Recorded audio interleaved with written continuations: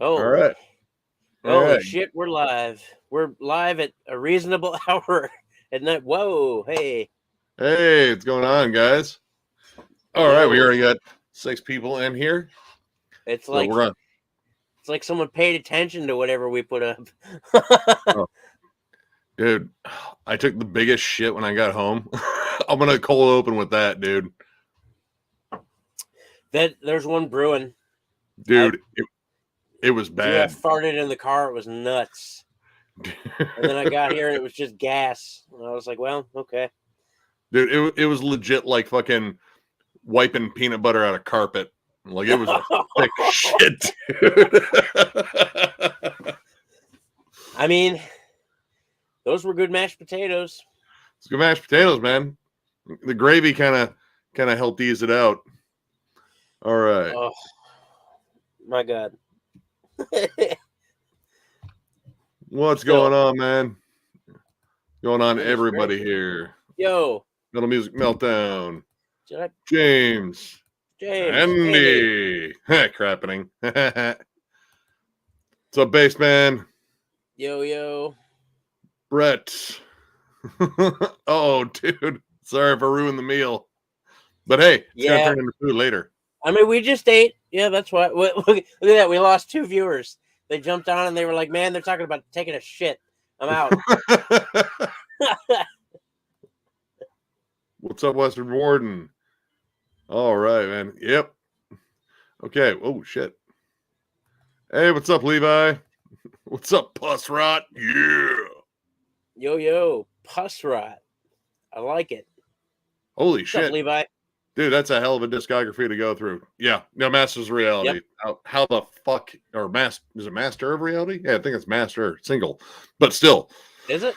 Is it Master of It is Reality? Master No, Reality. is it Masters? I don't know. I I can't am remember second right guessing myself now. I don't know. So, Metal Mike. Dude, it'll look, next time I see him, it'll happen. Like I said, I wasn't a regular smoker back then, but I am now, and he'd like me more now because I'm older and can smoke more. Oh, dude. Nice. Dude, yeah. Well, one of the reasons why we're on the stream, might as well talk about this. Dude, so there are 3 shows currently playing in Detroit right now, and we had to take a bit of a break. So Yeah, BT Bam is playing at the Majestic. with Car Bomb, Obscura is playing at the Sanctuary, and then Overkill with is Vale playing at Panath Starbucks. and Interloper. Yep. Yeah, we were gonna go to see Obscura, but I think neither of us remembered it was tonight. Yeah. So, but yeah, there's too many shows. Remote camp. Oh, I see Tommy's online, but he's playing a game instead of on this stream. That's gay. What's up, Brian? Hey, what's going on, Lucas? Yo, Hey, well, we'll probably be on for a while. We're gonna get down to the the game. This was John's idea, by the way. because so Nick, for those that don't know, Necrotic and I meet up for dinner every Tuesday, with his mom actually, and he said, "Well, what are you doing tonight? Since none of us are going to shows." Yeah, right on, Ben. Thank you. Thank you, man. Yeah, since none of us are going to shows, and I was like, well, how about if we just do a live stream? Because really, I just wanted to come back home after I ate, but then I was like, what if we get online? So here we are. So it is my idea. So well, whatever. The idea behind it too is we were going to play a game of Would You Rather with you guys, since you guys kind of enjoyed that in our last stream. Plus, we wanted to get on. We wanted to get on here before 2 a.m. Yeah, near impossible to maybe answer. Some different viewers here. Ooh. But yeah, favorite metal drummer? The one guy from he did that guy. Yeah, there's a lot of them. There's a lot, dude. There is a lot. There's a lot. I wanted to go to that show too. Oh, that's right. Cataclysm was playing again. Son of a bitch. Yeah, because we saw the poster for that. Yeah, Well, whatever. Yeah, that was Sunday. Yeah. Damn it. Well, whatever. You know, we'll get them there. I mean, yeah, Gene Hoglan would be on the short list. There would be a list. It wouldn't just be one. There'd be like a list, and we'd be here for a while. Yeah, dude. That's I can't. I don't know. We might get flagged for content, Brian. Come on. Where's my drumsticks? I don't know. What'd you do with your drumsticks? I don't live there. I do sometimes. Okay. So, yeah, the whole thing is we're going to play some Would You Rather. You guys have to give us some Would You Rather stuff. So, throw us some Would You Rathers. They can be metal themed. They can be just Would you rather weird. Yeah. So, what do you got for us? I'm very curious. Ooh, that's a good question, Nick. Can you do underrated hardcore punk? I did underrated metalcore and hardcore. I kind of merged them together a while ago, but I mean, I definitely have enough hardcore and metalcore, and I have a lot of punk shit too. I could probably go through, but I don't know. I've kind of kept it more metal themed. But I mean, yeah, I could probably do one of those eventually. They're playing at MDF. Yes. So I mean, we're gonna see that anyway, because there's no way in hell I'm missing that one. Actually, we're trying to meet up with them at that show too. So that would be cool. We're gonna see what happens. Let's see. Oh.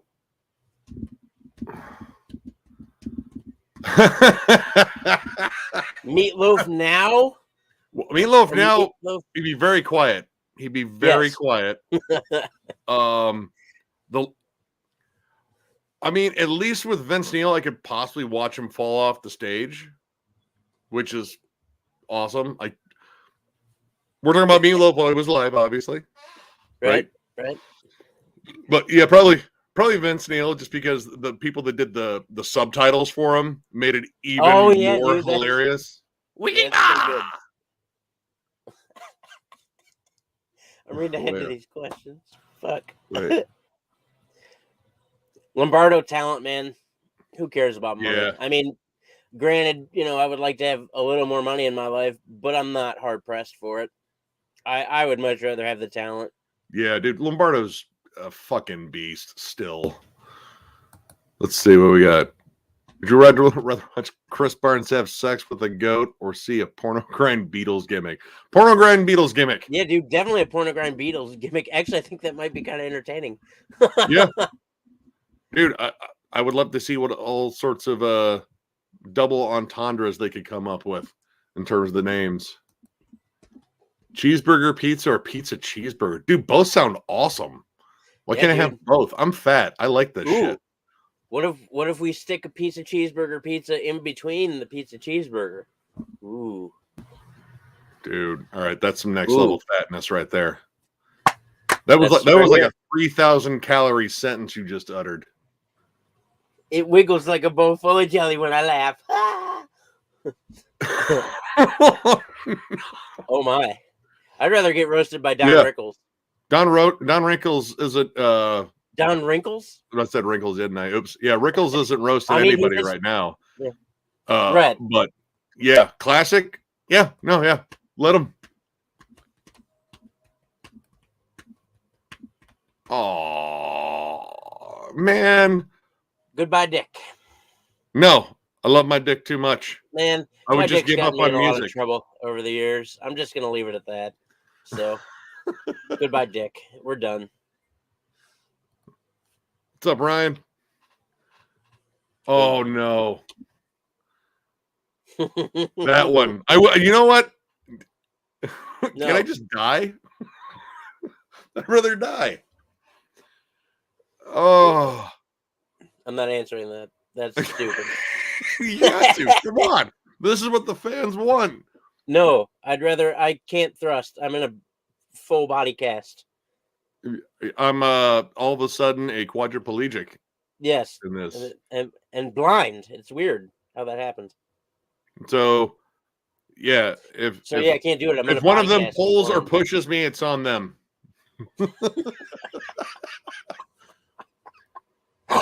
Oh no! Oh, here we go. Who's a better front man, Dave Mustaine or James Hetfield? All right. In terms of like songwriting talent, I still got to go with Dave Mustaine because I think Dave Mustaine writes just the best riffs. Yes. And Yes. you know, but in terms of likability, I think James Hetfield probably James Hetfield. Yeah, because Dave's not a very personable person. He's working on it, but you know, he is. He's softened up in the later years. Yeah. I don't really know that he's got the charisma that James Hetfield does. Yeah, no, I mean he's still occasionally telling people to bite his dick on stage and shit. Yeah, no. Yeah, no dick biting. We here at Thralls don't promote or support dick biting. Don't do it. I mean, that's a band I'd definitely love to do someday. Love Creator. Looking forward to the new album too. The first single they released sounded fucking badass. I mean, we're probably going to get to the ranking of everything, really. Yeah. I mean, if it's good, we're going to rank it. I mean, hell, sometimes if it's bad, we might. It's hard to find bands that have all good stuff in their discography, so occasionally there will be some turkeys. Any bands you could say sound similar to a bit like Obituary? Jungle Rot. There's a lot of the hardcore metal, like death metal fusions. Creeping Death has a lot of Obituary in them. Let's say Frozen Soul. Yep. I mean, Bolt Thrower. Yeah, Bolt Thrower. Yeah, I mean, if you love Obituary, you're gonna love Bolt Thrower. There's groove and riffs and.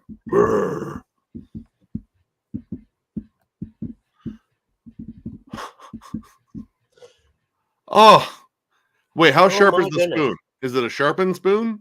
Yeah, is it one of those ones? Is it like the grapefruit spoon with the prongs on it?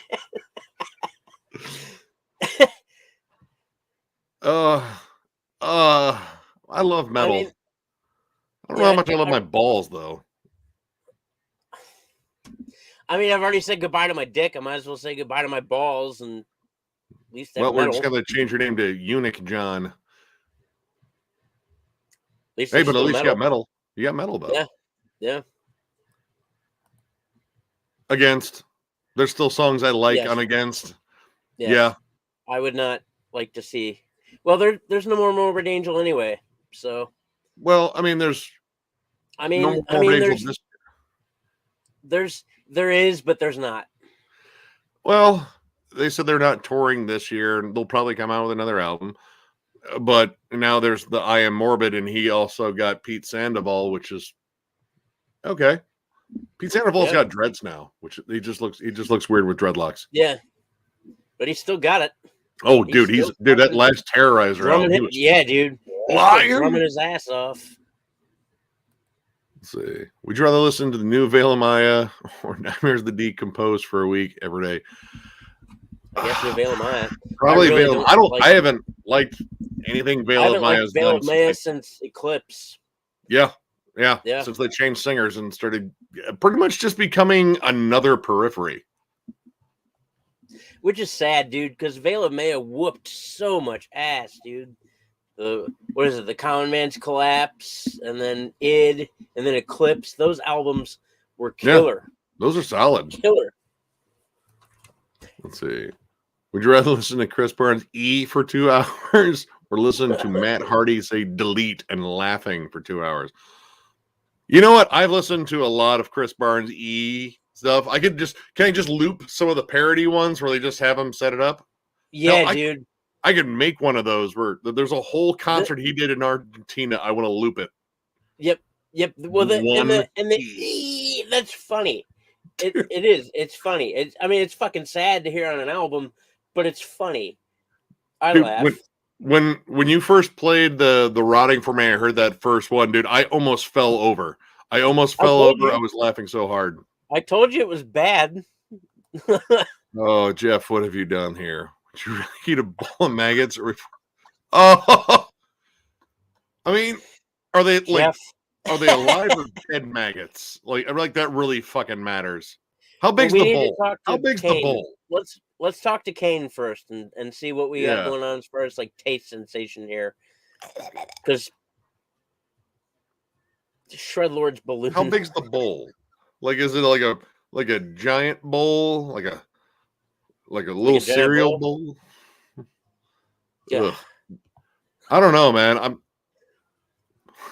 I think I'd rather eat the maggots. I've already seen more than I ever want to see. Right, exactly right. I've already seen. I can see it, dude. We see you. Too much. Hey, I can see you. Let's see. Broccoli pizza or Sharon Osbourne branded steaks? There's a Sharon Osbourne I didn't know branded. there was a Sharon Osbourne branded steak. What? I like broccoli, but I don't think it belongs on pizza. I do like broccoli. I don't know, dude. If you made a chicken Alfredo pizza with broccoli, I'd eat it. Yeah. All right. Chicken Alfredo pizza with I'm looking up Sharon's steaks now.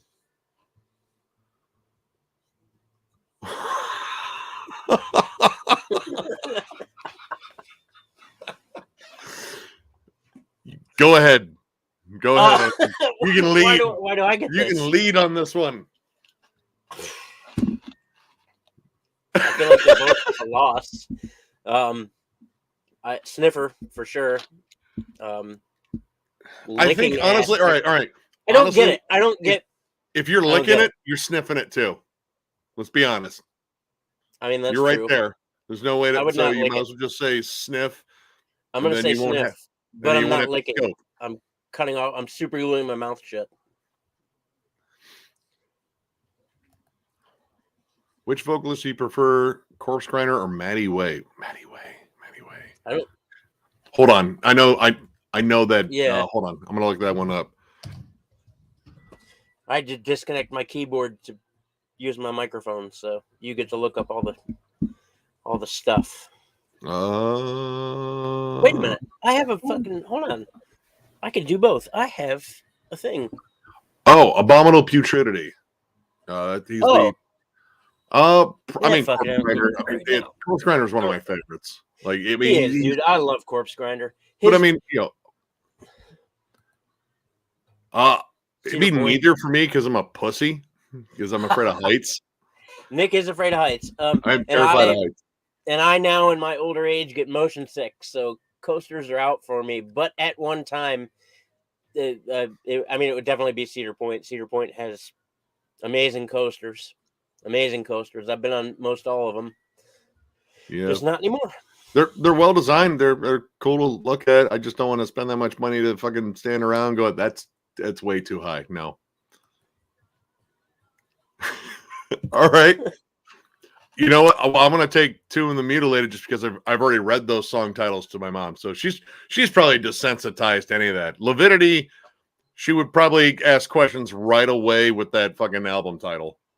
It's like, what's decaying? And I will not be rating my mother either of those. You got to pick one. No.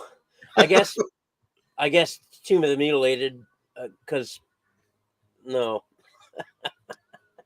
But I mean, I don't know. See, my mom's getting old, and she's probably not going to remember if I do it in the first place. So, if you just say them really quick, you're like, this one's called Antrils Red from Virgin Cunt. Anyway, the next one is right.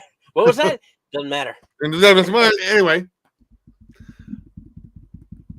For those just joining, Princess Scarlet, this is a Would You Rather. People are asking us, would you rather in a venereal? Wow, that's fucked up. A variety of different scenarios here. So ask us a would you rather. Let's see. Would you rather? Nick and I have no shame. So, God. Listen to 90s era Metallica or Mangini era Dream Theater. I probably like Mangini era Dream Theater because 90s era. Yeah, I really Metallica's, don't like. I really stopped jamming Metallica a long time ago. So.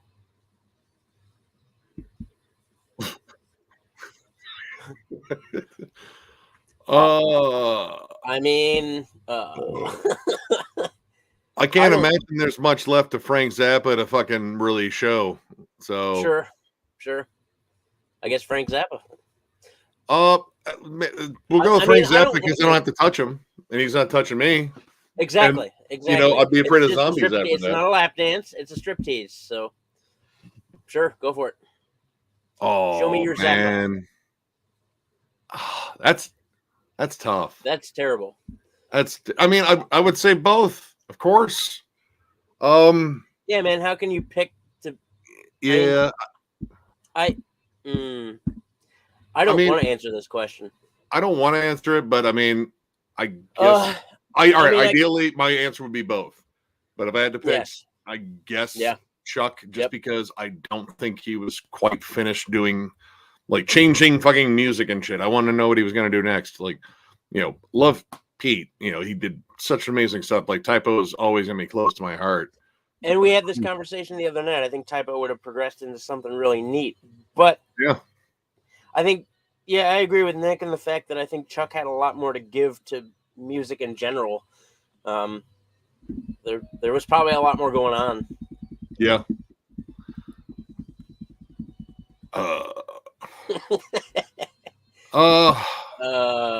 You know what? I'll just go with Creed because Mark Tremonti is an awesome guitarist and CC DeVille sucks.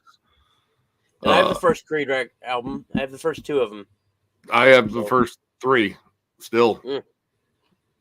The opening track on Weathered, I forget what the Bullets, actually pretty fucking metal, but again, it's fucking Mark Tremonti's guitar work. I would just have to ignore the you know, which happens all the time on there.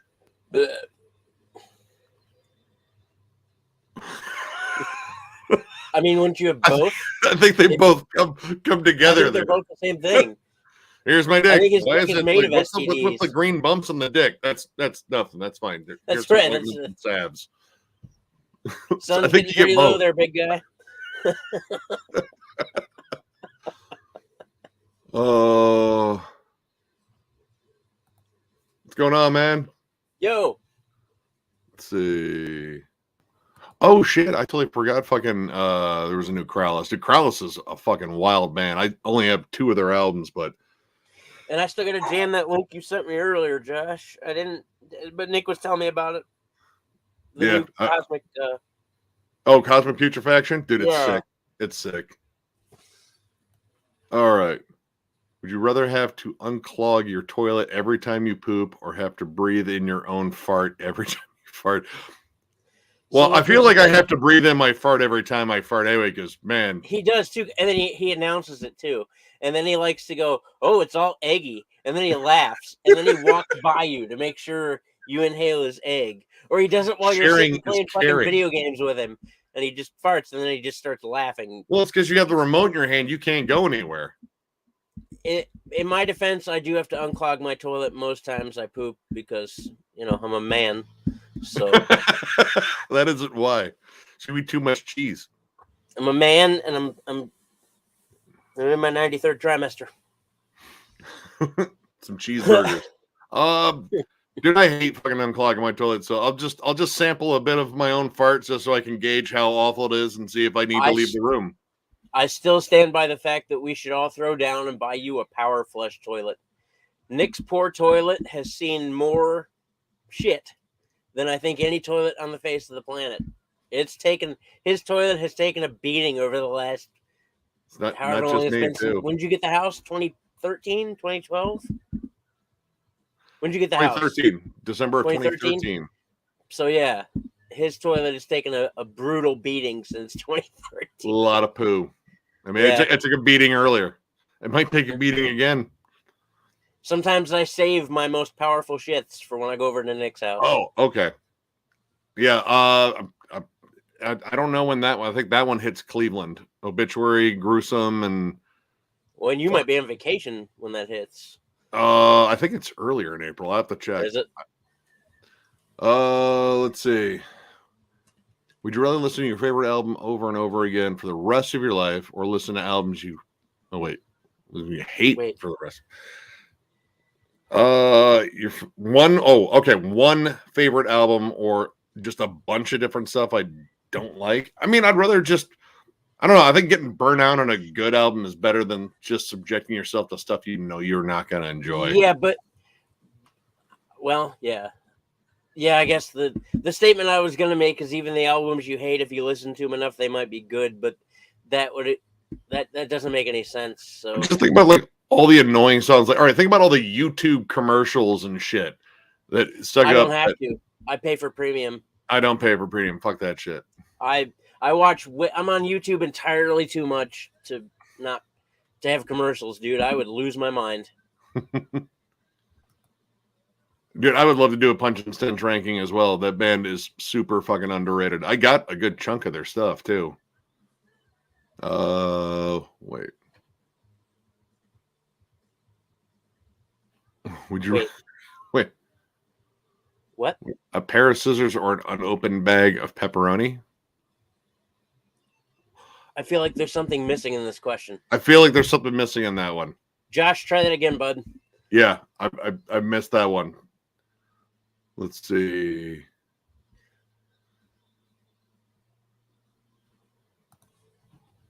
Ooh. Honestly, I'd probably go Joy Division on that. Like, I think a lot of the Cure stuff that came out later was the stuff that I got into when I was younger.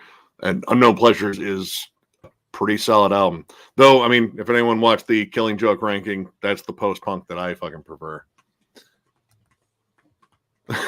Lousy Ham Sandwich. I never want to listen to The Astonishing again, and I own it. You know, even if we rank Dream Theater, I might just go, fuck it. It still sucks. I know it does. Yeah. Machine Head Supercharger. I really don't like Entomb. Same difference. I don't like either, dude. I don't either, but at least And they're both it has Bulldozer. Yeah, but it's got Bulldozer. I mean, I guess I'll go with Supercharged because it does have Bulldozer. And Tomb, same difference, is bad. It is, and both of them pissed me off even more just because they came off of pretty decent albums before that.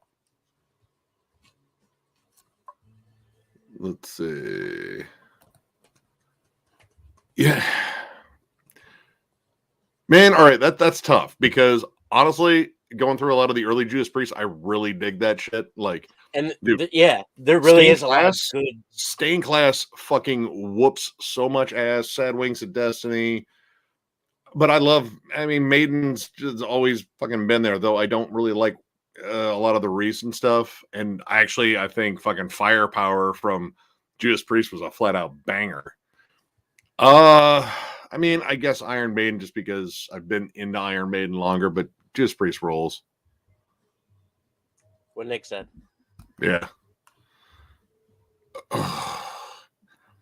Who creates, writes, performs better black metal, United States or Norway? I mean, I feel like the answer, I mean, I guess it's Norway, or I'd almost say like just Scandinavia in general. But there are a lot of good U.S. black metal bands, dude. Yeah. Nightbringer, Wolves in the Throne Room. I miss Wolves in the Throne Room. We need to see them again. Dude, yeah. Those dudes guzzled a fucking bottle of wine a piece or some shit before they went on stage. Oh, man. That's a tough one. I mean, I guess by default, I might just have to go Norway on that one just because a lot of Norwegian bands I like. Because I've only recently become a black metal fanatic, I can't answer that question yet. What up, Shiz? Let's see. Shiz. Yeah, there's a reason to like Norway right there. Blaze in the Northern Sky. Fucking amazing album, start to finish. What's up, Kevin? Yo. What it do? Oh, no, dude. I'm only like 70% sure I wiped well after that big dump. So was it? You're gonna see. Like you're gonna see the more. Tip of a marker. Like I said, it's like pulling peanut butter out of a rug.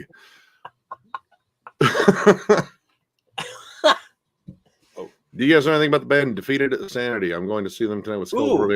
Dude, all right. Defeated Sanity is fucking insane. Yeah, they are. All of their albums. Yep. And I don't fully understand all the shit that goes on there because it is sublimely technical and insane. You're gonna have fun, dude. That's gonna be a good show. I'm jealous. Yeah, dude. Skeletal Remains whoops ass. Skeletal Remains always whoops ass. Just amazing band. Tell Defeated Sanity. If you see him, we said hello. Yeah, we've never seen Defeated Sanity live. God, which was the one that I really liked? Well, aren't we gonna go to that tour? What is it? Isn't Vitriol on that bill too?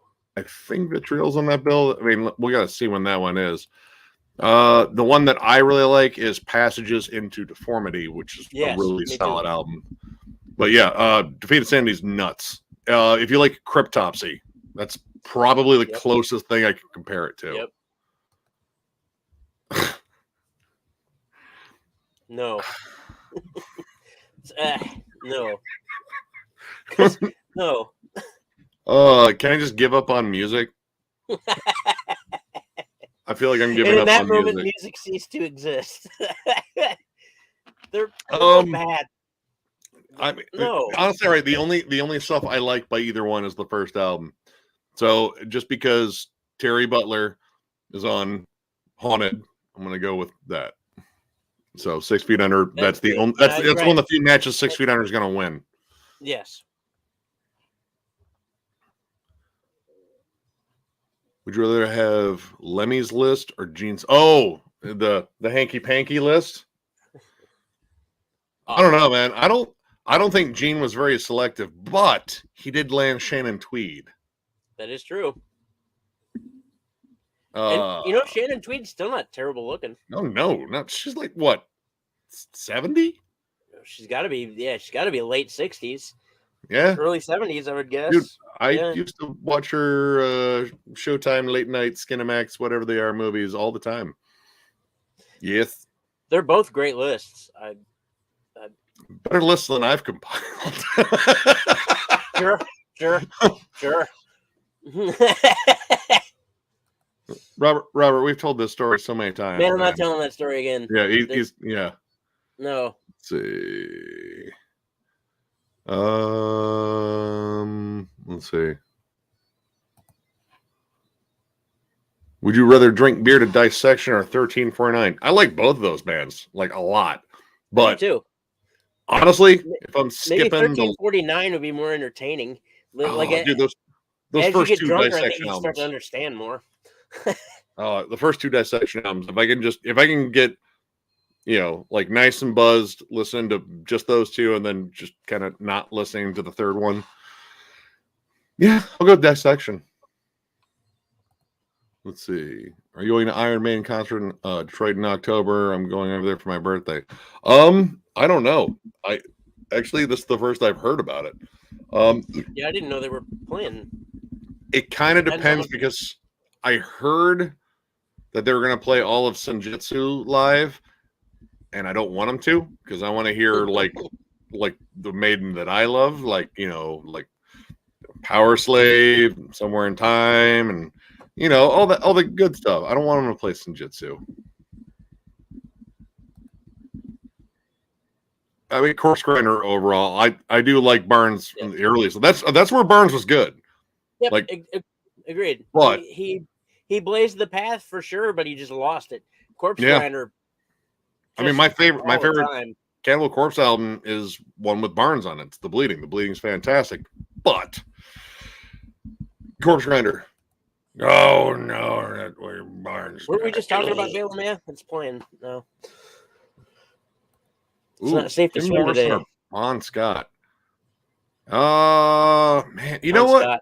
Bon Scott seems like he'd just be more fun to hang out with. Like Jim would just get way too high and try to explain the universe to you. You're like, oh, dude, shut up, man. This dude is he has not passed that joint once. He just keeps holding it and talking with it. Let's see. According to Discogs, I'm over 9,250. Yeah. So quite a few.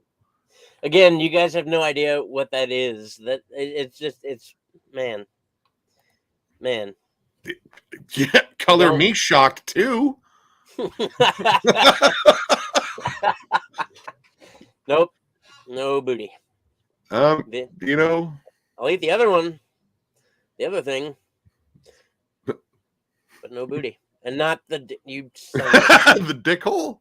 No, not the dick hole. He eats dick hole. He eats dick hole. That's what he's saying. You ever see like a hummingbird kind of sneak its way into a flower?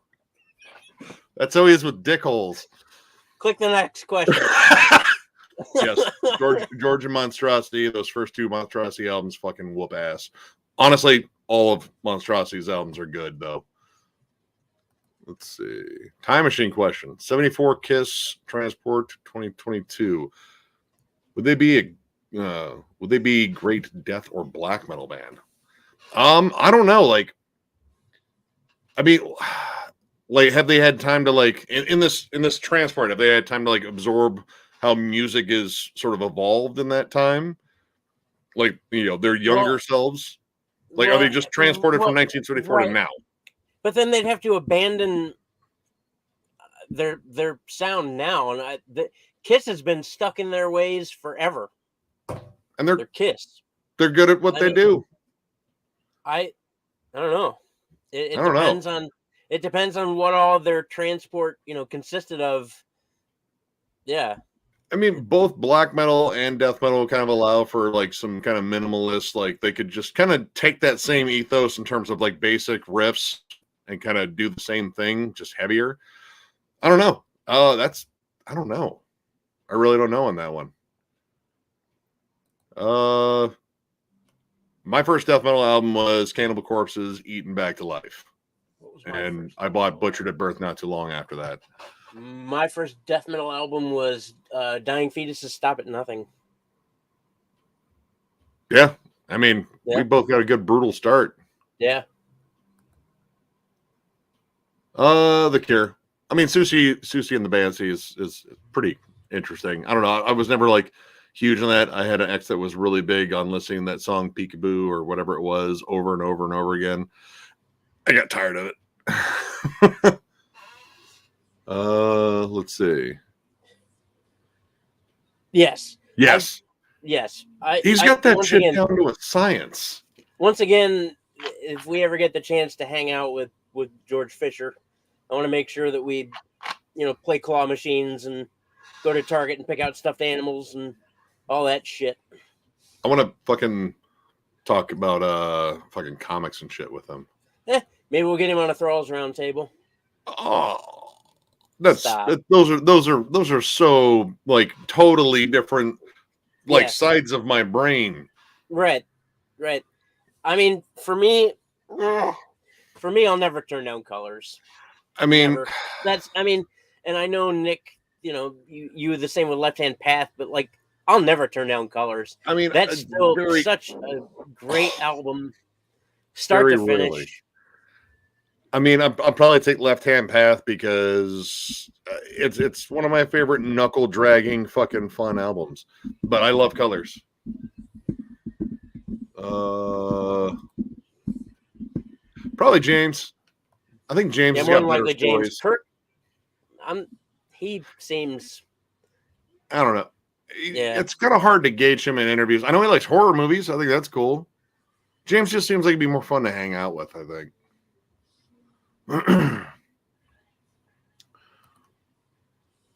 Honestly, Led Zeppelin. Dude, John Bonham. Led Zeppelin. Yep. Yeah. If I could see Led Zeppelin play all of the fourth album or all of Animals, dude.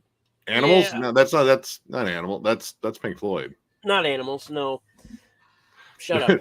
Physical, I would love to hear him play all of like Physical Graffiti. That's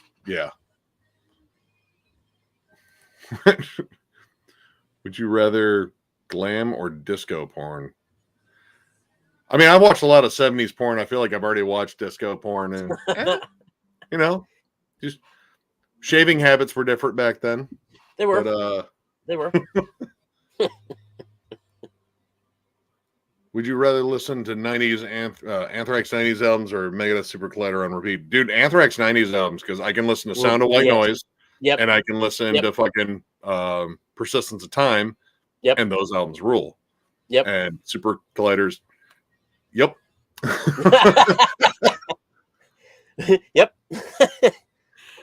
Oh, to Jam and John. I would say that I prefer to jam more to the Who than Metallica, although I love Metallica, but the Who would be my... Dude, I mean... Keith Moon. Keith Moon was... Yeah. He was the guy that inspired fucking Neil Peart. Yeah, Neil Peart was a huge fan of fucking Keith Moon was wild, Yep. like as a person too. And again, I mean, I stopped listening to Metallica after Master of Puppets and never really went back. I still like fucking Injustice for All, but yeah, I mean, mostly it's Ride the Lightning. I go to Ride the Lightning. I was like, yep, that's good. That's great. Still, or Kill 'Em All. Dude, I want both to do it. Can they go chapter by chapter? And on this day, Necrotic Nick got up and ate a sandwich, and it was delicious, and that's what he said about it.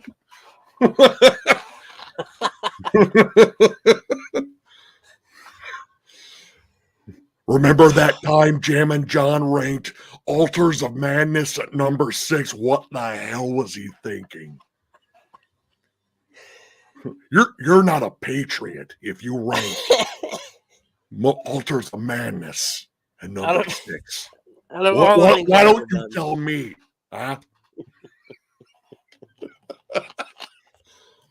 Oh, dude. There's a place. Man, these are so morbid. But I mean, I'd say Dimebag just because it was Dimebag, man. That was like, right. He was like my first like guitar hero, I guess. You remember Dimebag?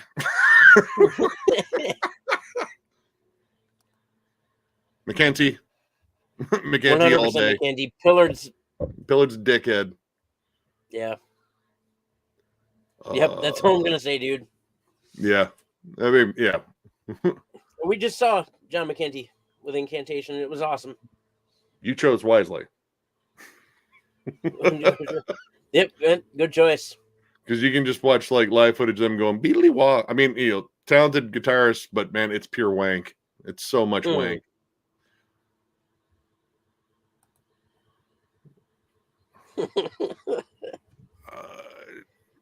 Those are people, right?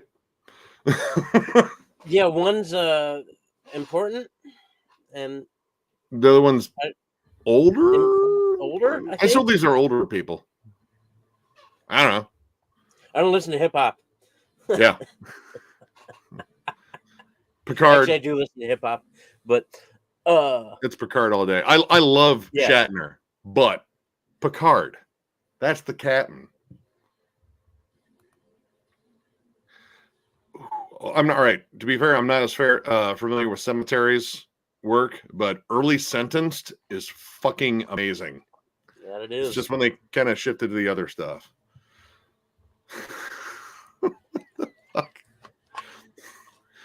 I feel like I'm listening to Nickelback either way. Here, let's be honest. So I might as well go with the original. Yeah, the original, just bland vanilla flavor. Like you're offering me two flavors of vanilla. They are the same. One is vanilla and the other is vanilla. Diet Neither vanilla. Have beans. It's just regular vanilla. It's McDonald's vanilla milkshake on the one day in the 10 minutes that the ice cream machine works. I choose death. Death is more honorable. Yeah, I'm already dead. By that time, I'm already dead. Yep. So I'm dead. Yep, I'm dead. No more. Prince. Yeah, Prince. And I love Michael Jackson. I do. But Prince, I gained a lot more respect for Prince after watching him shred balls on guitar at that Guitar Gods thing at the Rock and Roll Hall of Fame. Yep. Like, I was like, dude, I didn't even... He played 26 different instruments. That is remarkable. Yep. And the single greatest Super Bowl halftime show ever. It will never be topped. Let's see. Oh, dude. Oh, Devin, you fucking savage. Oh my God, dude. Wait. I'm dead still from Miller's. Dude. Ugh. Dude, I can smell and taste that comment right now. Just ugh. It's all musty and fucking vinegary. I mean, you might get high from one of Barnes's dreads, but I won't get high enough to forget I fucking sucked on a dreadlock. Yep. And that's pretty much, like, what if it falls off? Like, if it falls off, do I get to keep it? Stop. Wait, if I plant it in the backyard, does it grow into another Barnes? Or does it in turn grow a neat strain of marijuana? If it grows a neat strain of marijuana, it won't be neat. I guess if I had to choose, is there a gun to my head? Can I can choose the gun still, right? I'm still dead. I don't know. Which one do you think I'd get? I don't know. Probably. I'm gonna let you answer this. Just because Vince Neil looks like he's just like a giant bag of STDs and cottage cheese. So, yeah, Barnes, I guess. Yeah. Barnes, you win that one.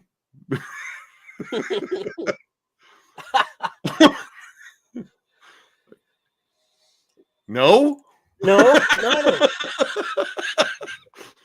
You're a condom, you silly bastard.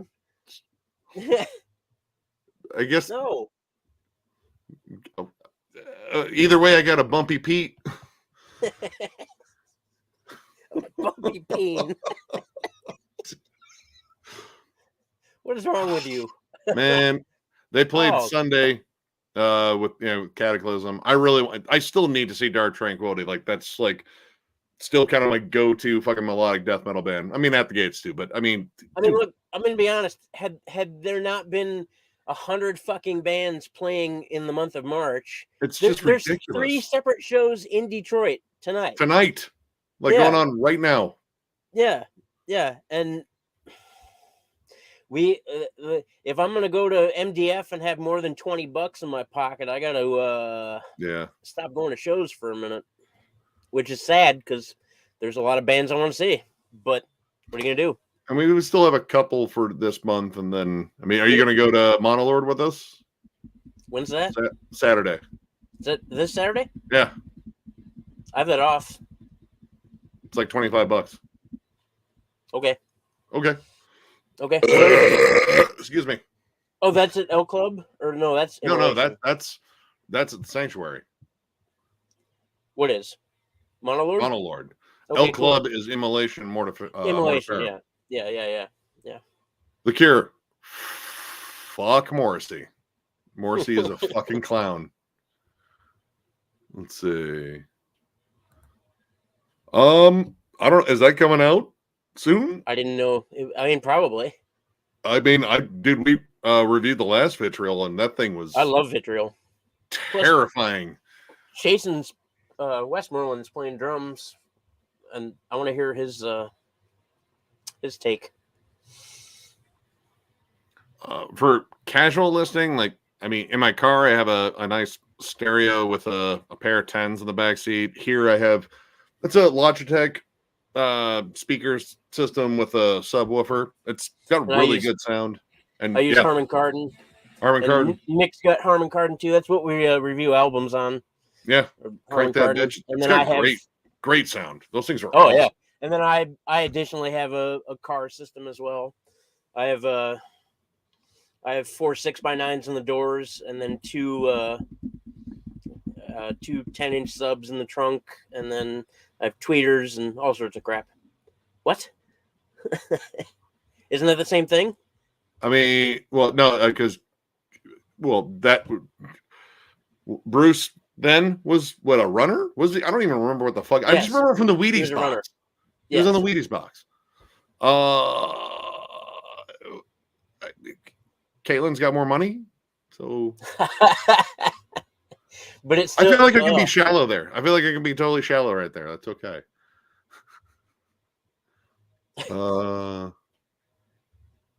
Let's see.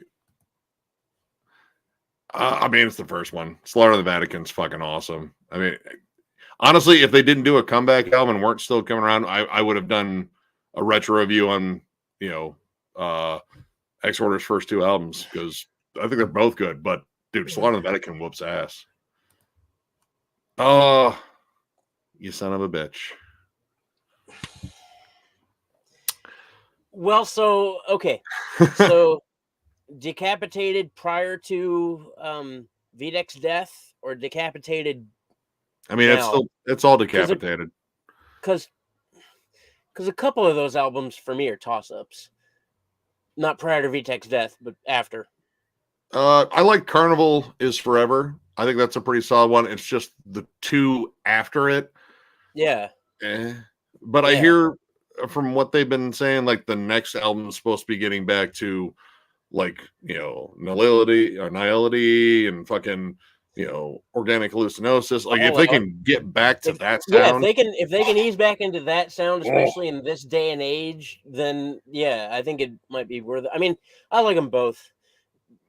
And to pick one over the other, I'd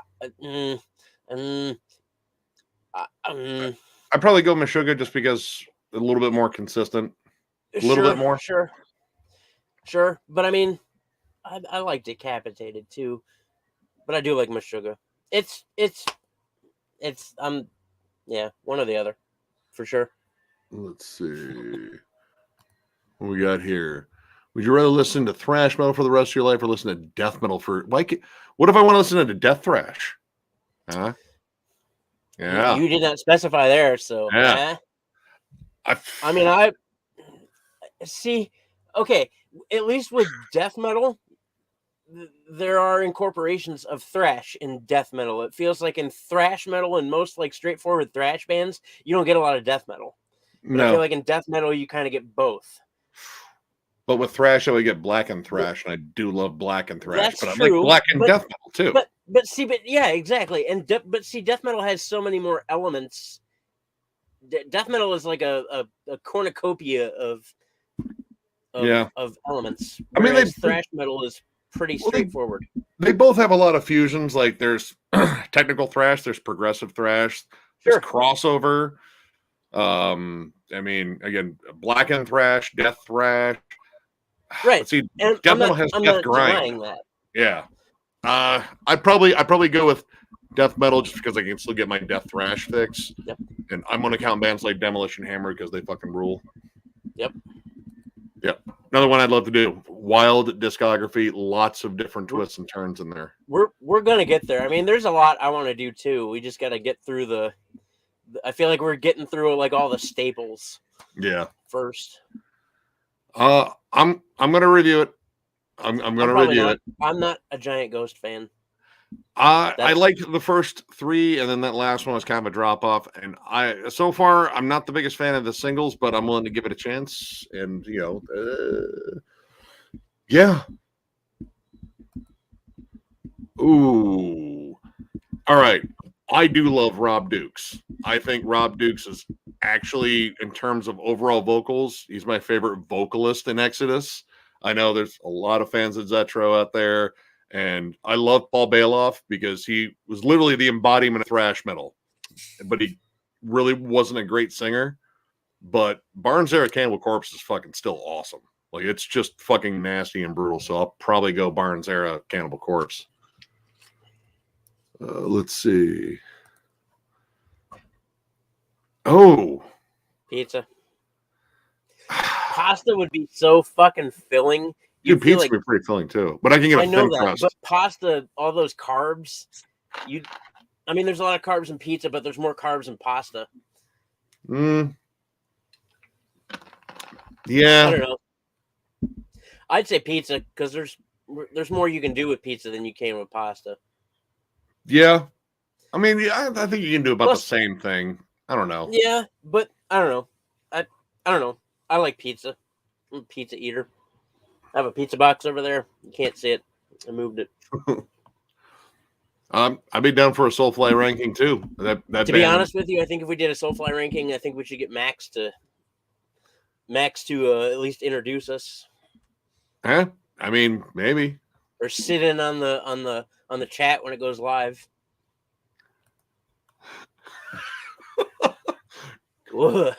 God, they're both insufferable fucking people. But I feel like being a guitar tech with Yngwie, you'd at least learn something. Yeah, if he wasn't shitting on you for just being not good as him, you'd still learn something. I feel like. Can I pelt him with donuts? I'm gonna pelt him with donuts. Who hates donuts? You do. Why? I mean, oh no. Oh dear. Chicken. Vocal lessons with Marge could be pretty hilarious. That'd be a lot of me just going. Yeah, no, show it again. One more time. How do I do that? Oh, dude, you could bring that. Is there any helium left in that tank upstairs? Take that with you and just go ee the whole time. I could do that tonight. Oh my god. Oh, okay. All right. Cool. Well, no, you got us. We definitely looked confused. I mean, we can do it one more time for you. What? Huh? See? Huh? That's for you. It's for you, Josh. Thanks, bud. Oh, like overall, like we're not just talking about metal. Yeah, if we're talking overall, dude, I'm gonna go with the 80s. I'm gonna go with the 80s. My favorite era of pop music ever is the 80s. Yep. And I still have awesome fucking metal there too. So yep. Kind of winning out. It is.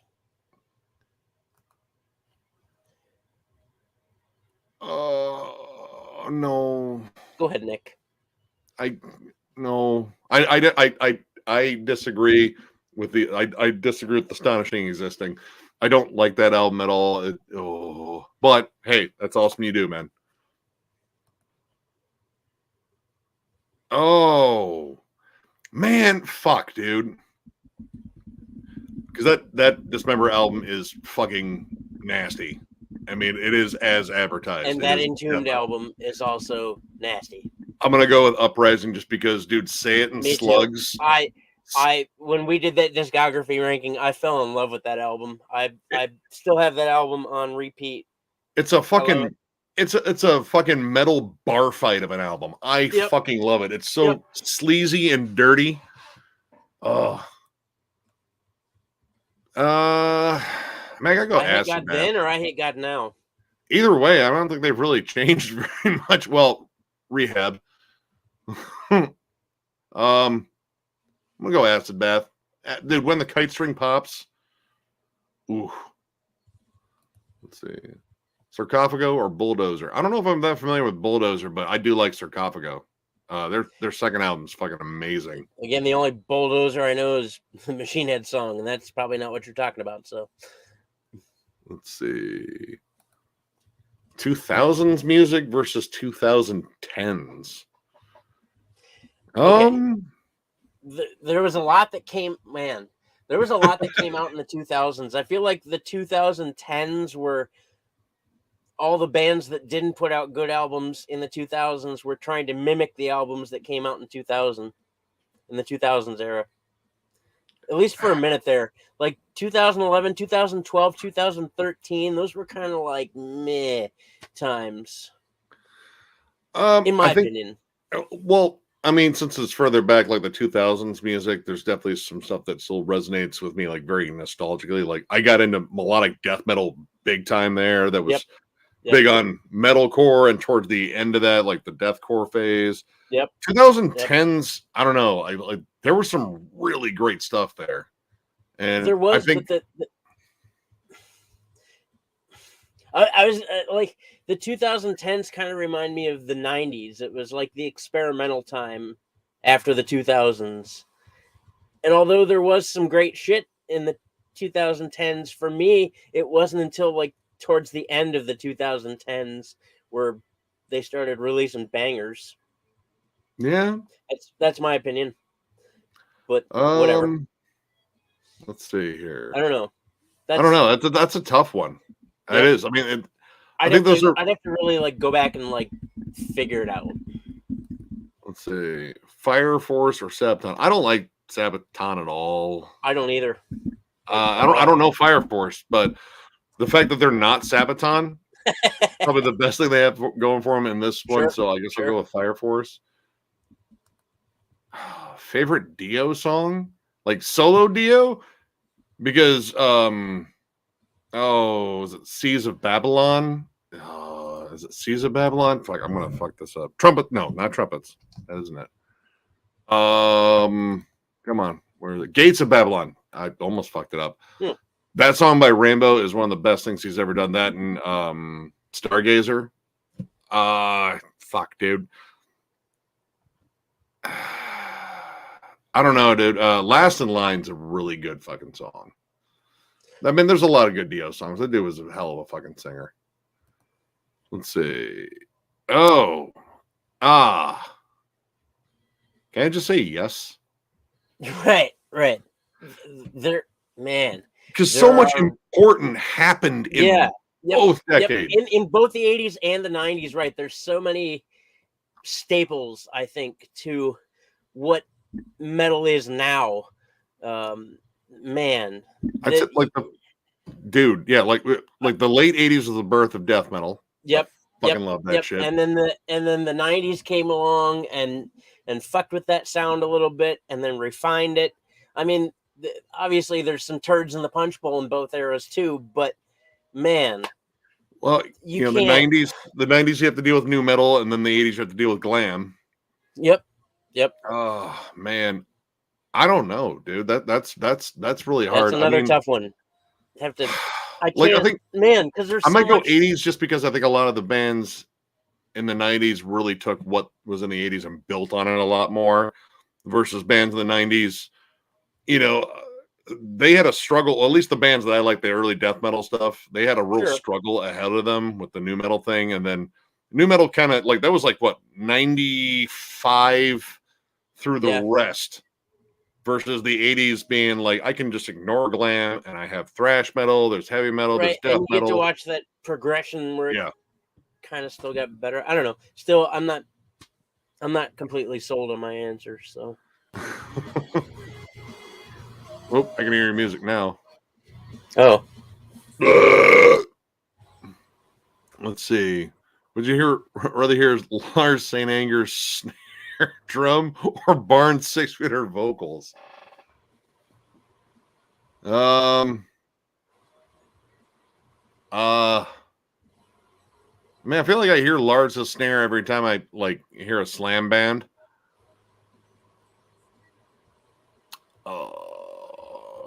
Well, God, I don't want to listen to St. Anger, and I don't want to listen to fucking 6 Feet Under. Right.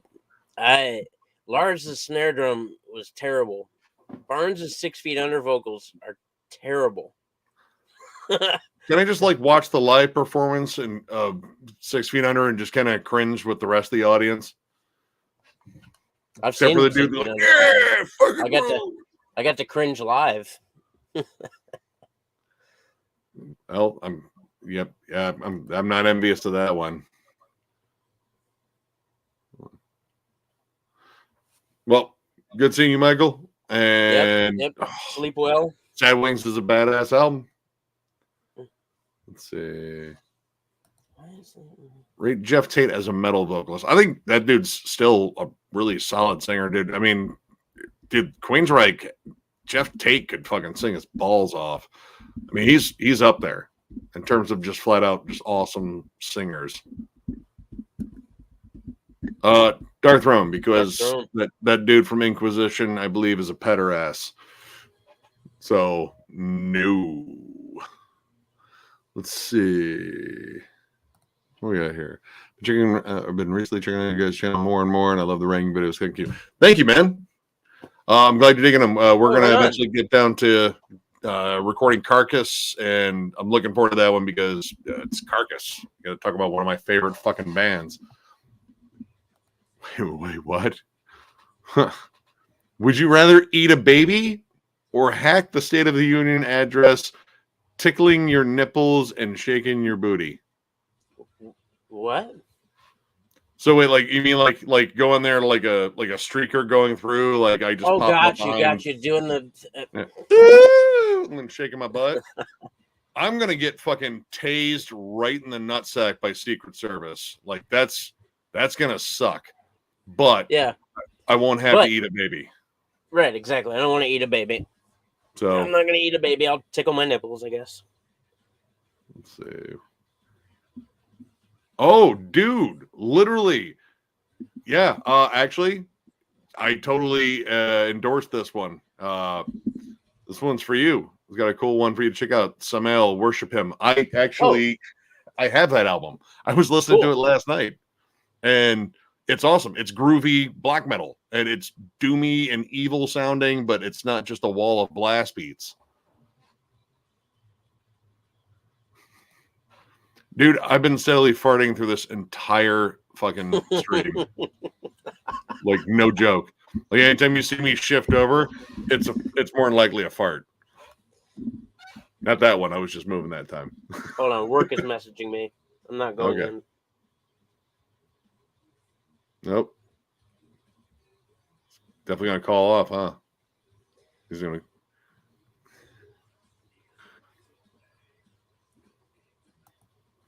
Let's see. Would you rather listen to Metallica Lulu Forever or Slayer's new metal Diabolus? I'd rather listen to Diabolus. I can at least listen to Bitter Peace, Point. I mean, Scrum isn't bad.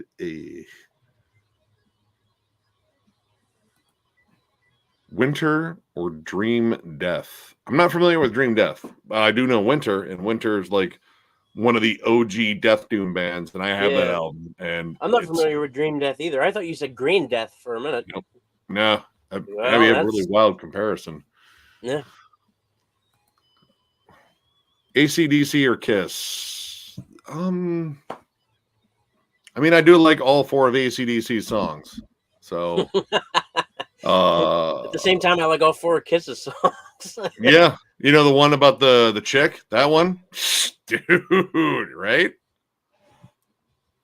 I mean, probably AC/DC, I think. I'm not the biggest Kiss fan.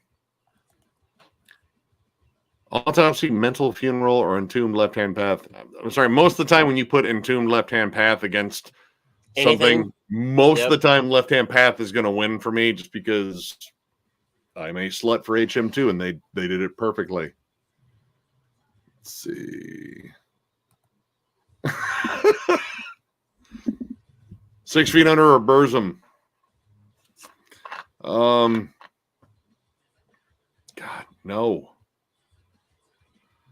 I don't own any Burzum, and I own one 6 Feet Under album, and it's Haunted. So I guess 6 Feet Under, but just that album, because I'm not listening to the other stuff. I don't like Burzum. Burzum's awful. I mean, and fucking Varg's an awful human being, but I don't like their music at all, or his music. I don't know. It's not good. I've never been a fan. Let's see.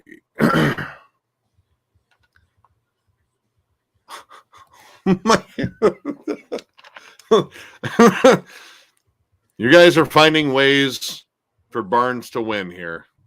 I wore that hoodie tonight. Five Finger Death Punch one?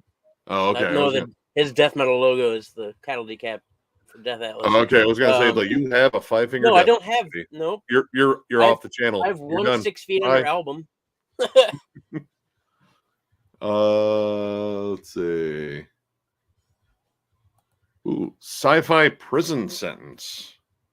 Would you rather be condemned to producing Maiden's Virtual 11 or Illud Divinum Insanus? You know what? Yeah, read that one. Would you rather be condemned to producing Maiden's Virtual? Ooh.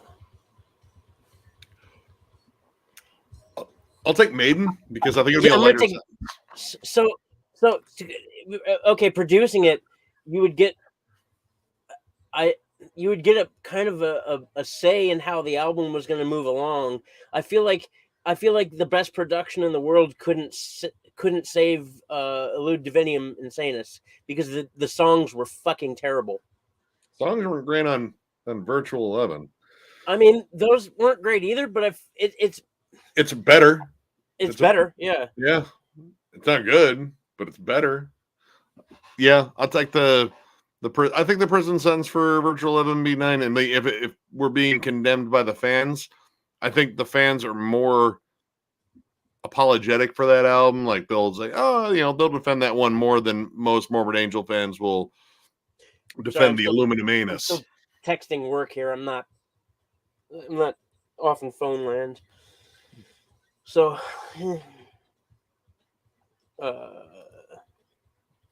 Yo, it's a fantastic album. Absolutely. Oh, that's dirty. That's all right.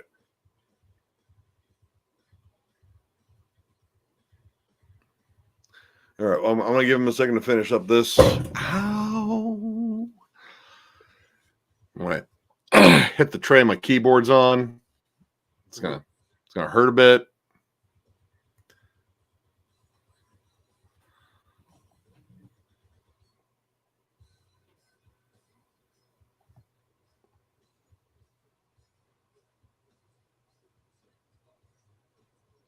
Well, all right. While he's doing this, I'll do my best to answer this one.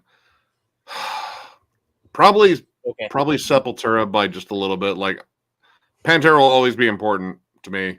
Exactly. Sepultura continues to influence what I listen to. Truth.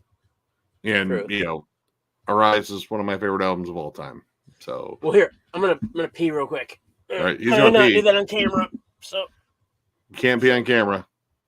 That's for the OnlyFans. If you're into that. Yep. No. I don't collect vinyl, but Miller is our resident vinyl collector. Jesus Christ, my hair's fucking all kinds of nuts. Yeah, he's the one that goes for the vinyl. I just go for CDs because I mean that's what I've been collecting since I was like 13. That's been a while. But I appreciate vinyl. Actually, Miller and I plan on doing a CD versus vinyl sort of discussion just in terms of collecting and arguably which one's the better medium. You know, I don't know. It's kind of tough to say on that one. Let's see. Oh, I kind of want him to answer that one because I'm kind of curious if he's listened to both. For me, it might be Storm of the Lights Bane. That was the first one I picked up, so that one really connected with me. But the Somber Lane is fucking incredible too. It's like 1A and 1B between the two, and it can change depending on my mood. But Storm of the Lights Bane, probably the one I go to the most. Let's see.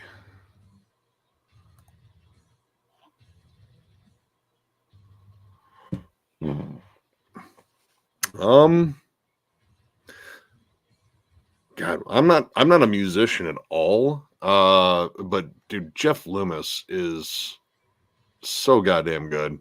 And I'm not really familiar with Priester, but I assume he's probably a super talented drummer. I don't know, like Jeff Loomis is just a rare breed, I think. Like that dude is incredible. Let's see here. I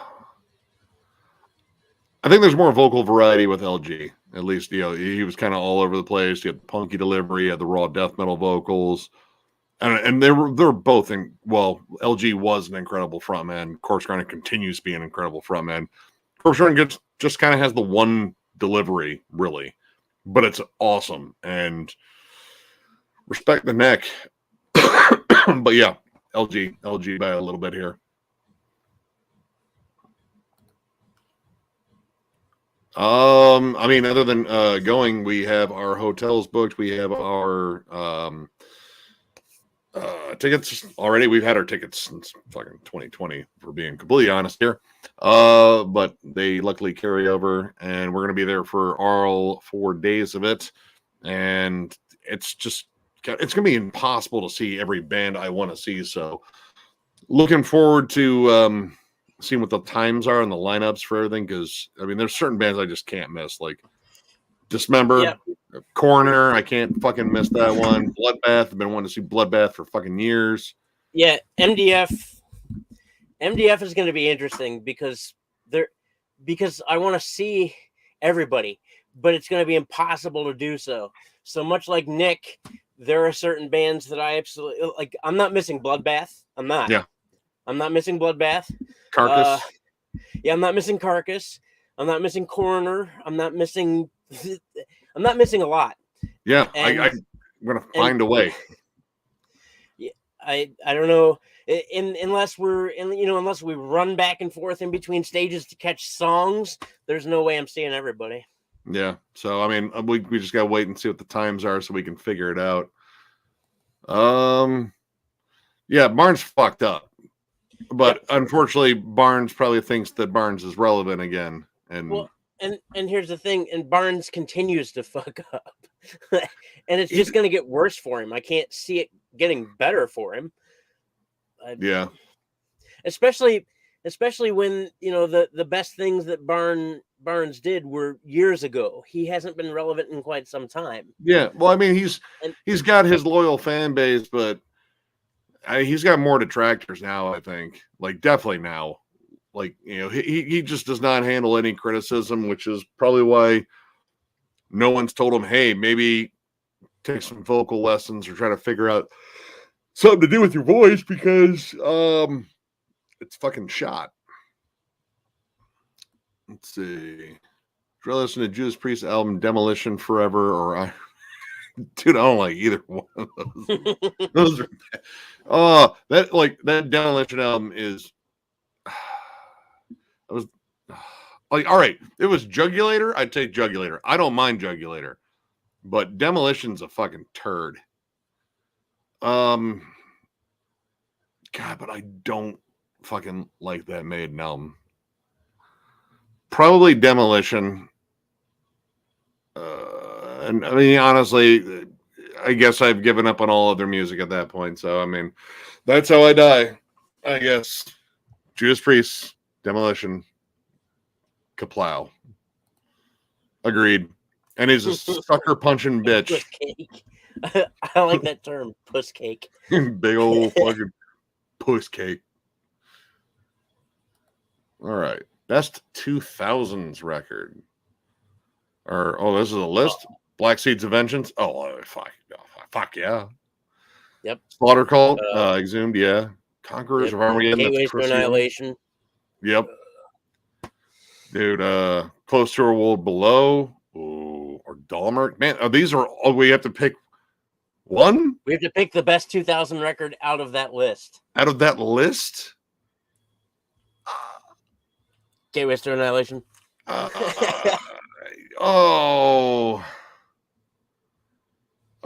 Because I love Destroy the Opposition. And Close to the World Below. I mean, shit. Probably Gateways. I do love that album.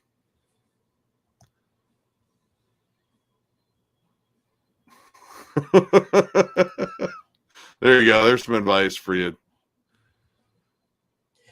I do stick with the pussy holes. Well, quit licking dick holes then, man. I don't lick dick holes, you fucking dick hole.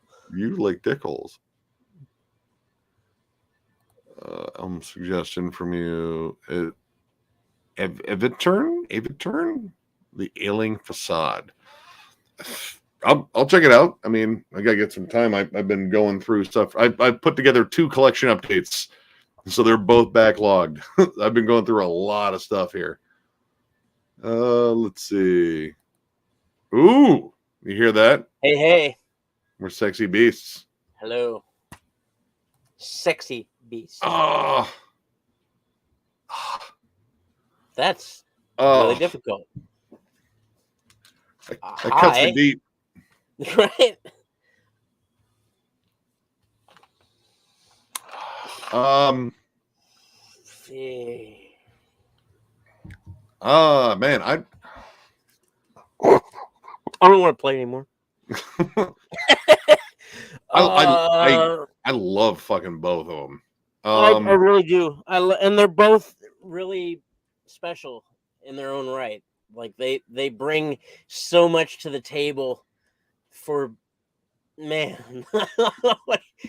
What both of them are going to have releases this year too. I know. And I really like Misery Index, and I really like Dying Fetus. And I'm going to say Misery Index because for me, because man, No. Hold on. I'm gonna go Dying Fetus. I know you are. By just an edge, just because I mean Misery Index kills live, but like Dying Fetus I heard Dying kills Fetus people, first. I think without Dying Fetus, I mean Dying Fetus was the first death metal album I ever bought. But I mean I really like Misery Index. I love I don't know. Eris the Thievery is one of the best death grind albums there is, flat out. Yep. But yeah, I think maybe Dying Fetus by just a little bit. Like both of them have like some questionable albums, but I mean when they bring it, they bring it. Let's see, KMFDM, Ministry, or Rammstein. I'm gonna go with Ministry because Psalm 69, and that album's flat out amazing. I mean, I love Angst by KMFDM. I think that is one of the best examples of guitar-driven industrial metal, but fucking Psalm 69 is absolutely amazing. Let's see. Oh, shit. Look at that. That's badass. Yeah, I just saw it. We can't tell you guys what it is yet. Yeah. But that's badass. What's up, Be Mindful and Wise? Welcome to the stream. Yo. Dude, you started off with a damn good fucking album, dude.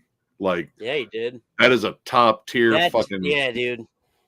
Dude, I mean, that's still possibly my favorite Corpse Grinder era album by Cannibal Corpse. I've jammed a couple of songs by him. I think that's okay. It's like kind of more goth rocky. It's not bad. Let's see.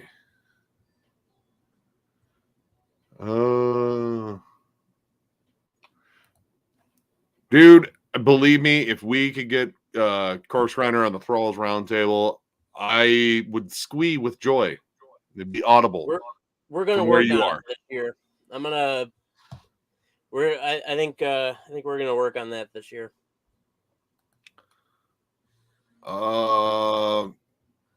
Ooh, I have to look up Samantha Fox because I don't remember her. I definitely remember Madonna.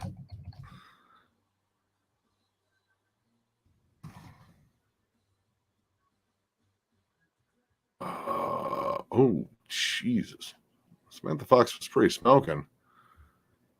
Well, what did she say? I'm gonna look up Samantha Fox. Naughty Girls Need Love Too. Okay. Oh, okay. Oh, God. I mean, I'd still probably go Madonna. Yeah. I'd still probably go Madonna, too. She was great looking, man. She was great looking. Yeah. Yeah. Still not bad looking now, but she was really good looking. Yeah. But probably Madonna. If I had to go for Madonna in any era, it would be when she was on when she guested on A League of Their Own. Oh yeah. Yeah. Oh, she was dirty. Your camera's frozen. God damn it. Maybe it'll unfreeze. Let's see. Hey. If I unplug, it's gonna kick me off the stream. Can you hear me still? I can still hear you. Of course you can. Coroner, Pestilence, or Atheist? Well. It's not going to kick you. You hosted this, right? Yeah, I hosted this. Okay. Unplugging. God! All right.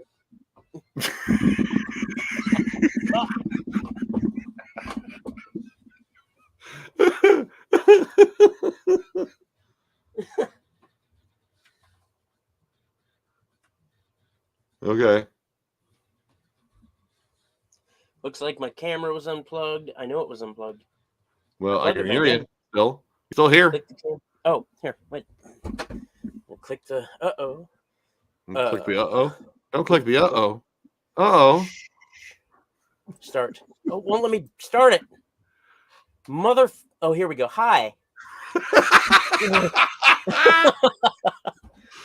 Oh. Okay. All right. Predator, Pestilence, or Atheist? We can only have one of those? Man, that seems unfair. Past. I don't know. Oh, dude. I'd probably go Corner. Corner's just flat out. I mean, I even Grin is okay, honestly. It's just not as good as the other stuff. Let's see. I mean, probably a death metal concert. Yes. Black metal concerts, I mean, sometimes the crowd's just kind of got a different vibe sometimes. Death metal, it's now a death metal concert with a black metal act on the bill. Oh yeah. That's go fuck yeah, bring that. Yep. Give me all the evil. You started well too. Like you started actually kind of at the start, I guess. Mm-hmm. I can't, dude. Dakota, there's no way I can answer that question. Like, you see all this stuff? Right. I love it. I mean, I'm the same way, dude. I've been listening to metal nonstop for the last close to 30 years. And that's an impossible question. Yeah. Yep. But John's is definitely winger.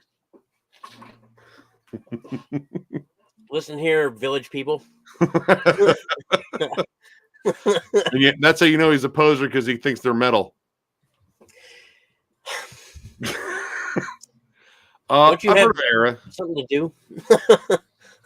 I think they're okay. I'm not like the biggest metalcore fan. I'm like kind of picky when it comes down to metalcore. Like the metalcore I generally like is very raw and ugly. Like if it sounds like Converge or like Norma Jean, or I guess like Mass Worship is kind of metalcore-ish, but Jesus Christ, they're just fucking heavier than hell. Yeah, I mean, I'll check them out. I haven't checked out. I know of them. I haven't really checked out any of their stuff. Dude, Mark Riddick would be awesome, and that'd be really super sweet. Dude, his artwork, I've been in love with it since the first fucking Arsis album.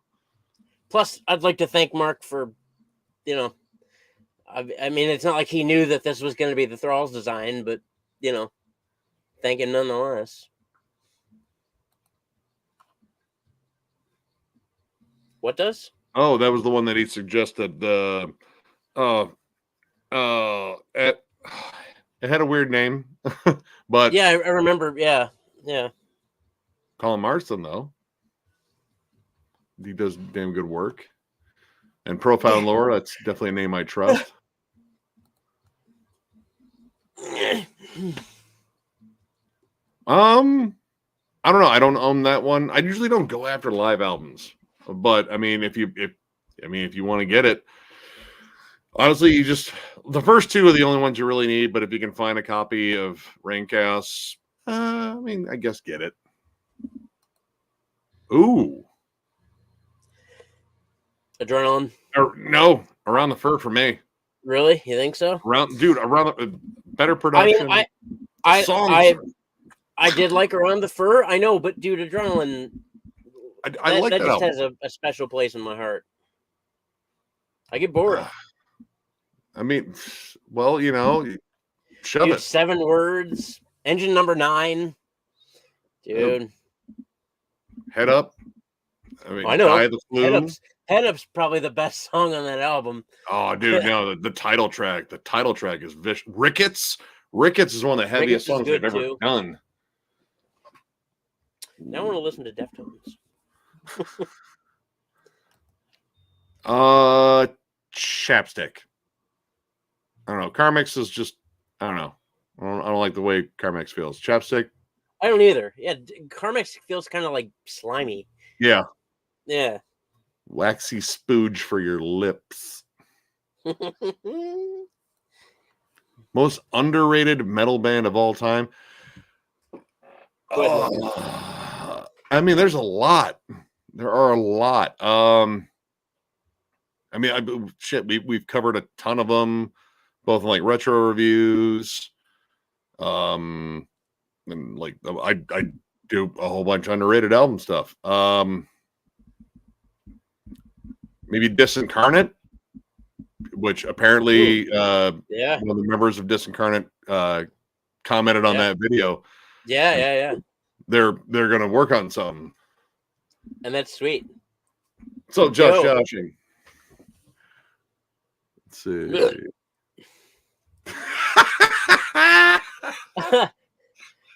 It's okay. It's not. It's okay. It's really not. It's okay.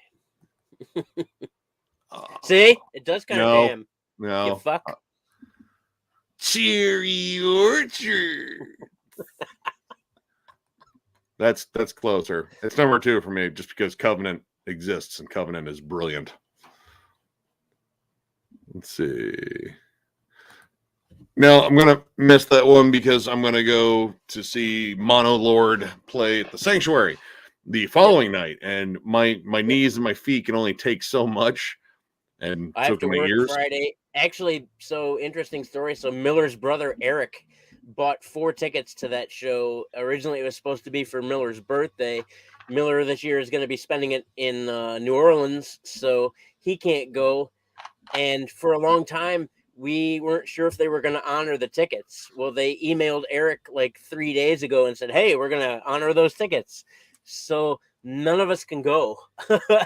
So he's got 3 extra tickets. So, yeah. Well, yeah, unfortunately, it's yeah. But I mean, Saturday, I'm looking forward to seeing Mono Lord, because if you guys are not familiar with Mono Lord and you love stoner doom metal, you should be listening to Mono Lord like right now. That tone melts faces. It's so goddamn good. What was the loudest concert? All right. The loudest moment at a concert was easily Motorhead when we saw him with Anthrax. That was unreal. Unreal. I got vertigo from it was just a bit of feedback from Lemmy's bass. And like everybody, you could see the whole crowd was just like, whoa. Like I got vertigo. Like the whole room started spinning. Yep. But Nails was loud as fuck. And the opening acts for that was punishing too, because he had Gate Creeper opening up and then Toxic Holocaust. Both of them were loud as fuck. That show was fucking awesome. Yep. And then Nails just destroyed. That was so loud. That was so loud. That was a day and a half of tinnitus, maybe 2. Outer Haven at MDF 2019. Was that Outer Heaven or was that? Wait. Oh, Ultra Tume. Ultra Tume, yeah. We were right up by the fucking speakers. They were killer, though. Those dudes were fucking awesome. Let's see. Which is worse torture? Listening to any 600's great classic album or repeat Aluminum Anus on repeat? Oh, God. All right. I can at least laugh at 6 Feet Under because I don't expect much. I don't.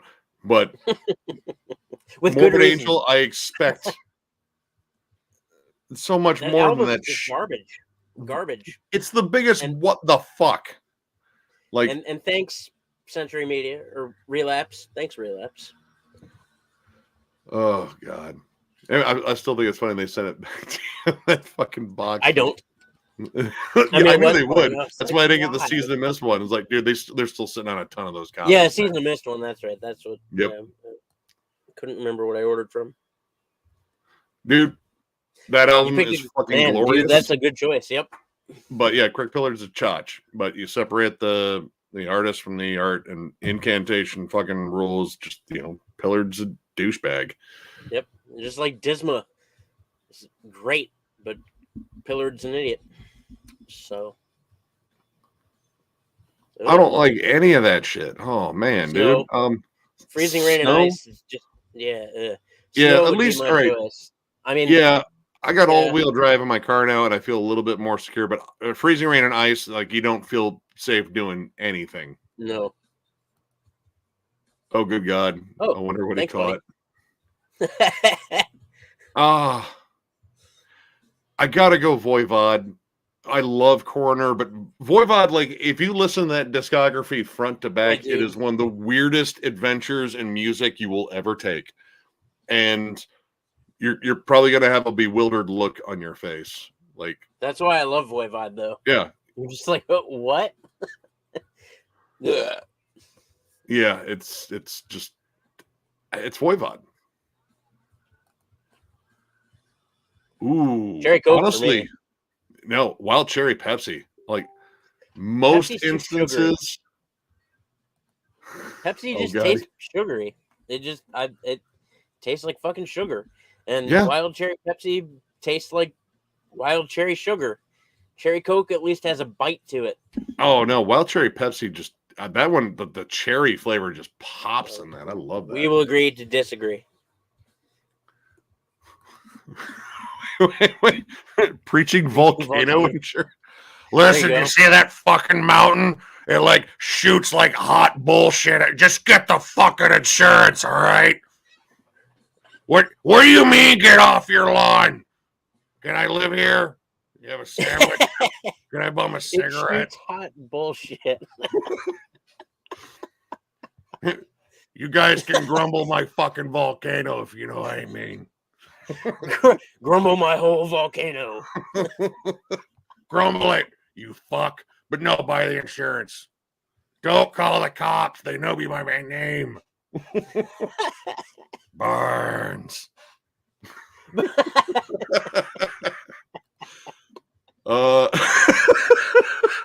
We descend into stupidity so quickly. Oh.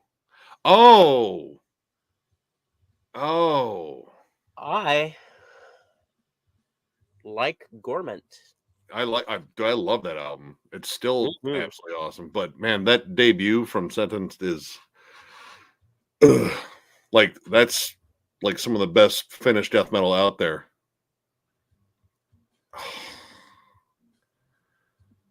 Oh.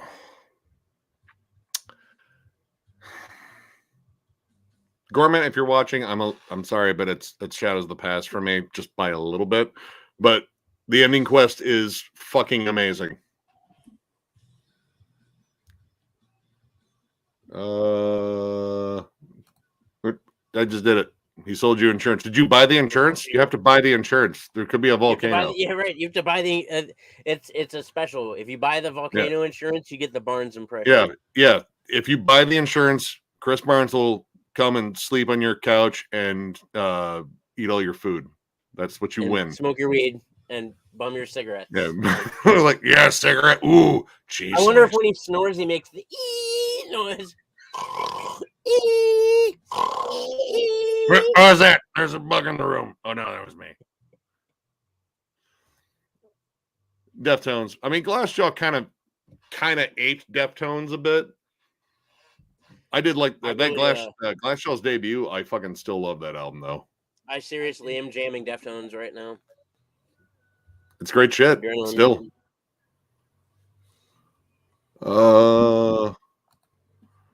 Pavarotti or Dennis Neurosis? Wait. What? What? Pavarotti? Yeah. I'm gonna say Pavarotti. I have no real clue who. Yeah. Dennis Rouse's Suffocation. Suffocation. I mean, I love Digs of Flesh, but it's suffocation.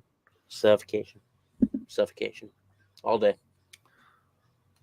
Dude, Torch is opening up for fucking Meshuggah, and I can't wait to see both. So yeah, that'll be until September. So yay. I don't want to listen to either. I want to listen to either. I don't own speakers. Maybe I've never heard music before. What's the music called? There's no sound. I'm deaf. I'm deaf in the ear. Deaf. What? Oh. Dude, all right. I love Curly and Isthmus, but dude, Soulside Journey is a fucking that is an underrated album. And I mean it gets overlooked because it's the only death metal album in the whole discography. Oh man. I'll probably go Soulside.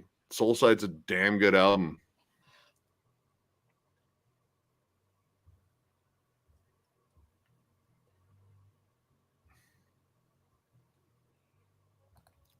Let's see. Would you rather a vault of your favorite albums or the antidote to make Chris Barnes' career never have a career? Okay. Wait. I would take the wait. Would you be able to get into the vault? Yeah, I have the keys. Is it a locked vault? Yeah, I think I have to have the keys, right? I gotta have the keys. The keys got to be there. What if Barnes has the keys? Well, if he never has a career, then that means he can work at the vault, and then I can get the keys from him. Then fire him. Like, listen, whatever you do, don't start a band called 6 Feet Under. But there's this band called Cannibal Corpse that's going to need a singer for like at least the first 4 albums. At least the first couple albums. Yep.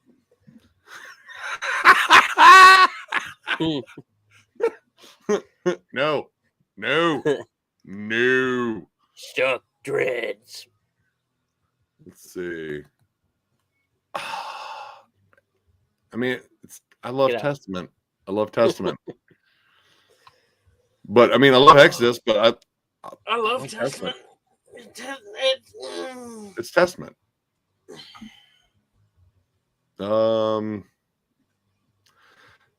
Wendy's. Probably Wendy's. I mean, Wendy's does have like so Wendy's for lunchtime, Burger King for breakfast, because Burger King's breakfast is pretty awesome.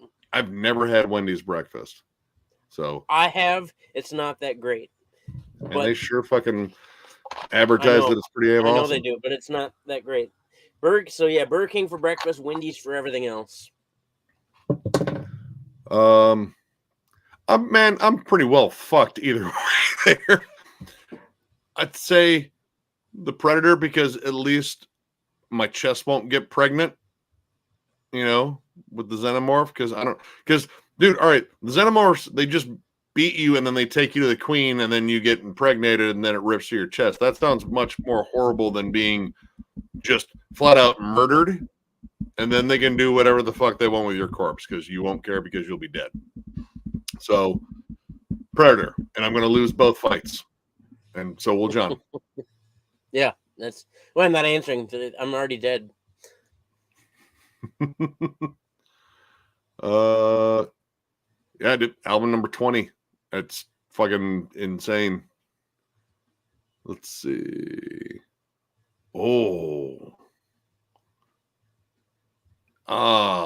Dude. It's like Welcome to the Machine is like one of my absolute favorite Pink Floyd songs. I love Animals. But Animals is just a fucking awesome trip. Like, that is one of their like proggiest, just strange. Yep. I love that album. Yep. So I'll probably go Animals for the whole album, but can I just have like a special edition where they have a live version of Welcome to the Machine? Oh, yeah. Yeah. I'll take that. Yeah, new Septic Flesh song sounds fucking awesome. And the video is nice and evil. Beer, liquor. Man, I still like tequila. Tequila's fun every now and then. I mean, I like liquor, but in moderation. I feel like beer.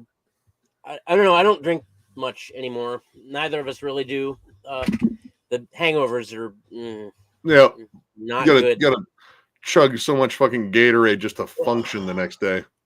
It gives me a headache just thinking about it. No drinks. Always. Immolation is always a must. Yep.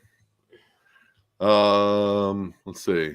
Burn your least favorite 1,000 CDs and be able to get any conceivable 10 CDs. 1,000 though? Oh. 1,000? I mean, I can think of like, can I just burn like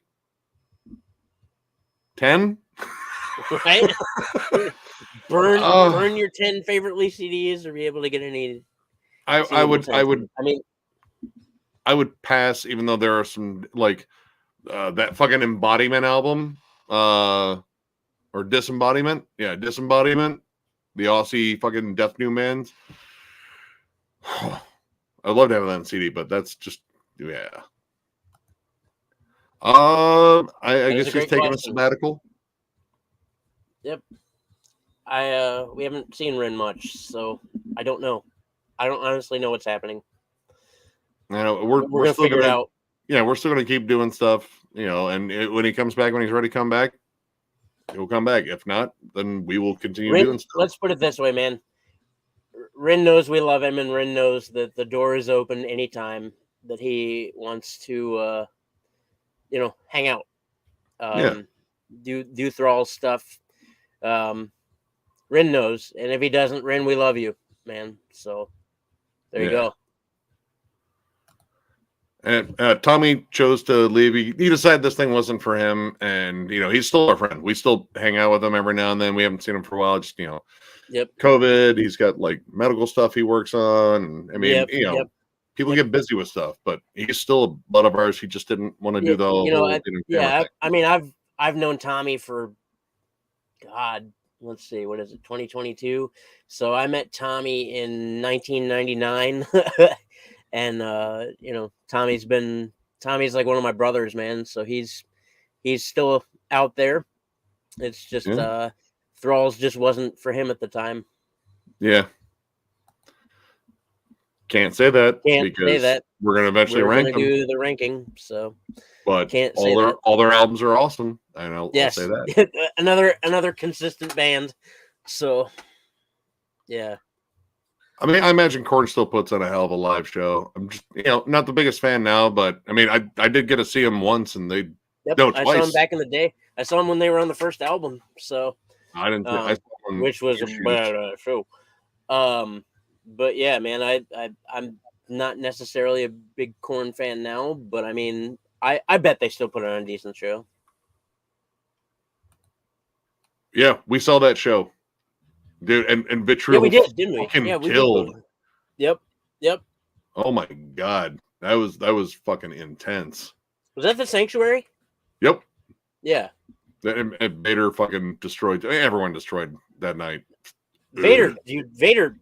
What, twice now? Vader is thrives really, three really times. Good. Yeah, really, really, really good live. Like unbelievably tight, and one of the fastest bands you will see. It's. I mean, Vitriol's was also insanely tight and also insanely fast. What's up, Clay? Yo, Clay. Eating Tex-Mex, huh? Fuck yeah. You're going to join the fart parade. Madonna. I'm thinking Madonna. I'm not a Sabaton fan, so if I wanted a history lesson, I'd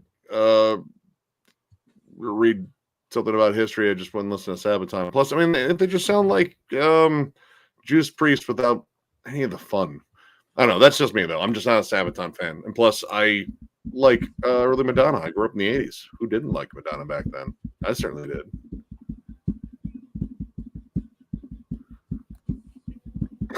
Sure thing with a hot chick or a death tribute concert.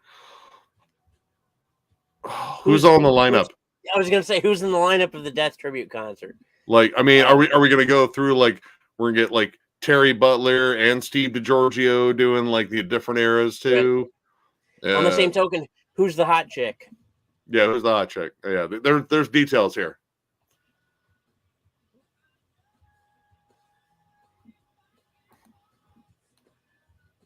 They sell marijuana beer.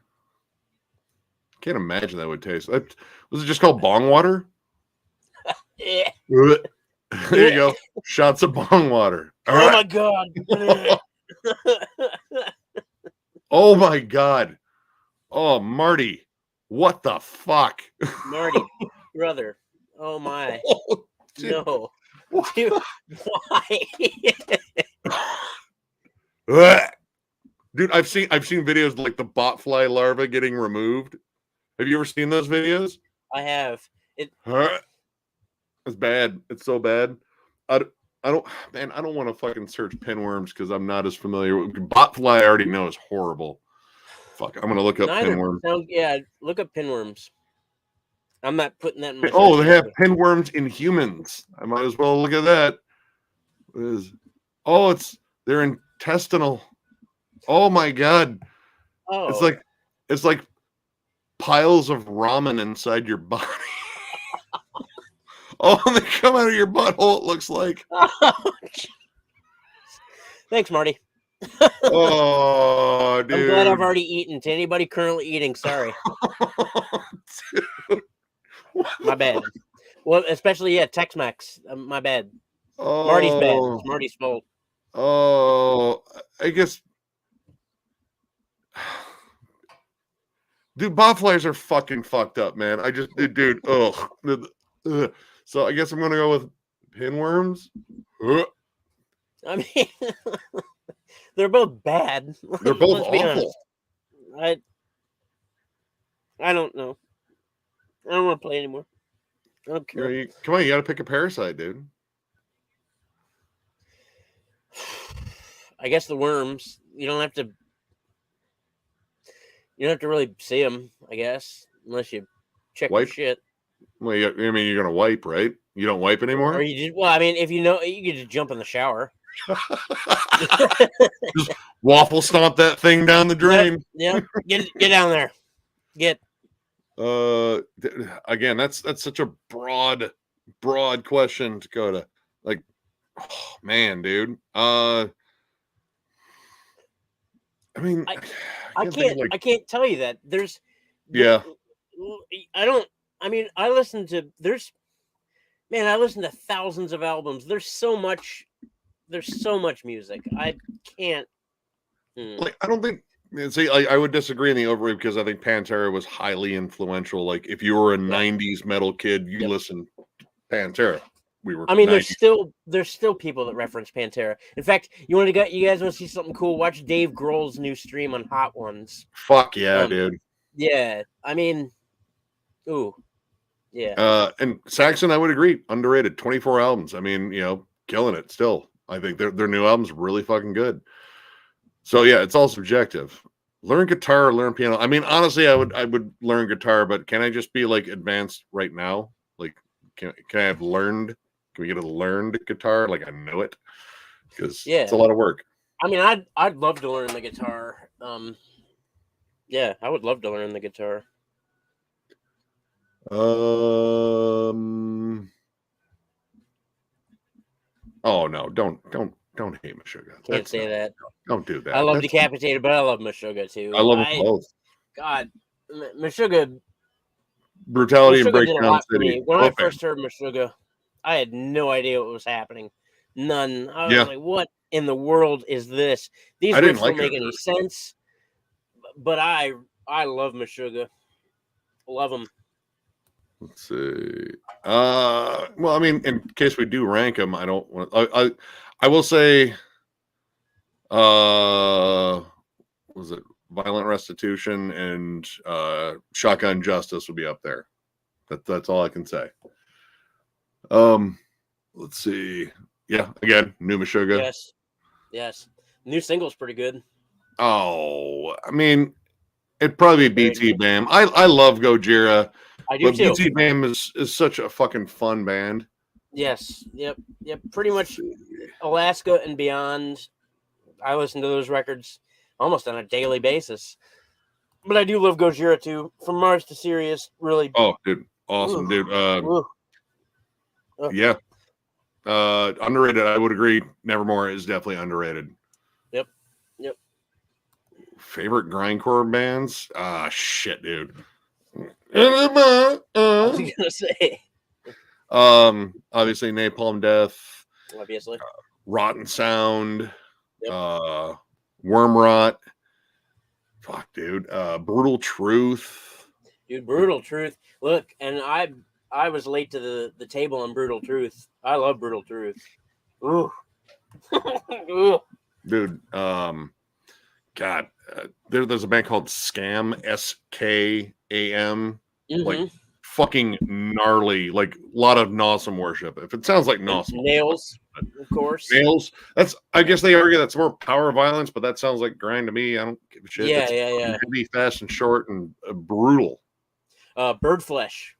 Bird Flesh fucking rules. I love Bird Flesh. Yeah.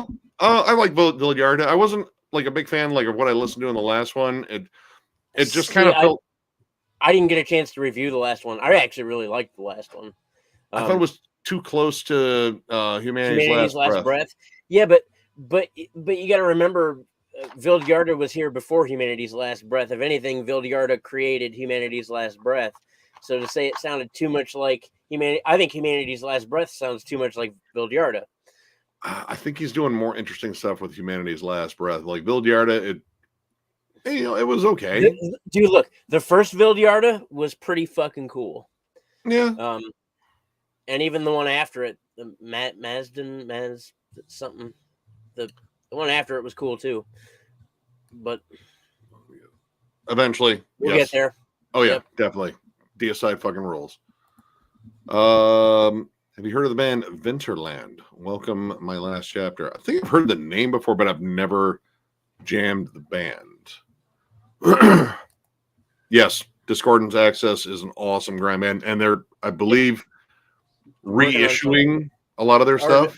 Are they?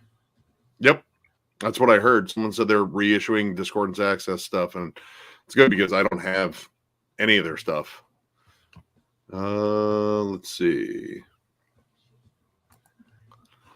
I mean, like for local shows, and honestly, like if I'm at a local, if there's a local band opening and I actually dig them, they have like a CD available, I 100% cover that shit in collection updates. Yep. We did it for Mutilation Barbecue. We did it for they're Cleveland. We did it for Mutilatred, our hometown death metal band. Oh yeah. And then we've done it before, and we'll again, that is kind of how it goes. You know, if we really like them, we'll definitely support them, and we'll definitely give them a review, because we for sure, you know, Astroborn's local. Yeah, good fucking, like, really aggressive mellow death. Yep. What alien? Is an alien behind me? Fuck. You see it? Do you see it anywhere? Is it still there? I get it. Are you scared away? I think so. Okay. All right. I don't see it. All right. I was worried there for a second. Me too, man. That was rough. Sorry. Dude, I was a pizza guy for a long time. That job was fun and also terrible at the same time. Like, watch your ass out there, dude. Watch your ass. You know, drop that fucking money in a safe any chance you get to, because man, yeah, gets crazy out there. But yeah, take that time to listen to all the fucking metal you want in your car. Oh, yeah. Cannibal Corpse for me. But see, I'm gonna go Death, because I get more variety at least. I mean, like Cannibal Corpse, I'll get all the brutality I ever wanted, but with Death, I get the variety. Yeah, unfortunately, we're missing that one, but 200 Stab Wounds is also going to be touring with Gatecreeper. Yes, I think that is in April, and that's going to be at the Sanctuary, because that's where all cool things happen. Actually, 200 Stab Wounds just made a post on Facebook a little bit ago, hanging out with Max, and that's cool. Would I rather take a shit to Cancer or Massacre? Like, well, I mean, I might hang out and take the shit longer if it was Cancer, because I like Cancer more than Massacre. But if we're just talking about Massacre's first album, you know what? I'll take my time on the shitter. I'll fucking sit there and rock out with it on my phone. But probably Cancer. Let's see. Do you guys review viewers' bands?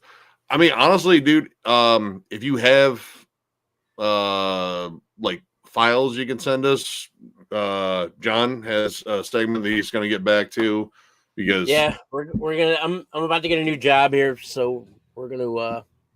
He does like underground unsigned stuff, you know. And if you have like a CD, you can send me a CD. And I can. I'll also take a CD, obviously.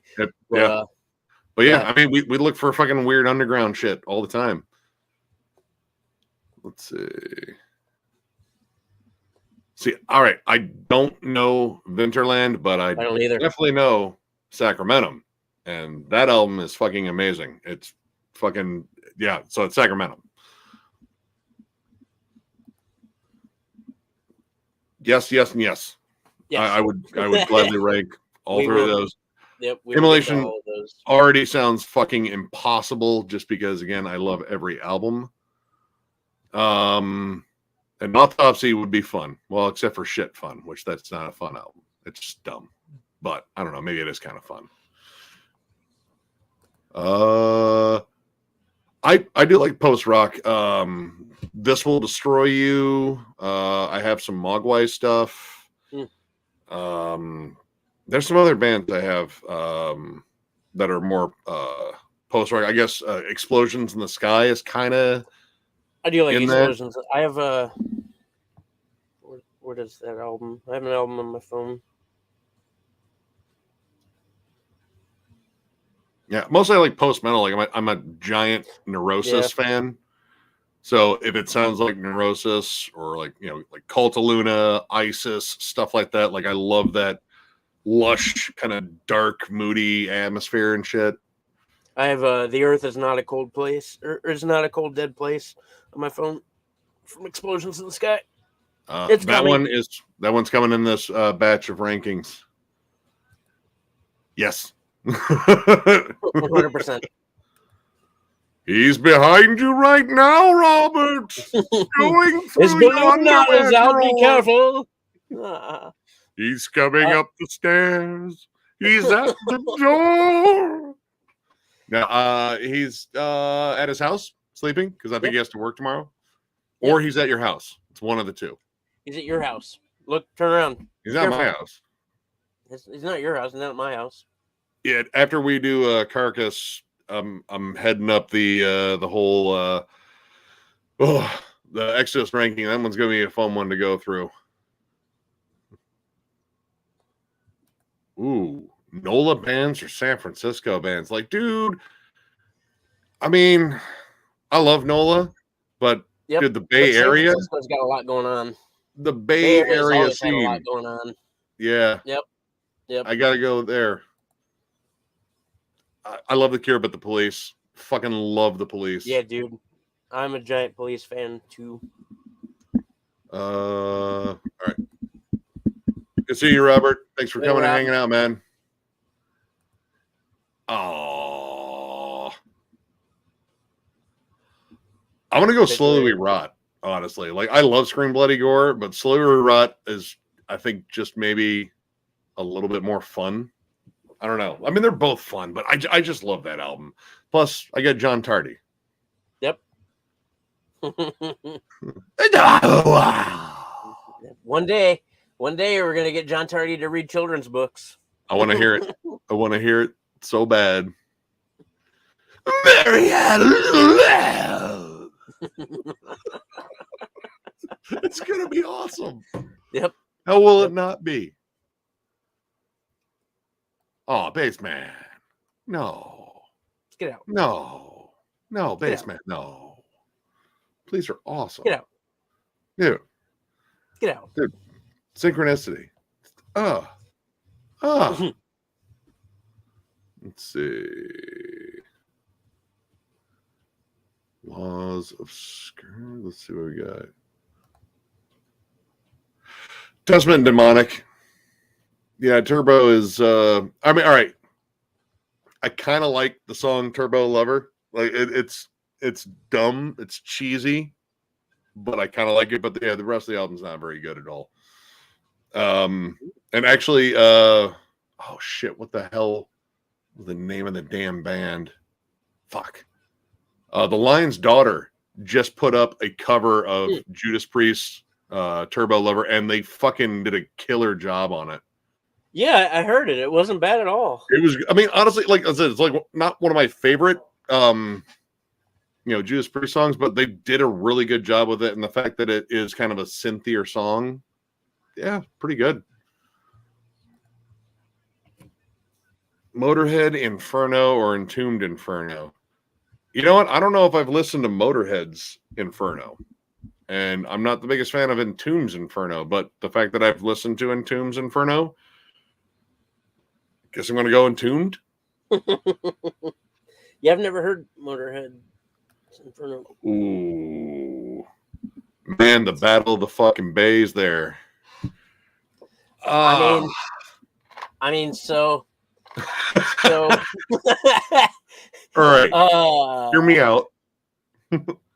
I mean, I'm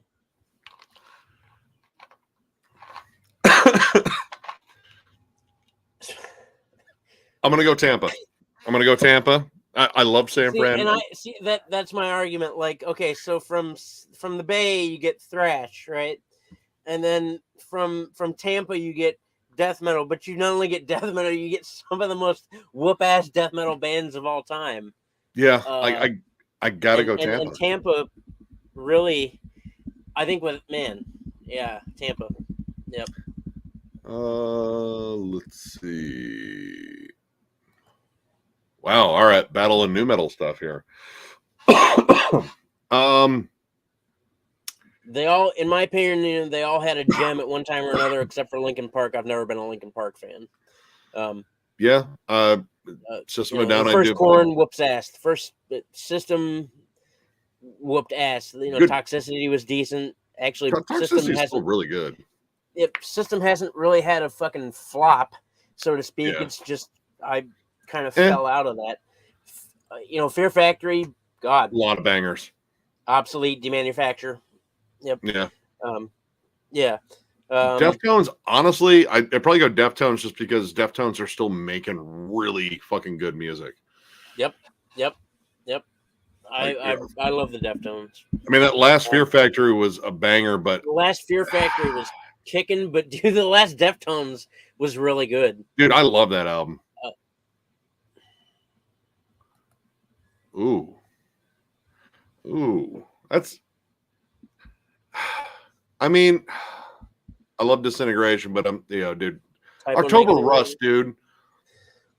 Oh, Wolf Moon. Such a hell of a record. There's so many good songs on that one. I'm old. Warbringer or Toxic? Fuck, dude. Man, I love Toxic Holocaust. I mean, granted, they're more one note. Like, Warbringer has a lot of fucking talent in that band. Like, Toxic Holocaust is super entertaining live, though. All the time. Like, every time, dude. Yep. And Joel Grind's a solid fucking dude. Yep. But yeah, but Warbringer. I gotta go Warbringer a little bit here. I mean, they. Yeah. Yep. Let's see. Sepultura, but I mean, those are again two very different schools of music too. Well, I mean, at one point they were kind of close, but I mean, not anymore. I mean, Sepultura is such a important band in terms of my listening. Like when I was growing up, like. I mean, because to be honest, I didn't even really get into Voivod until I saw him a couple of years ago. Yeah. I mean, I love the world. I'm a big fan now. I've been Sepultura for many moons. Oh shit! Because both of those would be a lot of fun.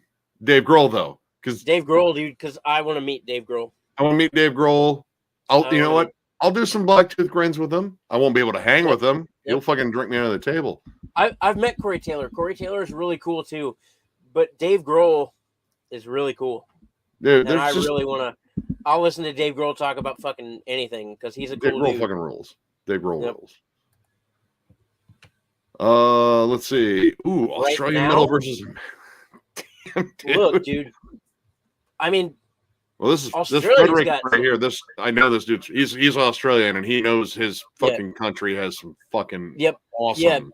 Yeah. Well, then there you go. I mean, Australia's just got right now. If I had to pick right now, American metal or Australian metal, that's tough. you still couldn't do it. I still can't do it, but I mean, there are both amazing things from each category. And again, Australia's definitely stepped it up in the last decade, dude. The last couple years, all the music out of Australia, pretty much, if I hear a death metal band's from Australia, I will give it a day in court. Probably more so over an American death metal band at this point, because Australia just keeps putting out the bangers. over and over and over again. Yeah, I mean, American metal's there's, American shit, metal. dude, Ohio seems like it has a nice little fucking death metal renaissance going on too. Yeah, dude. Ohio's got a great metal scene going on right now, and I'm really happy. Yeah. Oh, you froze. You're frozen. Okay. There we are. Hey. Yep. No, your camera's frozen. There you are. No, it's not. It's yep. The kids are here, man. It could be they could be watching fucking. Who knows? Who knows what the kids are watching? I don't want to know. You don't want to know. They're teenagers. You don't want to know. I don't. I was a teenager once. I know what you watched. I was a teenager without the internet. So yeah. I was watching the Sears catalog. Yeah. I'm gonna call it a wash. And man, there's too much good stuff. Correct. But I mean, right now, like I don't know, like Australia's got something to it right now. There's it does. Y'all are venomous, just like all your fucking animals. Right. Dude, that new fucking terror song with Corpse Render is a banger. It's not even 2 minutes, and it's just violent. I mean, if you love Terror and you love Corpse Grinder's fucking vocals, I mean, what it can't help but hate. Yep. Oh, yep. With Corpse Grinder. What, 1 minute and 26 seconds? There it is.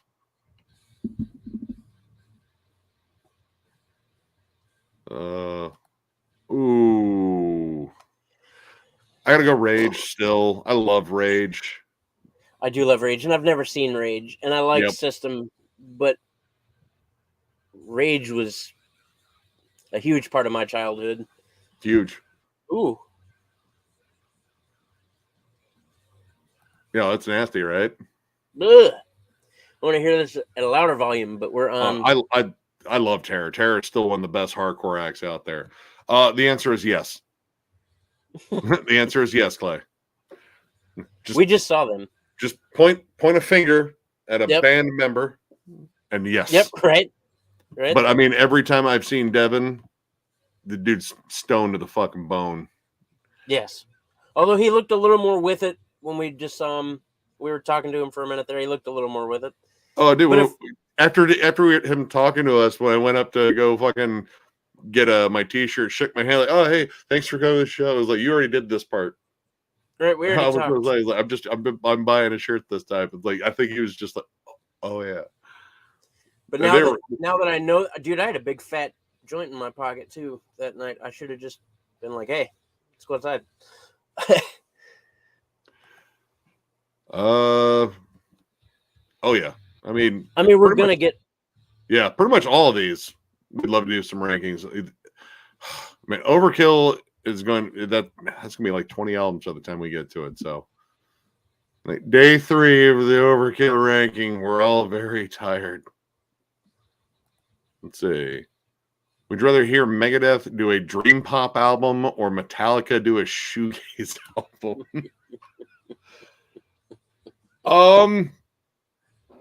I'm gonna be honest. What? I think they would both be entertaining. I'll go with Metallica doing a shoegaze album because I don't think Dave's got the vocals to carry anything poppy these days. That's true.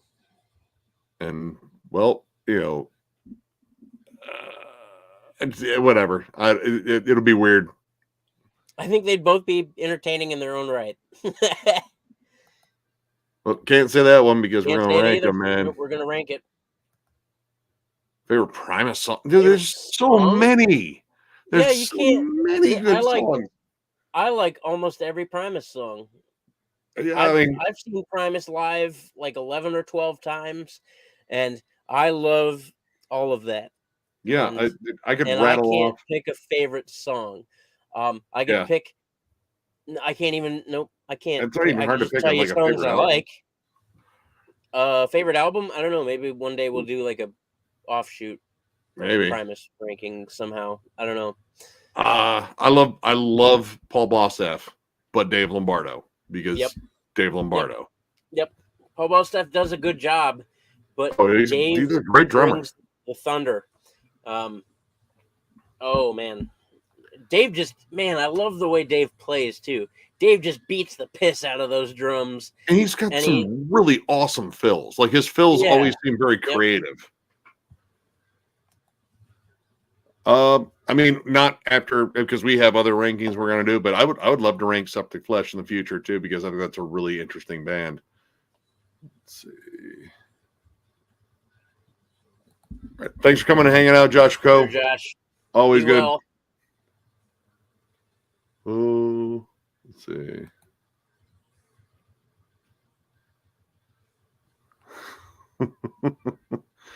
Yeah. Some of it. Some of it. I mean, that's. I'm not going to listen to any other albums by 6 Feet Under. Like that's the one I'll own, and unless we rank them, which we might one day, who knows? Yeah, I don't want to listen to more 6 Feet Under. They would do a troll ranking. Oh, like the battle of just ugly, awesome debuts.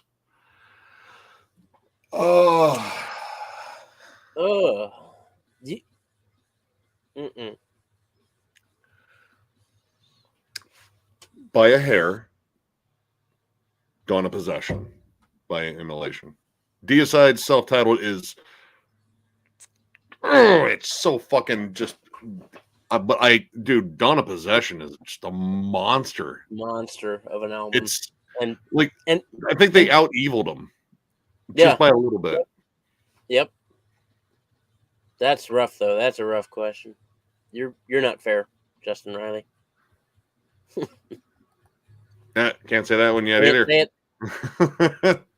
Sorry. You're up to your tricks again, Kevin. I see you, sneaky. You're sneaky. It's a very sneaky. I am not really a glam metal fan. I like Rat. I think early Rat is really good. There's some awesome fucking riffs in there and great melodies. I love Shout the Devil. Shout the Devil is a good album, and most of Motley Crue discography is kind of shaky after that. I don't even know if I could say like full album. Like I like songs from everybody there, but album.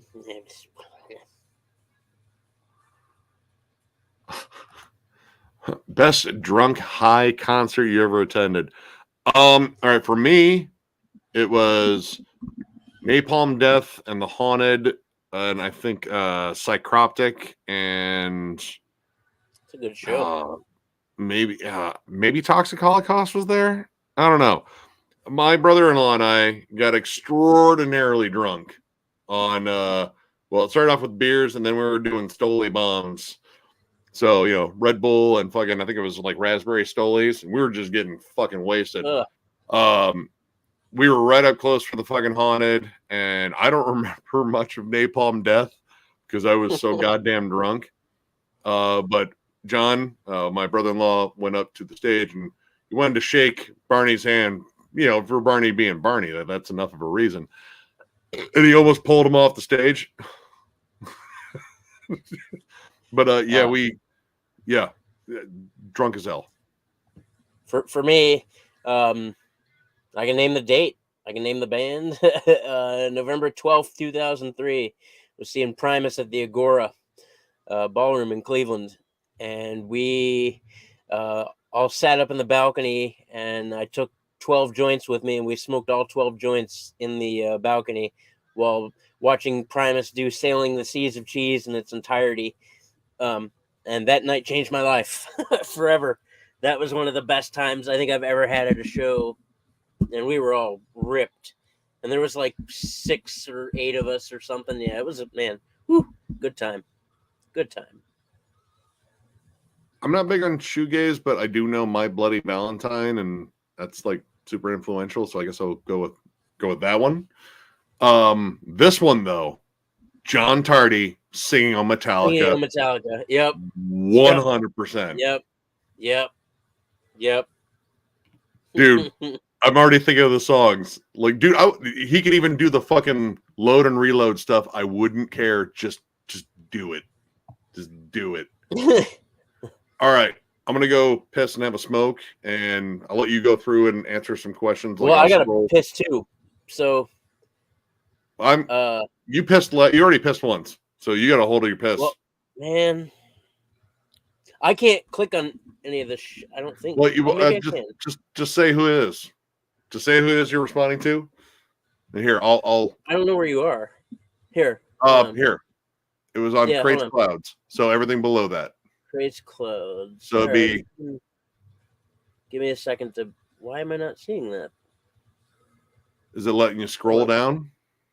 Oh man, there's a lot. Oh my god, there's a lot. Yeah.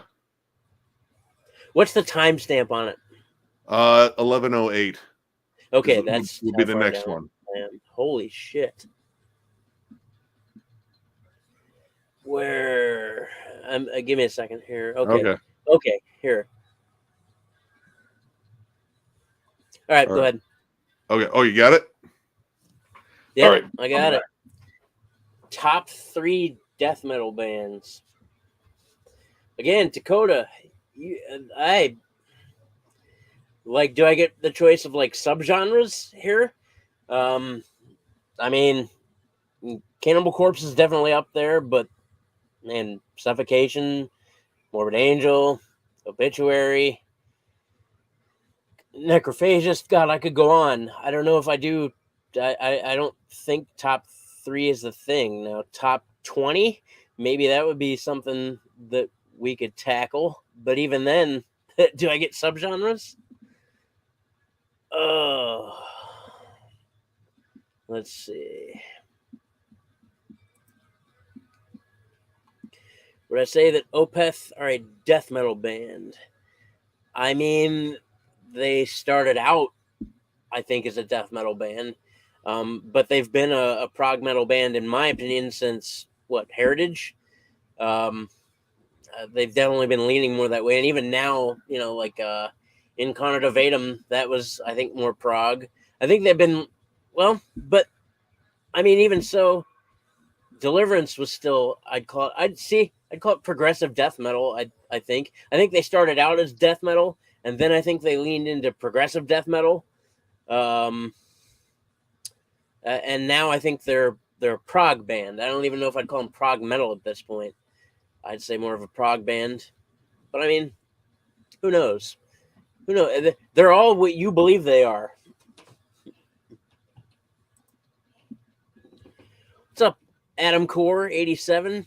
We had a great day, although we were gonna go see Vela Panath and Obscura, or BT Bam, or I forget what the third one was. There were 3 shows in Detroit tonight, and we actually momentarily forgot about all of them. And it wasn't until about 3:30, 4 o'clock this afternoon, I said to Nick, "Hey, are we going to Obscura?" And he goes, "Oh shit, that's today." And then Shredlord clicked into our chat and said, "Are you guys going to BT Bam?" And we said, "Oh shit, that's today." So yeah, other than that, we had a great day. I had the day off work. Having the day off work is magical, of course. Nick and I had dinner with his mom. We had KFC. It was pretty neat. Yeah, I'd call it a great day. So, did you have a great day, Adam Core? I hope you had a great day, man. Thanks for tuning in. Let's see here.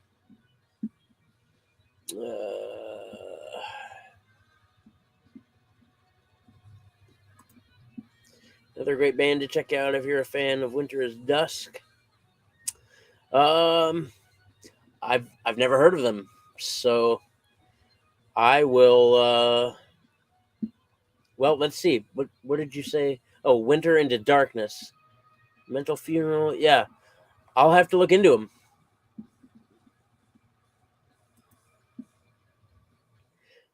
Man, see, Nick's lucky that he gets to go take a smoke break and a pee break.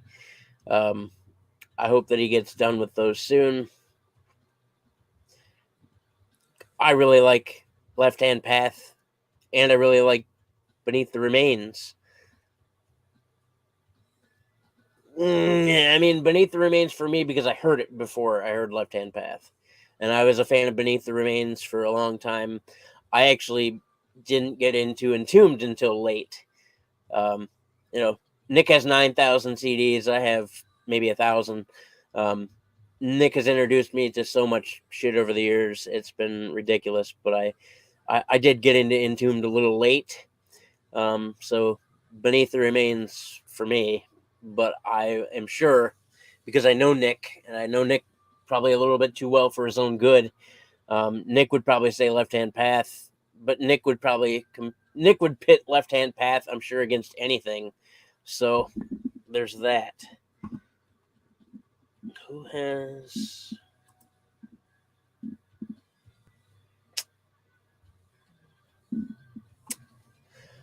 I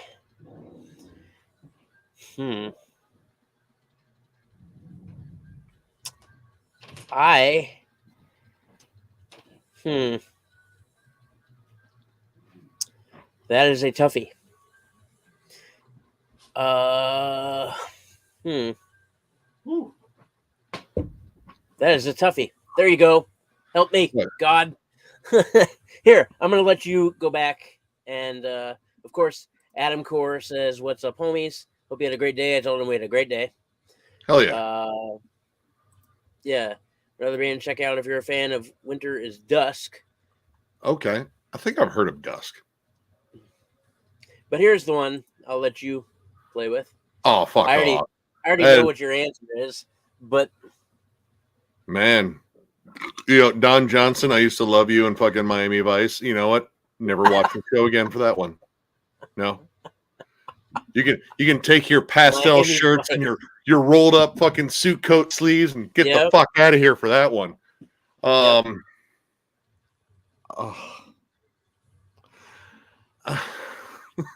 Dude, that's you know what? I probably Beneath the Remains because I've been listening to it longer. Ooh, I miscalled it. I called Left Hand Path because Left Hand Path is damn close. Because I said you would pit Left Hand Path up against really anything. Dude, Beneath the Remains is almost as perfect as fucking Arise for me. I know. And yeah, it's Iron Maiden, Brave New World. Brave New World's an awesome album. It is. Dude,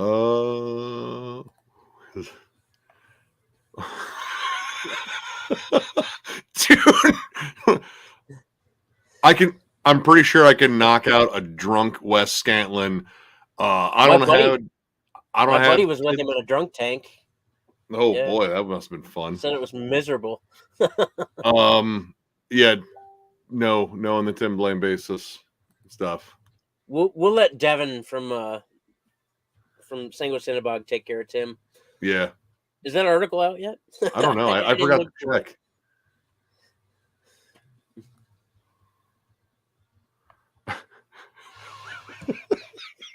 You know what? I'll take Ivan Moody and 6 Feet Under. I think that switch would be entertaining, actually. Oh, you know what? I'm almost kind of curious if Chris can do the clean vocals. He can't, but he would butcher them really bad, and that would be pretty entertaining to watch. That's my clean voice. All right, I'm gonna go pee now. All right. I'm not on camera. Dude, thank you, man. Thanks, brother. Let's see here. Eventually, I definitely want to do a retro review for that album because it's just an ugly fucking monster. And all right, good seeing you, bass man. Always a pleasure hanging out, dude. Oh, Shazazzle, you bastard. It's got to be Arise. I mean, I love Left Hand Path, but Arise is one of the most important albums I think I ever picked up. Like that shaped me into a metalhead for damn sure. Let's see here. Cradle of Filth, pros and cons. Pros, pretty solid guitar work, and you know, I dig that. Cons, Danny Phil's fucking screechy fucking vocals. Like that drives me nuts, and that will probably keep me from ever being like a huge fan of them because that baby shriek is, oh man, dude. Already answered that one. Oh man, you guys are savage with that one. That's just mean. That's spiteful. That's spiteful. Why would you do that? I mean, I get it. Make it sweat. That's yeah. Ooh. I love Scream Bloody Gore, but The Bleeding is the best fucking Cannibal Corpse album still in my mind. Ooh, a battle of songs. Ooh.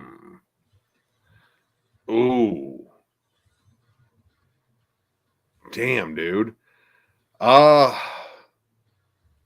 Man, I gotta go Silent Scream. I think Silent Scream's just a fucking banger of a song. I love Dead Skin Mask. It's definitely moodier, and I love the twisted, pleading little spoken word bits in there. But dude, Silent Scream just dude, that riff is in my head right fucking now.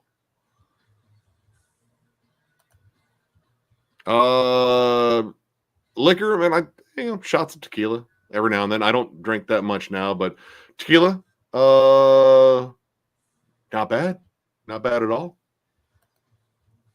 Hey, we'll be floating around. I'll probably be beating feet between fucking stages and shit so I can catch every band I want to see. But yeah, I am a giant Yob fan. I think I own all of their albums. I even have some of the Roadburn stuff. Amazing band. Like one of the best stoner doom. I don't know, like post metals, and they're just fucking amazing. Yob is love. That is pretty much the saying. And go see them live. Jesus, they're so fucking good. Let's see. Dude, I would love to see Godflesh live. I've seen Napalm Death like 3 or 4 times now, but Godflesh, I want to hear that sort of destructive fucking machinery sound live.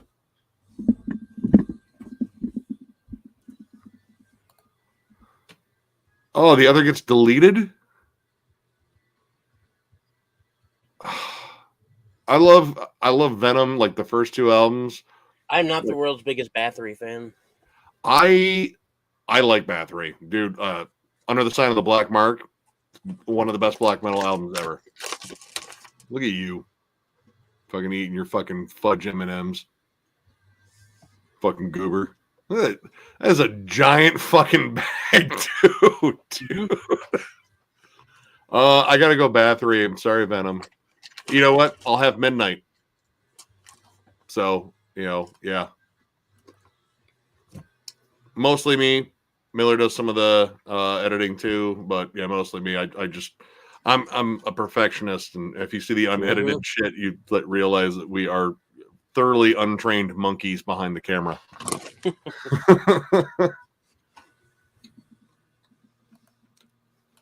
Yeah, it sounds like something Barnes would fucking do.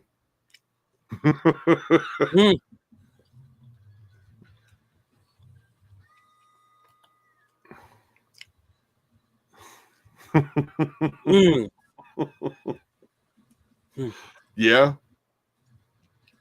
Let's see. What do you guys think of hardcore, especially the newer stuff, i.e. Knocked Loose, Kubla Khan, Jesus Piece? Jesus Piece, from my jam, sounds really awesome. I really like Knocked Loose. Yeah, I wish the guy's vocal exactly. It was a little bit high for me. Like it's, but Jesus Christ, they are heavy. Like that last EP they dropped, disturbingly heavy. Like almost. Yeah, I don't like Knocked Loose vocals, but the music is kicking. Brutal. And Kubla Khan, I'm really not familiar with their stuff yet. I know they're putting out. Haven't they been around for a while? Around for a little bit. Hey, thank you, man. Much appreciated. Thank you for following us. Thank you for subscribing, dude. Thank you for watching it. Hanging out. You've suffered enough with us so. Already, even if you just watched one video. Glenn's I think he's he's the better lead player. I know fucking KK has written a whole bunch of killer fucking songs, but I don't know, just Glenn, I don't know. There seems to be just so much bickering here lately. And I mean, I know it sucks. Like neither of them are up there playing guitar, but it's just the way it is.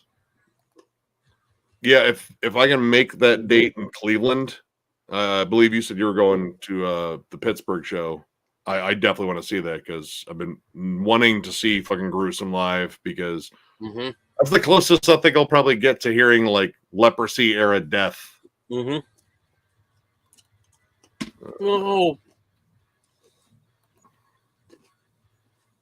Oh, dude, you'll get a chance. Obituary or fucking Road Dogs. Oh, man. I love, like, even Bolt Thrower's weakest album is awesome, but I think the same thing about Death. I mean, again, probably Death just because I'd get a lot of variety. Like, there's a real journey there. There's a definite journey with Bolt Thrower, but there's more interesting twists and turns, I think. But Bolt Thrower whoops ass. Bolt Thrower is like a classic wooden roller coaster. Yeah. Death is like a fucking steel hybrid. Yeah. Pig Destroyer. I mean, Pig Destroyer fucking whoops ass, dude. Prowler in the Yard. Fuck. Fuck. Look what else I got a big bag of. Gummy worms. God, look at you. You fucking savage. I mean, I got bananas. I don't want to eat a banana on camera. I don't want everyone getting all hot and bothered. I get it. This might get X-rated too quickly. Oh my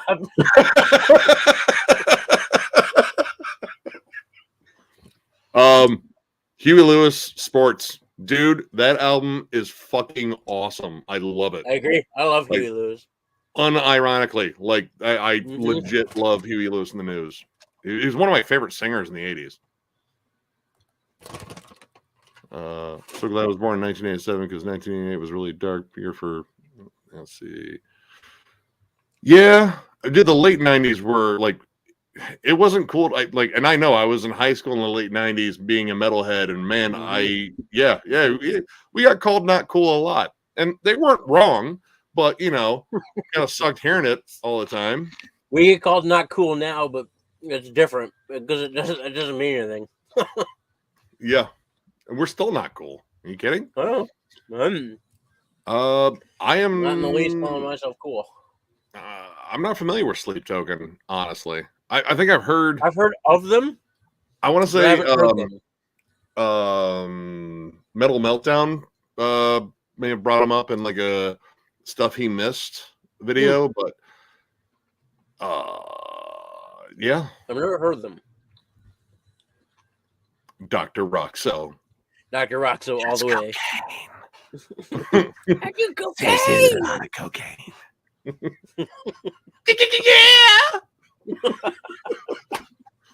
Dr. Roxo rules. Oh, favorite goth metal symphonic band. Man, like, all right. I don't like a lot of symphonic metal, but in terms of goth, like gothic, dark, dreary shit, I mean, typo, dude. Yeah.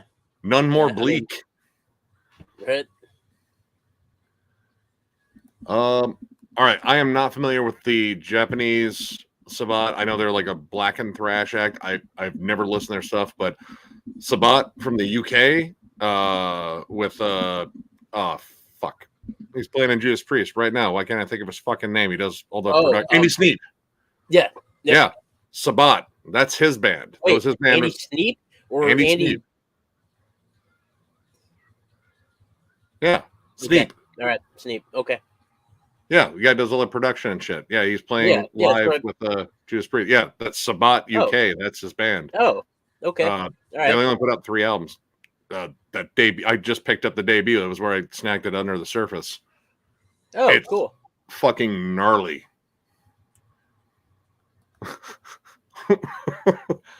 I like seafood. So I'll probably go with the Krabby Patty. I do not like seafood, so I'm going to go with the Krusty Burger. However, there are some characters on SpongeBob I would like to meet. I think I need to burn one with Patrick. I mean, I can only imagine that conversation. Is it weird we haven't had a bot yet? What? We haven't had a bot yet, I think. I haven't had to punt a bot. I know I said it out loud now. I fucked it up, didn't I?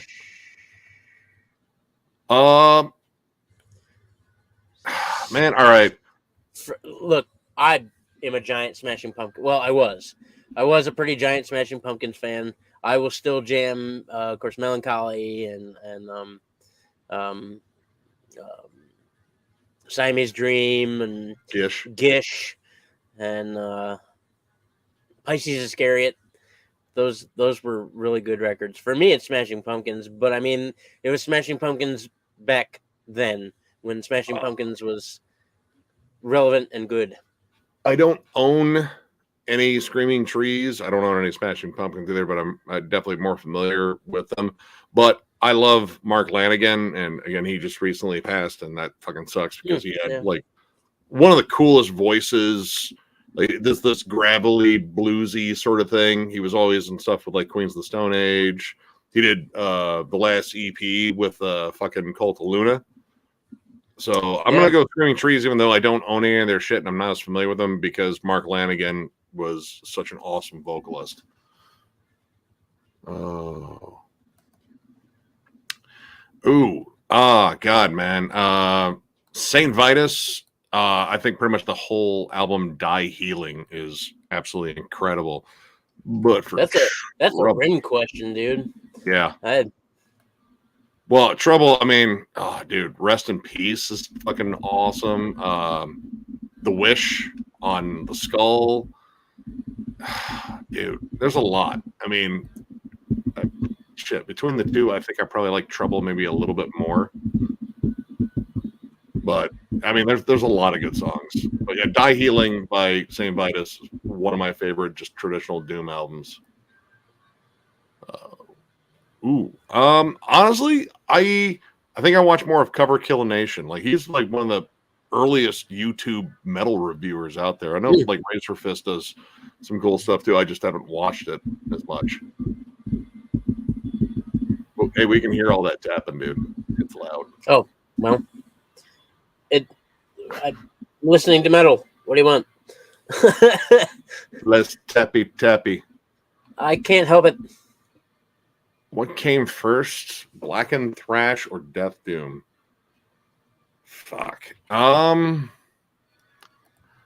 would say probably Death Doom with Winter's album, because I believe, when did that come out? Let's see. 93, I believe, was Into Darkness. So I think Death Doom came first. I don't know. Well, I mean, like Black and Thrash, I associate with like R Noir. Like that's one of the earliest like, straight up Black and Thrash. Like they flat out advertised it. But you could still say like early Sodom and early Crater was Black and Thrash. But a lot of people say it's like no, it's like black metal. Like well, okay. Let's see. Super bad. I can't stand Napoleon. There's one scene in Napoleon Dynamite that I laugh my fucking ass off at every time. It's when the school bus passes by when he shoots the fucking. Like, hey, Mr. Whatever. All right. And you just hear the kids like, ah! Yeah. That is hilarious. The rest of the movie, fucking annoying. Yeah, I can't stand. I love Superbad. There are still quotes to Superbad that I try to hit all the time. So hey, playing video games. Anytime I'm playing video games. Why do I even play this fucking stupid? Are you looking forward to? Yeah, I actually am looking forward to reviewing that. And here's a confession: I don't own any Dark Funeral, and I feel like I should. So this will be the first time I've jammed an entire album all the way through by them. But I'm looking forward to checking out. So far, the single's been pretty interesting. Let's see. How did you guys come up with the name Thralls of Metal? I want to buy stock. buy your Thralls of Metal shirt. Do you have a large in stock? Yes, we have large. We do have a large in stock. Yes. The Thralls thing is pretty much from Joe and I sitting back because we used to play the game Destiny, and there's these creatures called Thralls that you have to fucking shoot in the face, otherwise they maul you to death. And it turns out Thralls, the word actually means like slaves too. So we are slaves to metal, and clearly it definitely rules our lives. Right. Although I don't have that massive collection of CDs.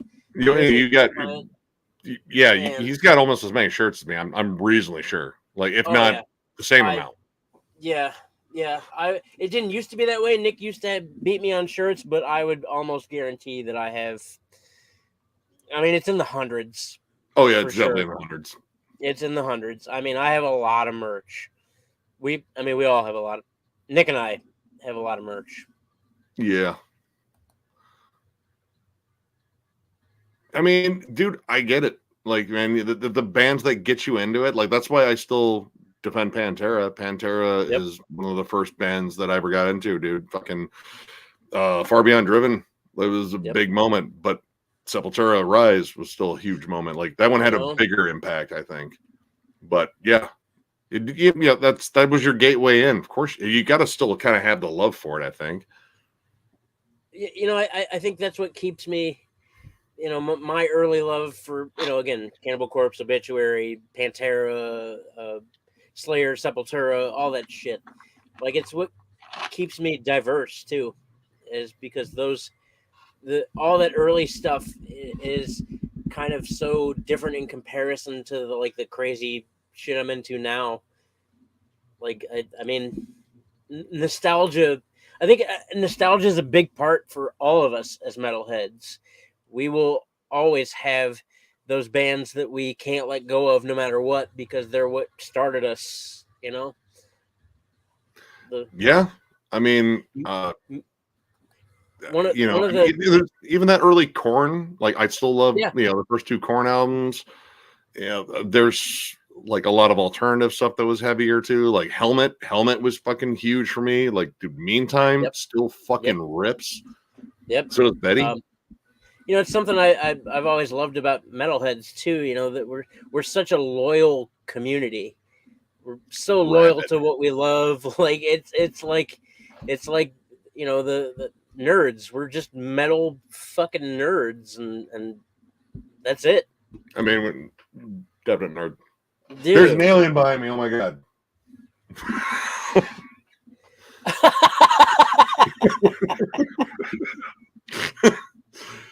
For those of you got off the stream now, that's a reference to much earlier.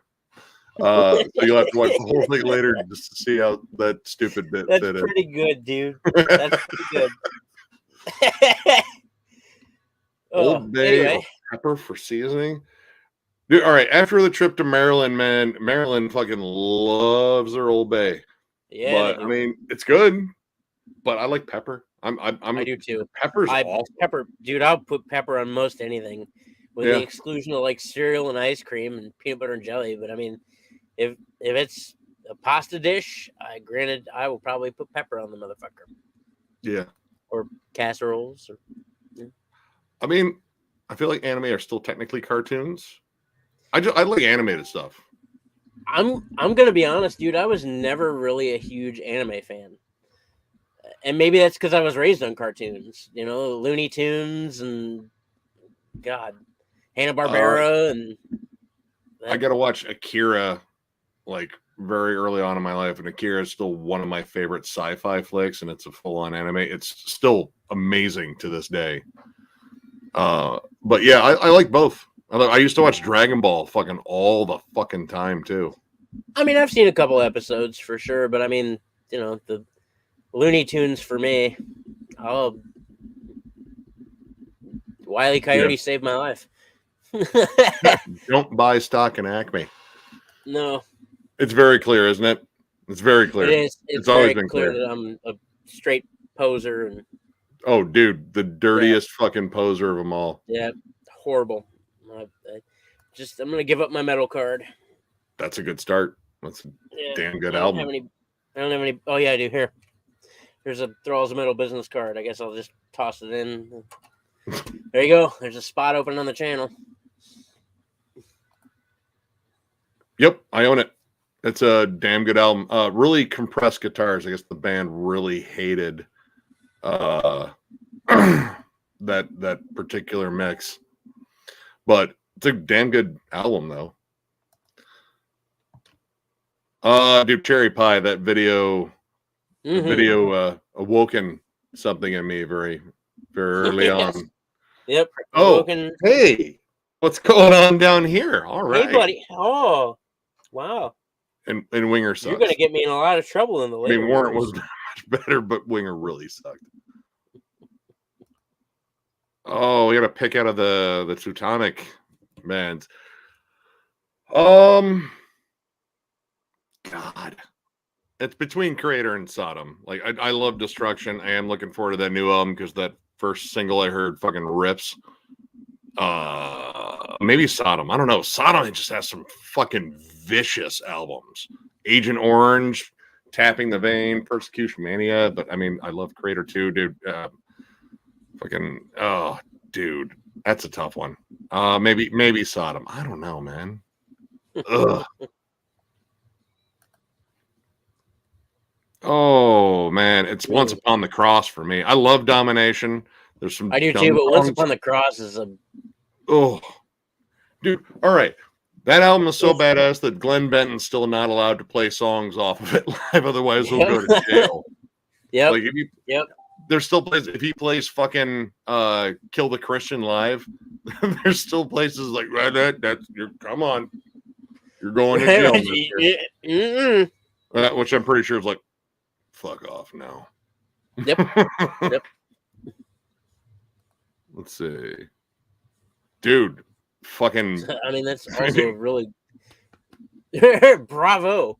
And you got a little bit of black metal in there too. So I mean, you're kind of checking off a whole bunch of stuff. Like that's a great prep for all the shit that is going to come at you. For everything else. Yep. Oh yeah. And I don't think trying to. I think they were. Right. I'm pretty sure they were. They were. But I'm pretty sure that all the like emo bands and all that crap now also. Oh, dude, like the same thing. Whatever that fucking Blood on the Dance Floor, that fucking fucking scummy sleaze. Everybody knows in the death metal world, girls don't like death metal. Yeah, I mean, well, some of them do, not most of them. Some of them do. Usually get the. I really like this. That they weren't growling. Like Thralls of Metal is like is like 99.2% male audience.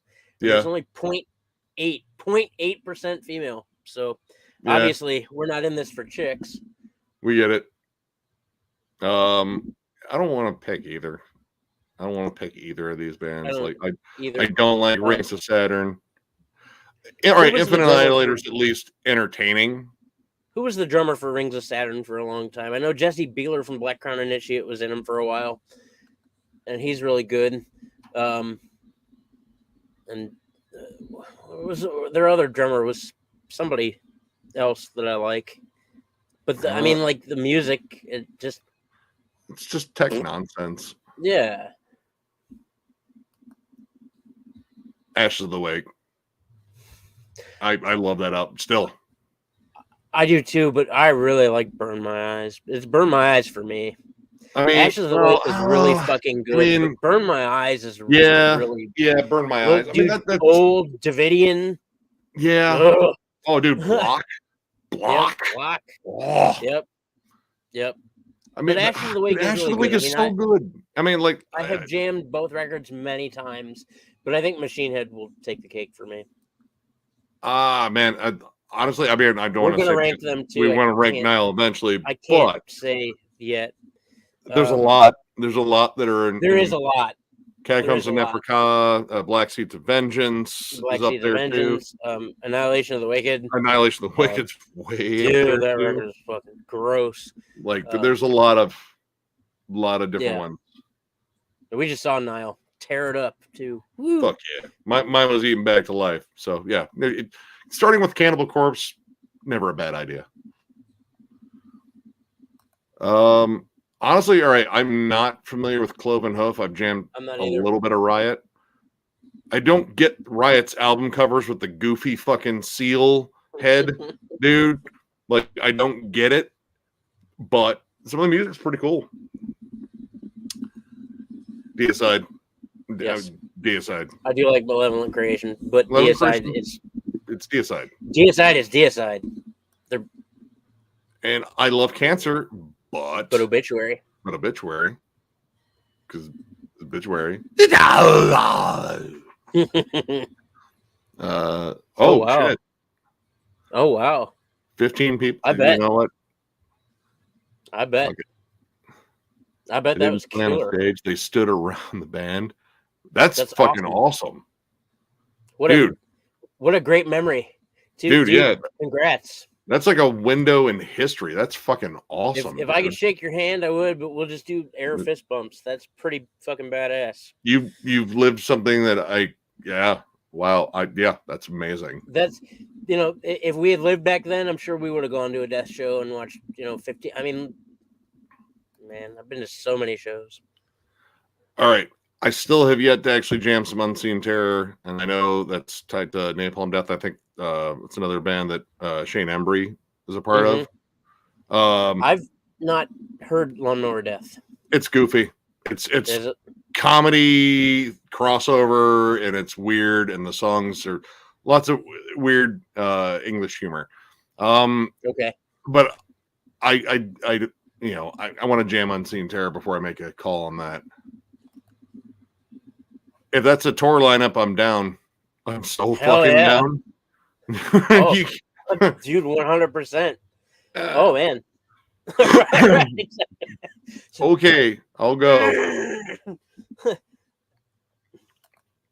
Oh, dude, Morbid Angel. I mean, Malevolent Creation's good, but I mean, Morbid Angel's like, there's a reason why there's so many bands that sound like Morbid Angel. Yep. They had every riff that every band wanted.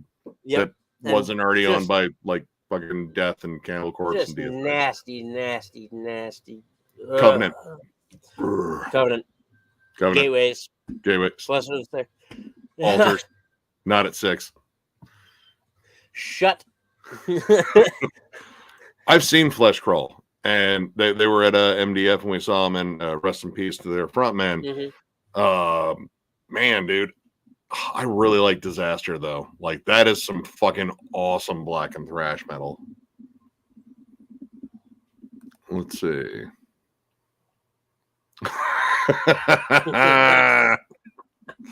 Well played. Well, guys, got an idea. We're just going to put a lot of E's and then go. You know what? If we ever do, for whatever reason, rank 6 Feet Under, you thought our review of Nightmares was a troll fest. Oh, God. I mean, we just get to savage other albums, dude. Whoa. Hold up. Someone just donated $20. Hold on. I want to scroll down. Oh, dude, it's Mark. Mark, I think that's you. Mark McLean. Is that you? Message me on Facebook. Mark McLean, yeah.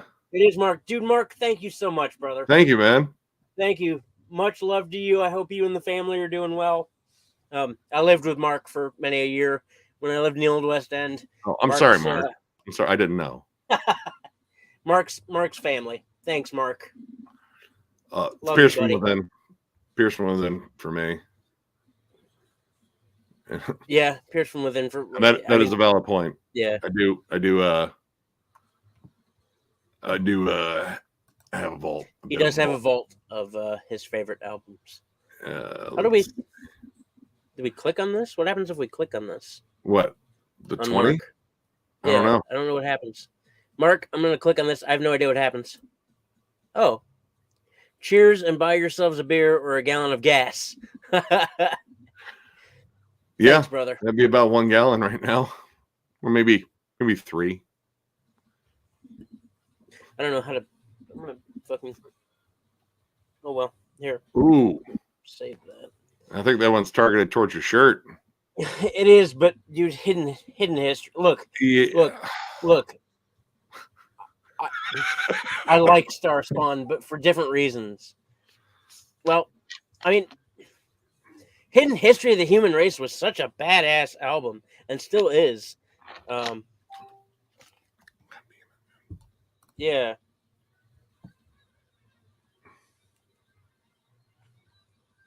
I mean, yeah. I think I gotta go Hidden History too.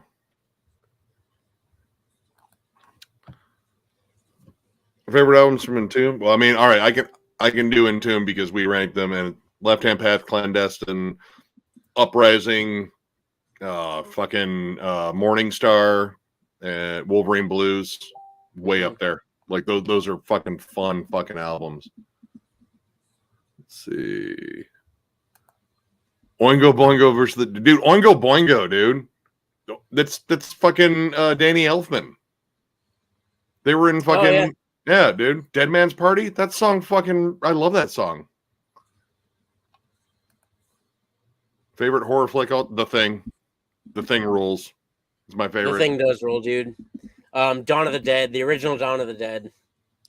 Damn good too. Yeah, and The Beyond. Oh, The Beyond, dude. Man, I Gates love of Hell. Gates of Hell though. Gates of Hell. Because you get the brain drill shit. And the sleepaway camps. Oh, yeah. Well, the first one at least. That one had the twist ending that was pretty You fucked still up. like the second one. The second one was good too.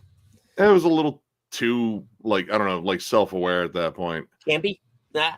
Favorite progressive band? I mean, Moody Blues is good. My mom loves fucking Moody Blues. She got me into them. Yes and Rush are probably the top tier ones for me. Rush. As far as like newer age ones, dude, Haken. Haken. I love Haken. Dude. And Voivod, of course. But yeah, Voivod. Let's just call them prog now. We can. I mean, they've been thrash. They've been punk. They're prog. They're prog as fuck. Yep. Obviously, Between the Buried and Me, because I love them. I could go on for days about prog. Gentle Giant. I think Gentle Giant's really interesting too. I guess that's a big influence of Mastodon. Yeah.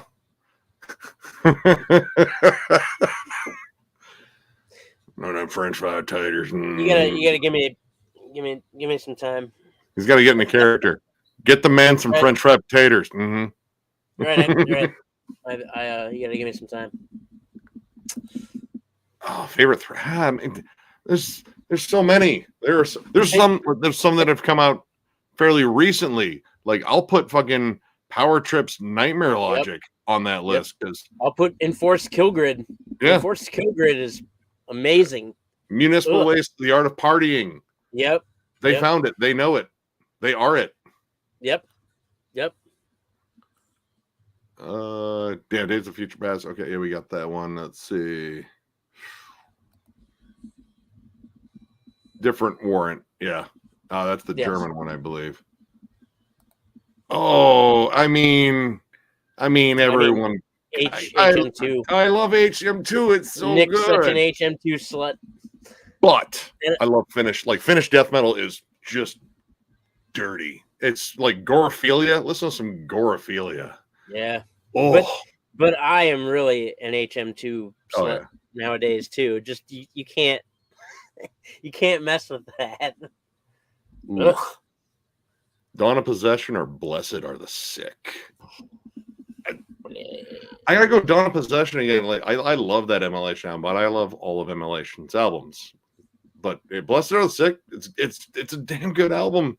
See, I'm gonna say Blessed of the Sick for now because I'm not gonna talk about Immolation because I can't. We can't talk about it, but we've already done Morbid Angel, so let's see. All right.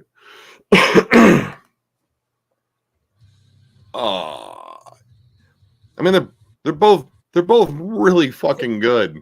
I really like Retro Gore. I jammed that album a lot, like over and over and over and over again. I do like TerrorVision, but I think me personally, I think Retro Gore was a stronger album. Yeah. Overall. Yeah, I don't know. I think I have Retro Gore. Oh, thank you, Marty. Thanks, Marty. Appreciate that, buddy. They lay eggs in your ass hair. That's so they crawl in And they come out and they crawl in. It's so wonderful. I've learned so much tonight, Marty. Oh, I'm gonna have terrible dreams. Bolt thrower. I mean, benediction's awesome, but bolt thrower.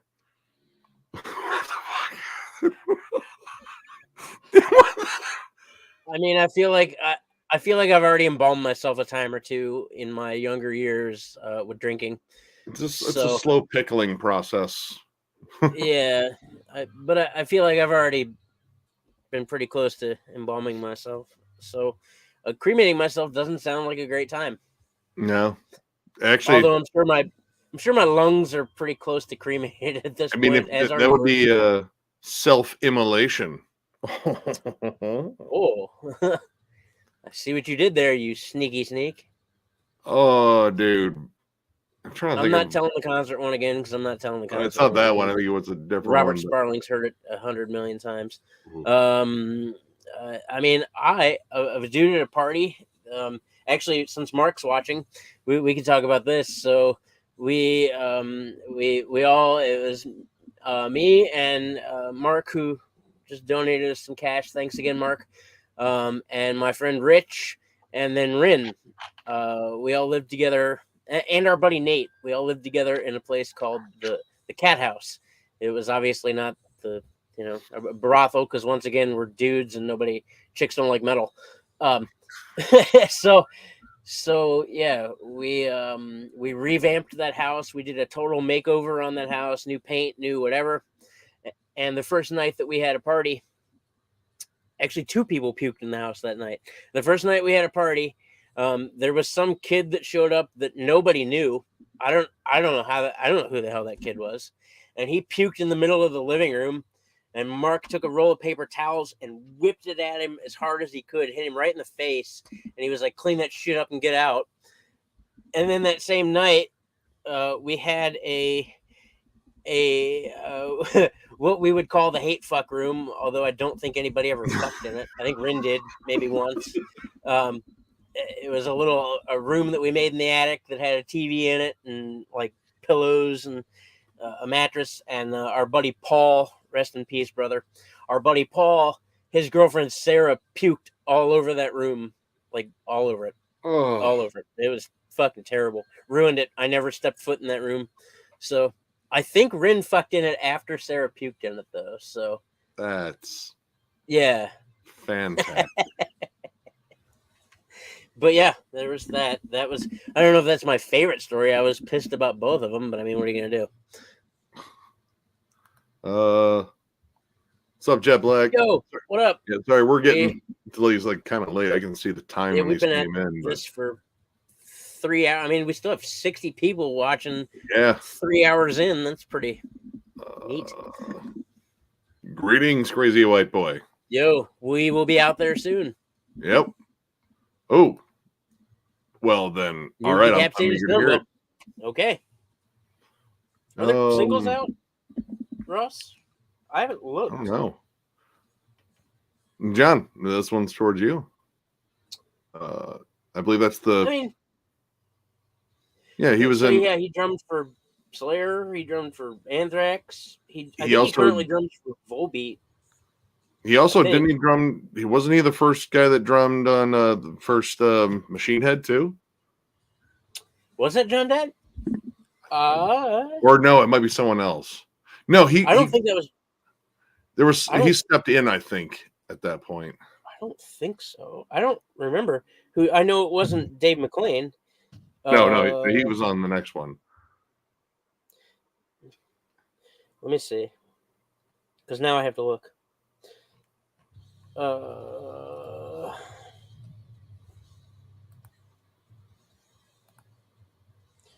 you go. He was on. Yeah, Slayer, Volbeat, Killing Machine. Yep.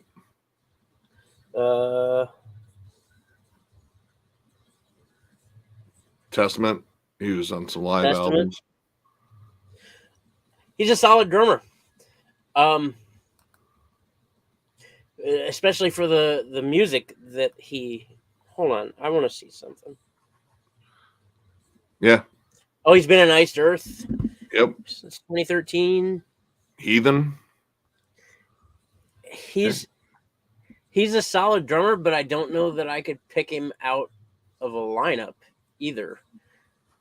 Like, Yeah. I don't know. As a drummer myself, I'm kind of picky about drummers.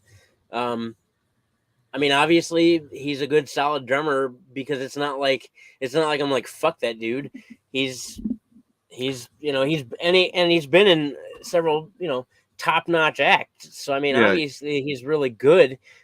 But I can't say that I would have to watch videos and then tell you what I think. To be honest, I've never really looked him up as a drummer. I just know he exists. Yeah. So I mean, he's mostly like he's a session guy. He or like live in case of emergency. Yeah. Dude, then yes. Down. If it's anything like Scriptures was, I'm fucking so down because that album still I whoops. hope they put Sweetums on the album cover. I hope they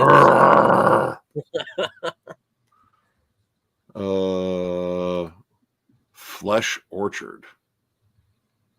All right. Okay. I'm already interested. That sounds like a really fucking awesome fucking album. If you're on our Facebook, send us that in a Facebook message. Yeah. Because I'll never remember from here. Fuck yeah, I do. I fucking love Fudge Tunnel. Like I got was it The Complicated Futility of Ignorance years ago, like back when I was in fucking high school. And yeah, that album was just like I was into Helmet at that time, so it was very Helmet-ish. Look, so here's my thing about slam metal. I'm not into it. Well, yeah, I'm not into it, but I think I would be more into it if it wasn't for the vocals. Most of the vocals in slam bands are either pig squeals or you cannot make out for the life of you anything that anybody is saying. Yeah. With the exclusion of obviously Ingested or the slam elements of say like Dying Fetus. Yeah. Just to me, just slam, it all sounds the same. I realize that makes me sound like a fucking old person. You're old. I mean, shut up. You're older. And we'll always be older, you dirty bastard. You are doing it better. You can do old better. I will be fine with that, you old motherfucker. No, but I wouldn't say it sucks necessarily, but I would say that it is, for the most part, a one-trick pony, and that loses my interest. If you just want flat-out brutality and that's it, fucking slam on. But like most of the time, like I like good slam riffs every now and then, but I like other stuff in there too. I mean, who doesn't love a good breakdown slam riff every now and again? I think everybody. One of my favorite parts of listening to metal, death metal, any of it, is a good breakdown every now and again. Yeah, but there has to be more substance to it than that. Listen, like 200 Stab Wounds. They bring in some slam riffs. They bring in all sorts of other kinds of heavy riffs. Exactly. There's so many different ways to be brutal. Exactly. That's my take. Can't say, but there's definitely quite a few. Just for the sake of ranking. Yep. Hey, what's up, Rick? Yo, dude. What's going on, Rick? Dude, that my mom played that tape nonstop in the car. That and like Huey Lewis News Sports, The Cars, self-titled. Fucking ZZ Top's Eliminator. Dude, it was such a great time to be a fucking 80s kid. Lucas, Lucas, are you still on here? You want to have Rick jump in? Yeah, actually, I mean, at this point, why not? Let's hold on. All right, now that I don't love you guys, but I gotta scroll down here and I gotta catch up to where we are in the comments because there's so many people commenting. And thank you so much. Yeah, thank you all. I missed your comment. Participation here. We are very thankful for all of you. Yeah. Like Rick. Jeff, if you guys are still on, Lucas, if you're still on, you guys want to jump in, shoot us a line. Yeah, who's still up? And yes, I totally agree with that. It's still fucking brilliant.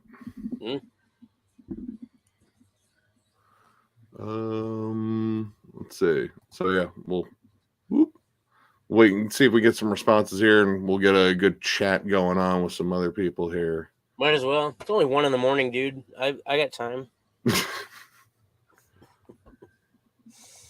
Favorite hardcore band? Man, dude. There's a lot.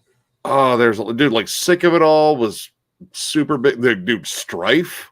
Strife was my introduction to Victory Records, and Victory Records.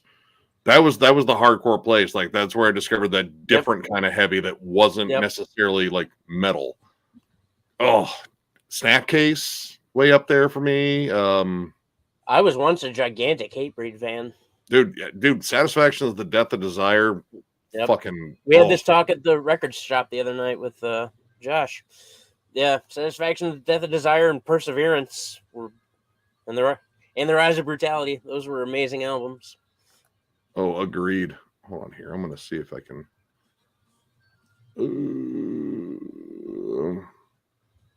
Let me see if I can. Where are you? Where the fuck are you? Find. Here we go. Let's see if I can find. Here, I'm gonna message Lucas real quick. Ooh. Oh, there's. Oh, there we go. Yep. We got. Hold on, it's loading, but I got one from Rick.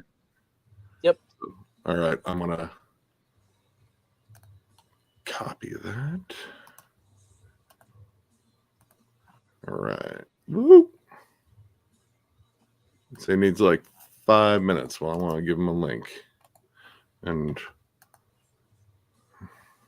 I'm going to hit up a...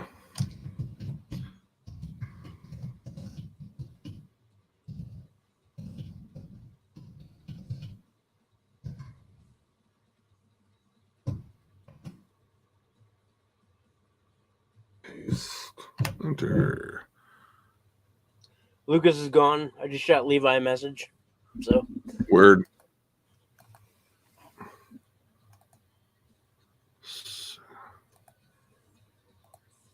Agreed. Dude, Sick of All. Dude, fucking Scratch the Surface. Dude, when I heard that fucking song, dude, it was like, oh, I need to punch holes in this drywall. Let's see. So sorry if I missed a whole bunch of comments between there. We got a whole bunch, and I wanted to get down here. What time is it in England? I don't know. A future. What time is it in would England? You rather? Hey? Oh, we might do this again sometime. I mean, I think at this point we're just gonna chat and have a conversation here. Oh my god! Levi says he's in next time, but he's going to bed. Oh, okay.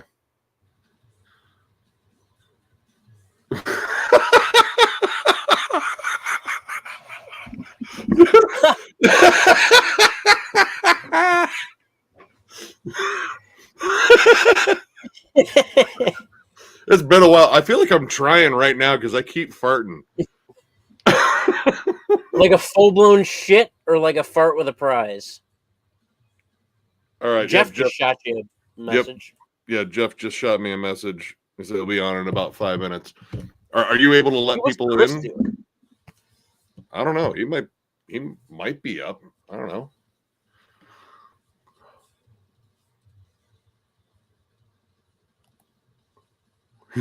wait, hold on.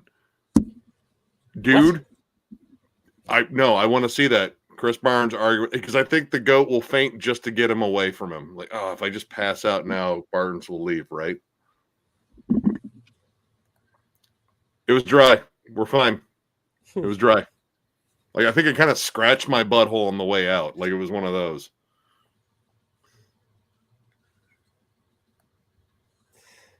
Drown in sulfur. I don't know. I want to feel like I feel like I've heard them. Hold on, let me look.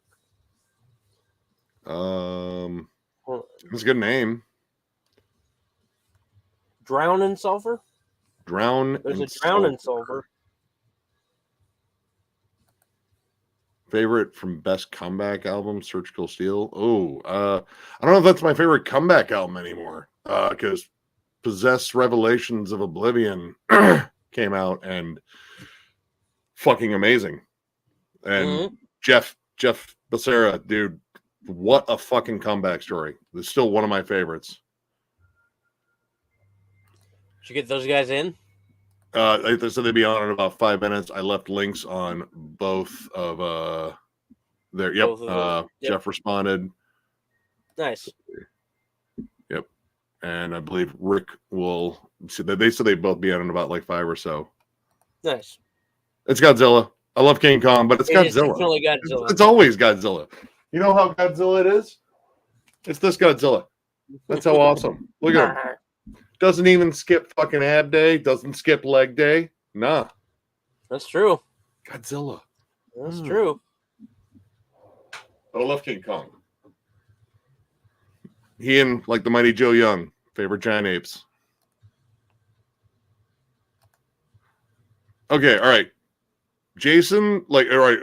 I assume that's Voorhees, of course. All right, the Thing. All right, we're talking about the Marvel Thing, like the big rock dude, or the big alien, fucking horrifying, slimy monster that becomes you thing. Because, oh man, that's a tall order for Jason. I feel like, yeah, didn't we? Yeah, Alex, I think we've answered this question. Yeah, I think you're still I asking. know about them. Yep. Yeah, Defeat Insanity is awesome, man. Check out their stuff. I really dig them. It's kind of like Cryptopsy. Okay, all right. Big alien thing. I mean, the Thing is almost impossible to kill, and so is Jason. Well, Jason doesn't carry a flamethrower, and that you have to like, you have to burn the Thing in order to really kill it. Yeah, but it's got to be the Thing wins.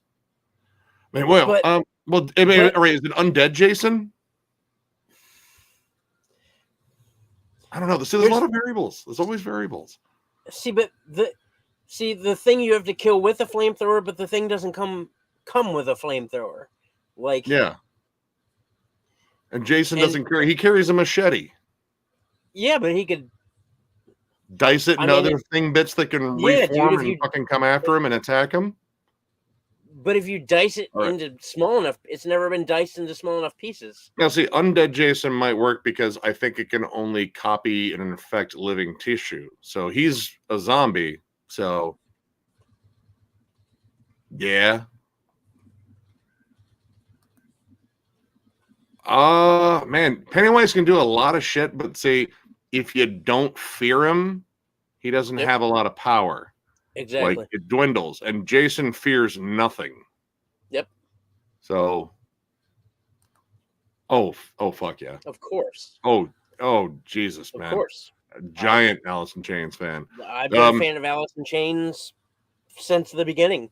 Dude, be mindful, if you haven't checked out Metal Madness's channel, we did a deep dive on Alice in Chains a while ago, and if you want to see a bunch of old dudes gush about how awesome that band is, like literally, there's no way to rank them because I love all their albums. Yep. Let's see. What is this one? Okay. Time travel back in time or only forward in time without consequences. Dude, forward. Just because I don't want to fuck up. Like, you step wrong. Like, you step on a fucking cockroach and somehow you come back like, well, I live in a post-apocalyptic society now because I fucked up and stepped on a bug that would have done this and that. And you've watched Back to the Future, I assume. He almost fucked his mom. Yeah, you could almost fuck your mom. So don't do that. Yeah, don't do that. Oh, dude, man, why? Why do you do this? On this one, I'd probably take Left Hand Path, though. Pierce from Within. Like, all right, that's my favorite from Suffocation versus my favorite from Entombed.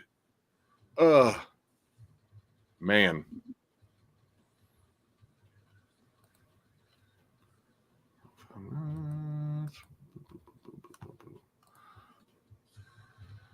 Ooh.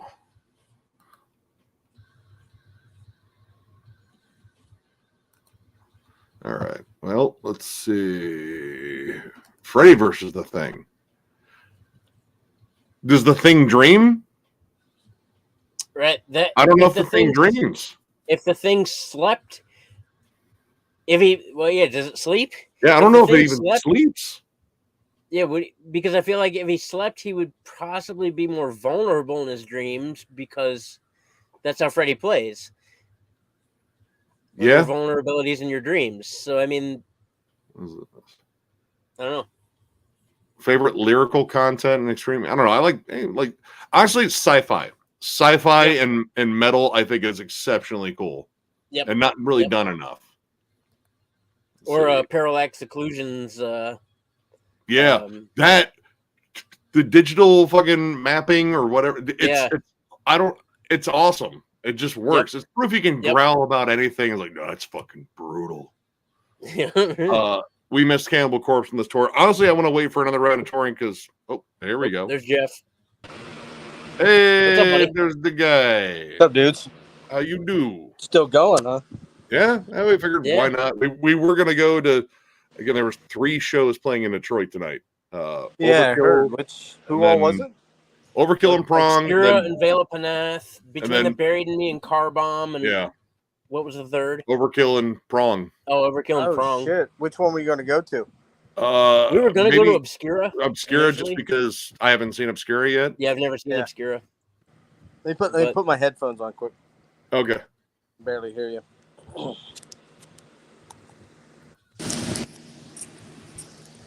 I kind of want to see that Phil Demmel version of Overkill. Yeah. Yep, us too. I like Phil. Phil seems like the coolest fucking dude ever. That new fucking Violence EP is a fucking ripper. Yeah, man. There's some fucking riffs on that thing. Holy shit. I met him in passing at a Machine Head show once, and he shook my hand. He was just super nice. Like the vibe you caught from him. Yeah, he just seems like a genuine fucking dude. Yeah, actually, when you catch the vibe from most of those second wave thrash bands from San Francisco, they all seem like fucking cool dudes, like Gary and Hunold and Zetro, and all those dudes just seem like they're fucking real dudes. You know what I mean? The real, the guys in fucking Death Angel seem super fucking cool, and like they just don't seem like there's any pretenses and rock star bullshit there. They kind of know, where they're at and who they are, and they don't need to put on fucking. I watched Mark Acegueda's thing with Amoeba Music, like What's in My Bag, and he brought like the coolest collection of shit, and he was just so happy about like all the cool. Like he just seems like genuine. He's like a happy, upbeat dude, man. That guy's always fucking laughing, and there's no negative shit there. You know what I mean? Yeah, dude. He's honestly been like become one of my favorite frontmen in the entire Bay Area scene. He's just kind of got like the whole utility belt. Oh, big time, man. He can sing for real, and he can scream, and he's just got tons of energy, man. Tons of fucking energy. I feel like in the underground, like all this underground death metal that's out nowadays, I feel like everybody I've met from the underground bands are also really super cool, super humble people. Yeah, they are. Have been a real joy to meet and hang out with a lot of those guys just because they're real people. Like you don't get there's no rock star bullshit going on. Just as much fans. I've met some big time dudes, like I met Getty and Alex, man. It doesn't get a whole lot bigger than that. You know what I mean? And those guys were fucking really sweet, nice guys. Now, however, do I think that if you ran into them outside on the street somewhere, like if they were going to dinner or something, you're like, I don't know if they'd probably be cordial because they're Canadian and that they can't not be, you know what I mean? Right. But I don't know that they'd be like super duper cool. I've only met a couple guys that were only a couple dudes that were kind of dicks, and like I said, I always go to the George Lynn story. I met George once. He was super fucking cool. The other time I met him, he was super uncool. So, was it I don't know. And George is kind of it's strange. If you see him on Instagram or on YouTube or anything like that, he does seem like he's a pretty approachable, relatively cool guy. Like I could see Dokken being a dick. Sucks feet under. What's that? Fuck yeah, Rick. Name. Sucks. Sucks feet under. Well played, Rick.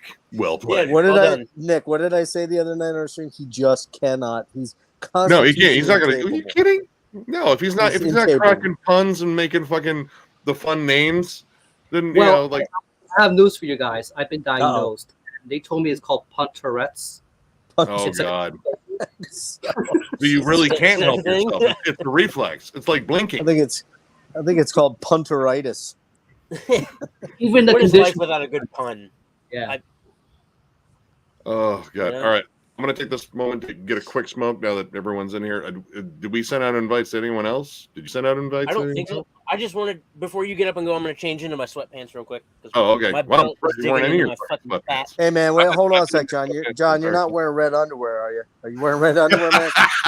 Just prepare me right now. Oh god. No, Just It's so white. no, not. Jesus. Holy shit, are you wearing tighty whities, bro? Come on. No, man, they're boxers.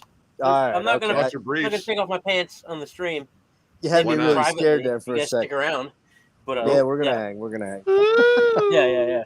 Dude, Hey, go you're- for it, Nick. If you want You're to, Nick, if you want to run out, fluorescent.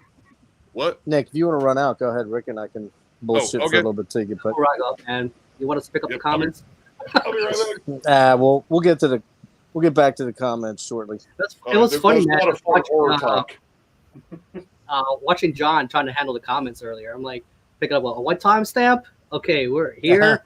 Meanwhile, there's like 1,000 more coming through. Yeah, I didn't do a very good job on Saturday night. I was too wrapped up in the the deep dive for me to really pay a lot of attention. But there was a lot of private convos going on that night, so I just kind of let them roll.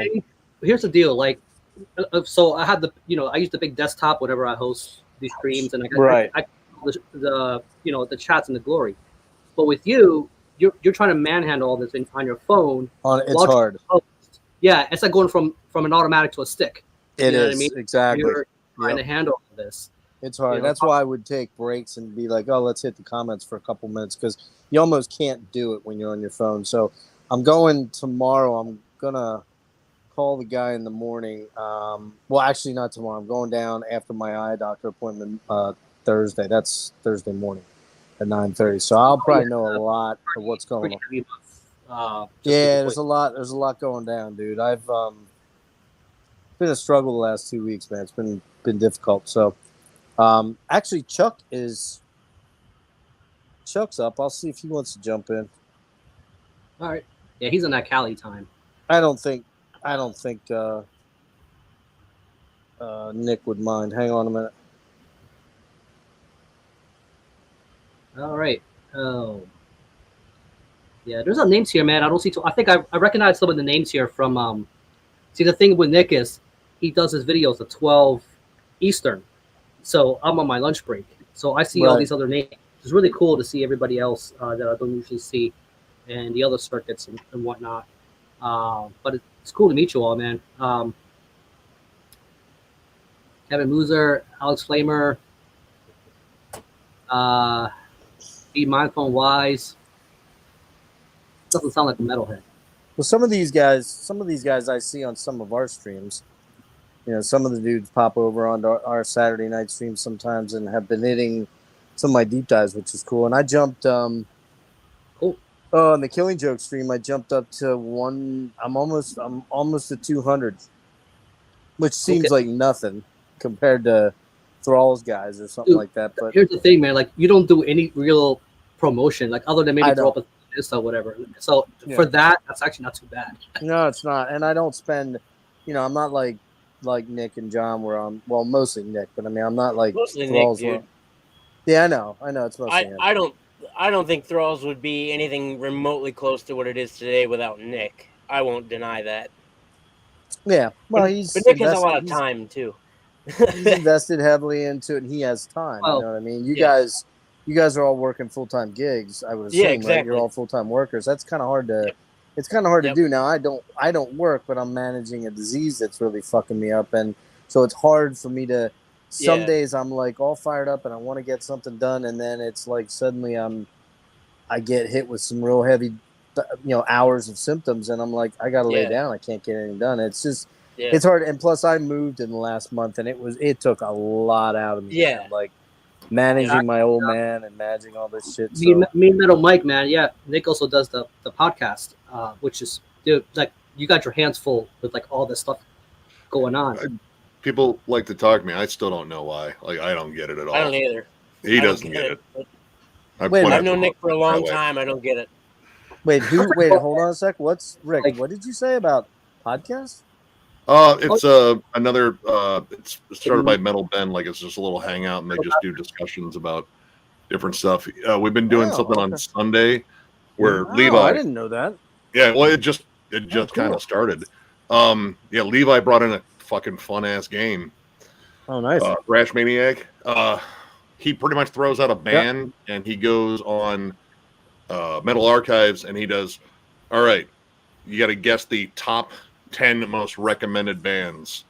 So we go through and guess, and he's accruing points and says, yeah, so the winner for this one, he's going to do it like all month long, like every Sunday. And pretty much he says he's going to give away a CD or something like that to the winner. So far, that's cool. I'm up by a lot just because I'm me. Because you're you. But yeah, it's fun. You're old, and you've been there and done that and seen it all. I might have listened to some more or less stuff. You might have just a little bit. Things. There's a few things I've listened to. The fact that you can have like answers on the spot, you're like, okay, it's like some of us could really think about. Yeah, well, I mean, like he's gone for like a lot of like not a lot of super obscure stuff, but it's weird because like, all right, he did Death, and my first guess was Autopsy. I was like, all right, Chris Ryford, that should be in the top 10. It was number 11, so I missed out. Oh my goodness! Yeah, who were the top 10? Do you remember? I forget who the top 10 were. I mean, I could look it up. Cynic has to be in there. I think Cynic was, because I guessed Cynic. I got that one, but I think Ben won that round because he just guessed the right fucking bands that would be up there higher. Like, he got Possessed right away. Possessed was like number 2 on the list. Okay, right. And I should have went with that, but I figured, Autopsy felt safe. It felt like that's got to be top 10. No, number 11. Bullshit. By the way, Nick, I was cranking that Forbidden CD on the way to Walmart yesterday. That Green album, it's pretty fucking good. Yeah, it's more groove metal obviously than the first 3, but when I say groove metal, it's like cool groove metal. Yeah, I hear a little bit of Pantera in there, but the big difference there with that band and because I'm not a huge groove guy, I like a couple bands, primarily just Pantera. Yeah. Which they kind of straddle a couple different genres, but groove is probably like the big one. Yeah. But I think the big defining difference with Forbidden is, man, Russ Anderson is just such a killer vocalist. Dude, that dude has, oh my god, the live performances that were on that special edition of Twisted into Form where he's doing like Judas Priest stuff. Yes, he's killer. God. So he's the big difference maker on that album. It's well worth grabbing. For $9, I was happy with it big time. Yeah, I mean, you found that on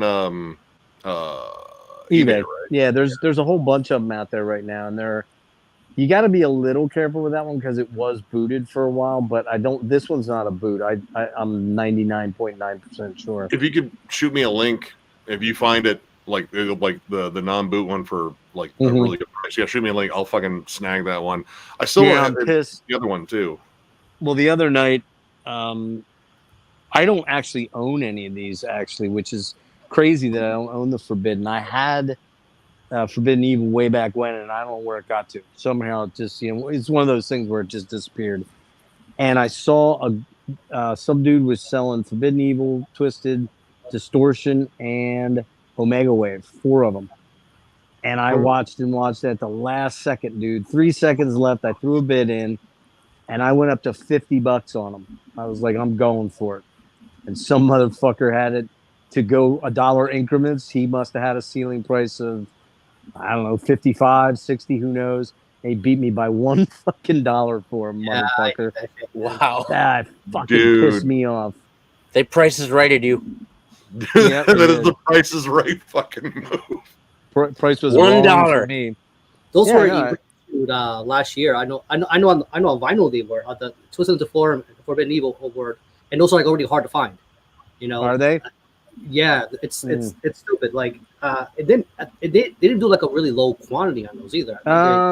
Yeah, but didn't they do them in colored vinyl though, Rick? That were like 200 each. Yeah. Those through Media? were, yeah, and they were fucking super expensive. They were like $40 for a I'm single talking LP. about even like black. I mean, you might try your luck at the record store and stuff. I'm sure you could probably find them there, but you try to just do a quick search online. It's like I know they're becoming scarce. Well, those I wouldn't mind having the first two in vinyl. I don't know that I grabbed the other ones, but I'd like to have the other four on CD now. I'd really like to get them, and so I'm gonna start, keeping an eye out. And the funny thing is, I put $50 for them. You know what's gonna end up happening? I'm gonna end up paying more like 65 or something for all four of them somewhere down the road if I do them individual. Yeah. I mean, I just need those two, like Distortion and Green, and that's all I know. Like I have a Megawave. It's good. I was a little disappointed when I got it because Russ's vocals had changed so much on that. Yeah. But it was still a solid album. But I mean, Twisted and Form, and anyway, Forbidden Evil definitely too. But Twisted and Form has always been my go-to. Like that is just such a well-written album. Did you ever hear the album that Craig did with was it Denner or Sherman?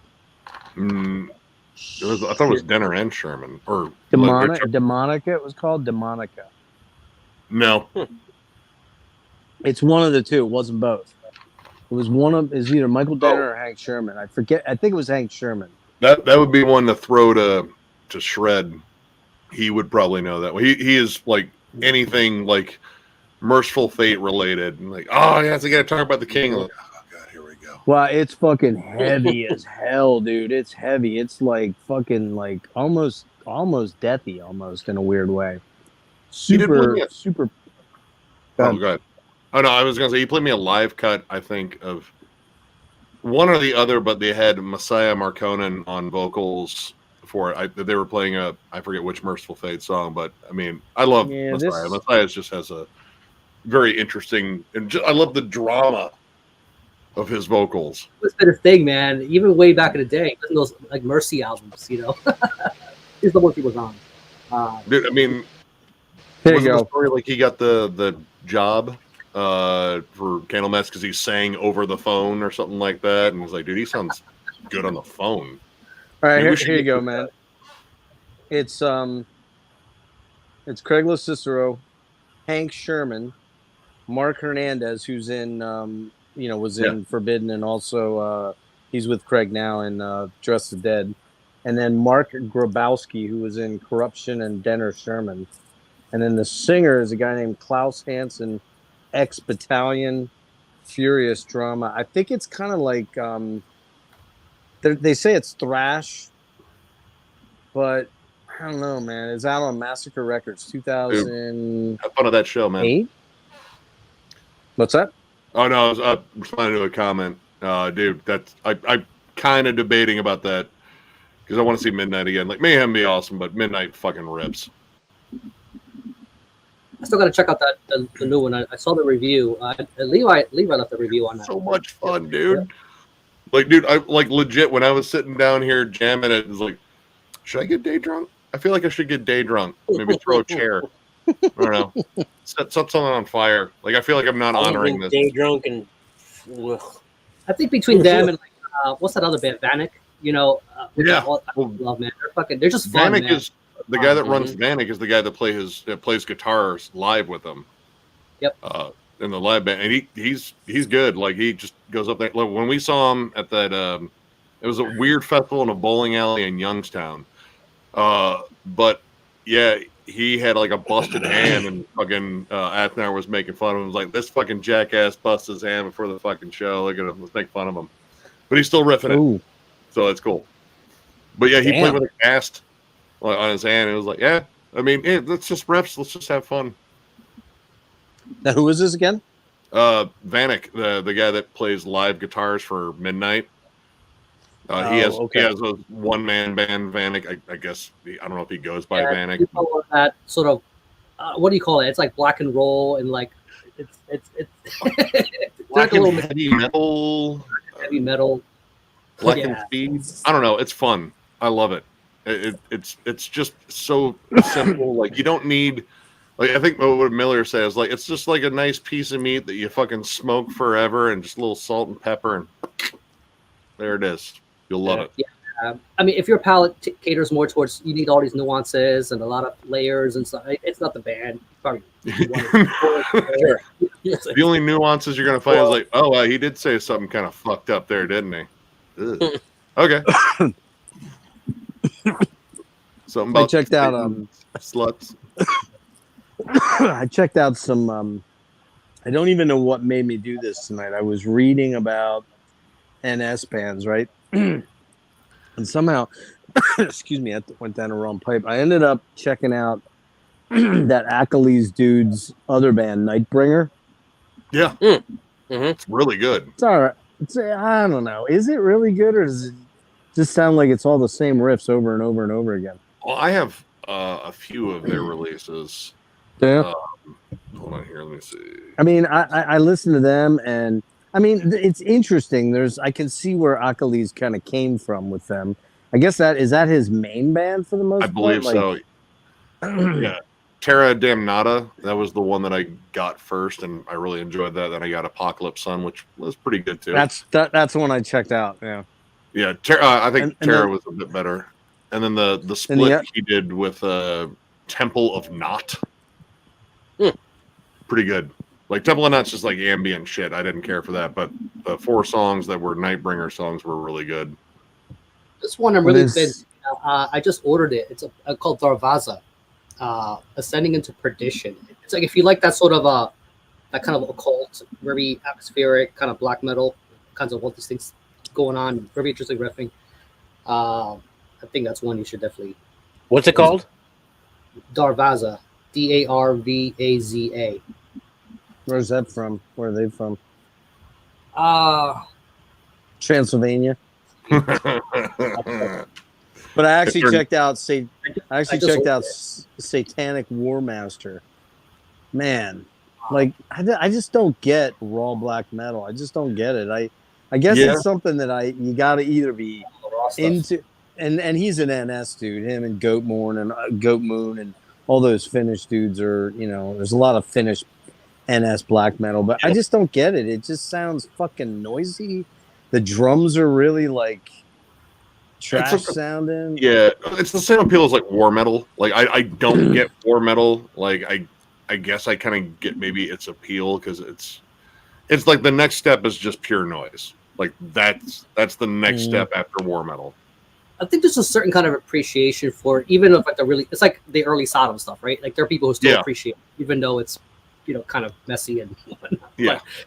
But there's a certain element where I think people are not always looking for precision, and they kind of want a little bit of that imperfection. I noticed this in the art world. When I kind of people want to color in the lines all the time. I mean, I kind of like you don't have to do that. Just I'm okay. Color on the line. It's like sometimes in music, I think that palette sometimes it's sometimes it's called for. Depends on the album. I feel like I don't. Oh, God. I feel like Prague is a good example of not coloring in the lines. That's good example. That's a good way of putting it. Yeah. Voivod. Well, pretty much coloring on like, Voivod is a great 4 example different fucking palettes. Like, all right. Yeah. That one, that one, and that one. That's a great example, John. That's why that band divides some people. The people really love Voivod, and there are some people who just fucking love metal, but they just can't get into Voivod. So but you know what? It's also been something that's kept them from being much more successful than they ended up being. I mean, I've been to shows and watched a lot of shows, Voivod shows with other artists, and people were leaving after. If Voivod didn't open, people were leaving before they came out, and I was just, I saw that with Vector, Yob. I'm like, what is wrong with these fucking people? You know what I mean? Check Voivod live. Like if you're new to Voivod, you think live is the best way to experience them. You know what I mean? Or would you? That's how I first experienced them. That's 100%. We saw them a couple of years ago with Revocation, and man, oh man, I'd never. That's brilliant. I thought it was amazing. Now, did they open or did Revocation open? Revocation was the headliner. Well, and actually, it kind of cleared out after Voivod. Yeah. Really? Yeah, like I think a lot Well, of that's people up there interesting. were for fucking Voivod. Well, that's interesting. Okay. Huh. Yeah, he was asking me on the trip there. I was like, all right, well, what's Voivod like? He's like, dude, I could play some for you, but I think this might be just the way, just to see them do their thing. And yeah, we saw him. I was like, Blew dude, my mind. this is awesome. Like, I don't know if I. And they were touring the Wake too, and the Wake is such a badass album. Even to this day, I have no idea how to describe it, except for the fact that it's Yeah. Voivod. I mean, They're probably the hardest metal band to describe in many ways, I think. The Because first thing I would say is pointing first to the region. It's Canadian. You're gonna go, oh, okay, that helps. Montreal, okay. too. Yep. And French Montreal, Canadian. okay. different part of Canada. It's a whole different animal. Yeah. Yeah, they're Voivod is Voivod, and that's why they're so loved by so many metal musicians and even just rock people that appreciate rock. They appreciate the fact that Voivod kind of did their own thing and have kind of continued to do their own thing. And even when the record company got in there and started pushing buttons a little bit with like Angel Rat and Outer Limits, they still put out fucking great albums. I love. They were still good albums. Oh, it's great. It's an awesome. Angel Rat's really good too. They flew under the radar for me until Angel Rat came out. I was still a teen, I think, when that came out, and they were not really exposed that much. You know what I mean? And I was still listening to a lot of the popular bands at the time. When that dropped, I'm like, what is this? You know what I mean? It was just, I didn't know what to think of it. I didn't know if I liked it. I didn't hear them. Like, I knew about them, but because a lot of bands brought them up as like an influence, like Meshuggah, mostly Martin Hagstrom, always brought up Voivod as a big influence. And I didn't pick up on him until Jason Newsted joined the band. And I saw him at Ozfest 2002. I was like, this band's just kind of strange. Like, That's a good word for it. They don't fit anywhere, but they kind of fit everywhere in kind of a way. It's like, And trying to describe Primus. Yeah. Yep. Very, Primus very, very Primus. apropos. Yep. And that's one of those bands that appeals to metalheads. Even though they're nothing to do with metal, but I think they have a lot of the. I mean, I don't know. Like, they're still quite heavy. I mean, Les plays pretty damn heavy. Yeah, they have some heavy moments. They're just odd. Everything about them is unusual, and from Les's vocals to the way he approaches the bass to Larry's playing. I still contend though, Nick. I'm telling you, I swear, Piggy heard Jordy playing guitar, man. Yeah. I'm telling you, he had to have. Honestly, like listening to all that Killing Joke, it was like, yeah, I think the dissonance stuff, it definitely got to Piggy because, I mean, Piggy in terms of like dissonance in death metal, or not death metal, just metal in general. Like, I think he was the go-to guy, like in terms of influencing anyone. A lot like, of people. But Killing Joke, there was tons of it, but it was different, just like the structure of the songs and the riffs. And shit. And it wasn't in the more metallic strain, but it was just very unusual. Jordy's playing super unusual. That guy, like I said, is a super underrated player, and people just he's hard to explain. He's kind of an enigma in playing, in my opinion. But I learned about Voivod in when did Nothing Face come out? Was that 90, 89? 89? Let me check, actually. I think it was late 89. I want to say like... Sounds right. November of 89, maybe? October? 89. Yep. What month? Oh, fuck. I was just looking at my collection. Doesn't say. Hold on here. Okay. Oh, yeah, hold on. I'm curious because the reason I say is it kind of ties in with how I discovered them. Nothing Face. October 13th, 1989. Okay. I said November or October. I figured. And here's the deal. When they came out, they finally got some backing by Mechanic, who was, because they were on Noise prior to that, and then they went to Mechanic. Hatros and, the other ones were on Noise. And then they jumped to Mechanic, which was a slightly bigger label as far as money goes, because I forget Mechanic was owned by, it was like a sub label of like MCA, I believe, or something like that. and they got Ross Robinson, I think, to produce that. And so there was a little bit more money behind it. I think it was Ross Robinson. Does that sound right? Oh no, Glenn Nothing Robinson was on Nothing Face. Glenn Robinson. Okay. Glenn Ross Robinson. Well, I got the last name right. Big name yet. I know he came in a little later on. He made a bigger name for himself with the new. But the thing is, what happened was they put that cover video for not the cover video. They put the video for Astronomy Domine on Headbangers Ball, and I saw that and I was like, "What in the fuck is this?" Because it's a fucking cool video, even though it's like super cheaply done. It's just them on those little turning wheels like that you see at circuses where they're moving in like a circular pattern and they're walking on them real slowly, and then the lights are, from behind and all that shit. And I'm like, who is this? This is crazy. I did not realize that was a fucking Pink Floyd cover song until later. I did not know that. I never until I saw got that the video, album. so I'm gonna have to look that up. Yeah, look it up. It's a cool video. And I heard it and I'm like, this band is fucking cool. What's the deal? So I went out and grabbed Nothing Face. And I got to tell you, man, the first week I had it, I'm like, this is so fucking weird. What is, but it kept drawing me back in to listen to it. That was the thing. Yeah. Mm-hmm. And after about the fifth listen, I'm like, man, I got a new favorite band. I swear to God. So I went out and got, the Dimension Hate Draws, Killing Technology. I did not get Roar or War and Pain. And I don't remember why. I couldn't find them anywhere for the longest time. See you, buddy. I couldn't find them for the longest time. And frankly, they are very different than what came after Killing Technology, I think. I just got Roar the other day, Yeah, the early stuff, I like it. I like it for what it is. But, I mean, Killing Technology is the one that really kind of just like, all right, shit is starting to, like, come together here. Yep, yeah.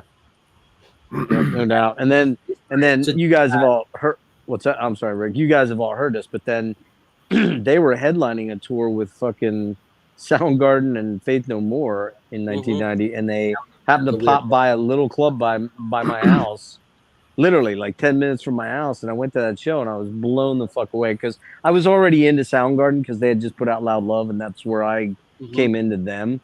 And Cornell was just godlike, man. The dude was just fucking insanely good. Dude. And Faith No More, I didn't know anything about, and they were up there playing, and I'm like, 2 months later, Epic was like the biggest song in music at that point, Mm-hmm. So that was Patton was already in the band by then, right, when we saw them. Yep. Who was? Patton was already in the band. Yep. Yeah. Mm-hmm. Yeah, and he was fucking amazing live, dude. He was like energy personified. The dude, him and Cornell sucked the life out of that room that night because they were just so intense as frontman. I mean, Snake was great too, but he had a hard time living up to that because he wasn't the same kind of performer. He wasn't a histrionic vocalist that could, because both Patton and Patton's got a killer voice. That guy can sing, man, really well. Incredible range. Mm-hmm. And we know what Cornell could do. I mean, Cornell was almost unparalleled. So yeah. But I don't know. Snake is just I think he just kind of thrives in the oddness. Like he has an odd delivery, but he's tuneful in it. Like, oh yeah, he is. Yeah. And it's interesting how he tries to all right, with like Cornell and fucking Patton, they have like way more like more distinct chords. Oh, later, dude. Good night. Thank you, man. Yeah, dude. But like more distinct melodies and chords to complement his vocals with, whereas fucking Snake is singing over these strange, dissonant, atonal, weird riffs and strange drum patterns. So I just think it's just way more challenging. I appreciate. I agree. What he does there. And he is still tuneful. That's the odd thing. Yeah. It's hard. It's really got to be hard to do what he does because it's not a standard vocal delivery. It's not their music isn't standard music. It's not the way. It's fucking not. It's like the people in Magma. I don't know if you've ever listened to Magma. They have their own like language that they sing in, and it's a prog band, like a French prog band, Magma. Okay. And it's bizarre. It's bizarre, and it's hard. I like it, but it took me a while to get into it, man. And it's definitely an acquired taste. They are not something you just sit down and go, "Oh, this shit's awesome." You got to like work at it. Some of the best players, what's his last name? Christian Vander, I think his name is. probably one of the best drummers you've never ever heard of. I mean, this drummer is just fucking phenomenal. Nope, You never heard of here Magma? he goes. You've heard of him, right, Rick? I've heard you bring them up. Actually, it was like early streams with you because I remember you were bringing them up like you were doing like prog, like Proggy weird discussions, shit. Yeah. and yeah, you brought up. And actually, I think you brought up a couple of the albums and shit. Like you showed them. No, I don't actually own any. That's the weird thing. I've been on the verge of buying some, but I'm afraid that if I do, I'll go down the rabbit hole, and they have a pretty immense discography, and I'm afraid to attack it. There's just too much. But they sing in this weird. There's a name for they even have a name for their singing. I forget what it's called. I keep thinking of Klingon, but I know that's not it. But I mean, hold on here. I'm looking it up. Vander created a fictional language, Kobian, Kobian, Kobian. Yeah, Kobian. Yeah, that's it. Yep. They don't even sing in a language. It's in this made up thing that they do, and it's totally a trip, dude. It's weird. I just pulled up a 6-minute drum solo with that guy on YouTube. I'll watch him later. Oh, John, he's fucking absolutely phenomenal, man. That's another one of the region first. It's important to say that they're from France. You know, that starts to make a lot of sense. You know, all the weird yeah, it's true. Oh my god, what a fucking! There's a ton of past members and tons of current members. Fuck. Yep, they have. It's a huge band. Don't they have like 10 or 12 people in it, something like that? Let's see, current members. We'll count them down here. 1, 2, 3, 4, 5, 6, 7, 8, 9, 10, 11, 12. Yep. That's what I thought. It was about a dozen people in the band. Yeah, it's insane, man. And they encompass every type of music you could think of and then some. It's very bizarre stuff, man. Not for the faint of heart. 15 albums too, since 1970. Yeah, he's got to be Christian Vander's got to be fucking 70, 75 or 80, man. He's got to be old. 74. Yeah. Says here 74. So he's been doing this shit since he's 20. And they played like, now obviously they've never played like, you know, massive arenas, but they play a lot of big theaters, and they've headlined a lot of big prog festivals like Nearfest and what the hell was the one out in California? Prog Fest, I think it was. Yeah, that's an interesting band that I haven't listened to in a while, but I'll be interested to hear what you think, John, of him as a drummer. Mm-hmm. I'll let you know. Christian's one of those guys I guess who just play till he drops, man. Like the way, you know, like Charlie Watts, right? Like one of those guys been playing forever. It's like, holy shit. Yeah, I mean, I watched a drum video of fucking Ian Pace not too long ago, and he's still playing really well. Fuck yeah, he's 76 or 77 now. Yep. And you know what's weird? You know what's really weird about that? Living with my old man, who's 80, almost 81 now, and just watching him and watching some of these guys like Keith and Mick Jagger and guys that are only 2 or 3 years younger than him, and I'm like, I contend that your lifestyle has a lot to do with your death style. And if you just sit around and become lethargic and not do anything in your life, out of the desire to not do anything, not because you can't do anything, not if you know, clearly if you have like a medical condition or you're afflicted with something, that's a different thing. But if you just sit around and don't do anything because you're a lazy motherfucker, you become old fast. Yeah. That's a really good point. Like, I think of guys like Jason Becker, man. Like, we every day, man, if I can still figure out a way, man. And he does like try to figure out a way to do that stuff, which is remarkable. Like he's found a way to compose music with like visual like eye signals in terms of dictating it and shit like that. Like his dad built that board that he uses to communicate with and to write music with. His dad must be some fucking genius. Yeah, that dude is inspiring as fuck, man. When I watched a video when Eddie died, you probably saw it too. That video of him going over and hanging out with Jason Becker, man. I got misty eyed watching that. I was like, holy fuck, this is some heavy ass shit. You know what I mean? Like Eddie was just such a fucking loving dude. You could tell he loved that guy, and it was like, you know, and that kid, I'm telling you right now, as a guitar player, if Jason Becker hadn't been afflicted by that we may be talking about him. Well, we would be talking about him We in would. the ranks of the top Mhm. 5 or 6 guys that are almost untouchable. You know, Dude, guys like Eddie, guys like Ingve, guys like Hendricks. You know, Yeah, you guys looked up to him, man. I see those old photos, him with like Marty Freeman and all these guys, Yep, and I'm like, dude. Mhm. He'd be up there with. Well, I mean, like he was playing on par with fucking Marty Freeman back there. And I mean, Mhm. Marty Freeman's fucking. He's Marty Freeman. well, they were playing together. Yeah, Cacophony. I think Yeah, Joe Cacophony. has Mhm. some of that shit. Like Yes, he he was when he was. I forget which video it was, but he was talking heavily about. I know it was he did a video about just talking about Marty Freeman. Mhm. And, yeah, he brought up all the Cacophony stuff too, and yeah, Yeah, and I mean, it's what's him. well, what's crazy is he started to be afflicted by the. Well, first of all, what's crazy is he's still alive. I'm going to be honest with you, knowing what I know about ALS and doing some of the due diligence with my own situation. You generally don't live as long as he's lived. There's some rare people that have it, like Hawking. Hawking lived a long time with it, but he had a different form of it than what Jason has, and it's just stunning that Jason's still alive then right how much now. money was Really thrown is. away too, which normal people don't get, you know, to be able to True, be on true, the way it is. true. But it's just so sad, man, because that guy was just literally about ready to take on the fucking world, and was just Yeah. doing it, and then he's taken away. It was all taken away from him, you know.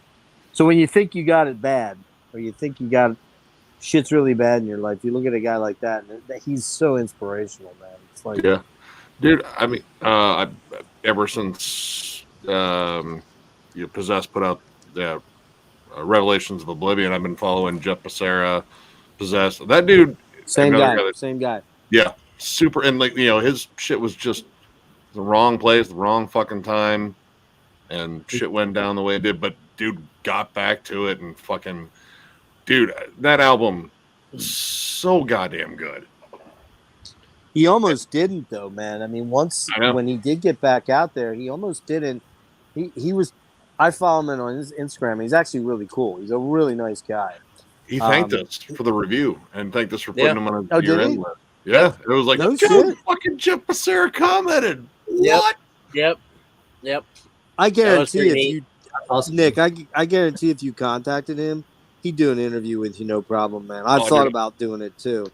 I would love to shoot the shit with him. Like that dude is, dude. He's still an amazing bass player too. Like he still puts up Yeah. bass playing Yeah. videos. Like, dude, he's really fucking good. The other night, I want to say about a week and a half ago, I happened to see he jumped on Instagram while I was on, and he was doing a video. He was doing an Instagram live thing, and he was playing. He was playing funk slap bass and playing the harmonica. He had a harmonica on, and he's doing this while he's laying in bed, right? He's doing this while he's laying in bed, right? Like sitting in bed, laying up in bed, and he's playing this. And I wrote, God damn. I wrote a comment saying, I thank God I'm high because I could swear I just saw the Godfather of, I just saw Satan's son or something like that, like Satan's son playing revivalist funk Parliament or with a little bit of a Blues Traveler, and he started fucking cracking up, man. And Nice. so a little bit later, he did another live, and I jumped on. And he's like, "Are you the guy?" I said, "Hey, I'm the guy that said that." He's like, "Dude, that made me fucking damn near piss myself. That was so hilarious because it was just fucking." And he's just like, again, another guy from the Bay Area thrash scene that's a cool fucking guy and really appreciates the fact that these guys eat and breathe this metal, right? But that's all they do and that's all they play. You know what I mean? It's like these guys kick back, they play shit like this. Oh, it's yeah. just, Yeah. it was Dude. it was just funny. We had plans to go Funny. see Possessed when they were about to tour with Pestilence before the fucking Yeah, and they got called Yeah. off. plague hit. It was like, fuck, dude. That would have been a good bill, man. I was looking at that one Yeah, it too, would. thinking, oh man, that looks good. We saw Possessed at fucking MDF, and they just ripped through a fucking set. Like, Yep. dude. Oh, they played a ton of Consuming Impulse and fucking Testament of the Ancients, and they played some newer stuff too. But I wanted to hear the classics. But I mean, they tore it up. Like they were They did. fucking tight. Yeah, Is they that were. mostly the the original members in Pestilence still? I think it's mostly just oh fuck, what's his damn name? The frontman guitarist. Shit, I'd have to look it up. I mean, he's got a Danish name. Yeah, I think it was M. Not Van Drunen was the original singer, or no? Yeah, he was the original singer in the first two, and then the other dude's been there. Patrick Mameli. That's it. Yeah. Yeah, he's the bald dude, the bald guy, right? He's bald. I don't think he's bald. He's got like a top knot that he ties back. Oh, okay. Into like a long fucking braid. Oh, okay, all right. I don't know. I don't know. It's a strange haircut, but dude, fucking killer, fucking player up there.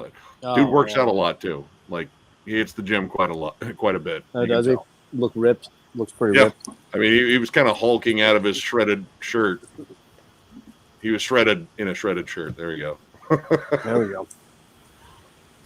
But yeah, I was looking forward to that one. I wanted to see if I got a chance to meet Jeff, and it's like, dude, I mean, just thank you for fucking, everything. Thank you for coming back. God damn, what a fucking beast of an album.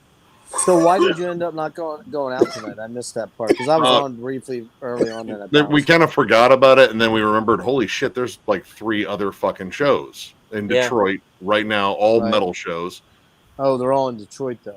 Yeah, and it was like, well, fuck, man. We also we want to. Keep was in Pontiac, but yeah, I mean, yeah. But how far is Detroit for you? How far is the drive from Detroit? About an hour. Okay, about an hour the way. With the way Nick drives, about 45 minutes. About 45 minutes. I see the speed limits are like guidelines, really. I mean, is it really a law? Is it really a law? We get to Cleveland. We get to Cleveland in really good time a couple days ago. Oh, dude, I fucking beat feet up there. We're like, some of my mom taught me when she was driving. Is like, you find the rabbit, you find someone fucking flying by you going like 90, you follow them because the cop will fucking get them first, more than likely. And so you decided not to go because it was just too late to get rolling. Yeah, I was like, man, I fucking forgot about it. We didn't get tickets. It'll be the day of the show. They'll fucking charge more. We also got like a Saturday. My brother-in-law's coming to town, and we're gonna go see fucking Monolord, and I can't wait because I want that giant tone to just give me a big fuzzy fucking hug. Yeah. And Undeath is in town tomorrow night. With, I was like, I might go just to see if I can get the new album early if they actually have it. Wait, who's in town tomorrow night? Undeath. Okay, they're actually in Toledo. So yeah, and then we got tickets for fucking Immolation and Mortiferum. So that way, if we missed them at MDF, I was like, well, we did get a chance to see them. Where are they playing? Detroit? They're playing at L Club in Detroit, which we've never been to. I had to download a fucking new app. Are you sure we've never been to L Club? I don't think we've ever been to L Club. I feel like we went to L Club for a show within the last few months. No, we have not been to L Club yet. We've hit like every fucking venue in Detroit, but that one I would remember because it's kind of a weird name. It's kind of a stupid name for a club, but whatever. It looks like a pretty solid setup. Like I looked at the pictures on it, and it looks like a pretty nice club. I think the only time I saw something that was there that I really wanted to go to, but we missed it, was I think Darkest Hour was touring with fucking Iron Reagan and Rotten Sound. I was like, dude, that's a wild fucking lineup. That would have been fun. Yeah. So, but we missed that one. But yeah, L Club, I mean, it looks cool. We got to see fucking Mortiferum, and I think we don't get Imperial Triumphant on that date. We get Black Anvil, which I like Black Anvil, so that's cool. So yeah, Imperial Triumphant's kind of a little out there, man. I mean, I like experimental stuff, but I wasn't real blown away with that when I listened to it. It was almost obtuse, being too obtuse for its own good. You know what I mean?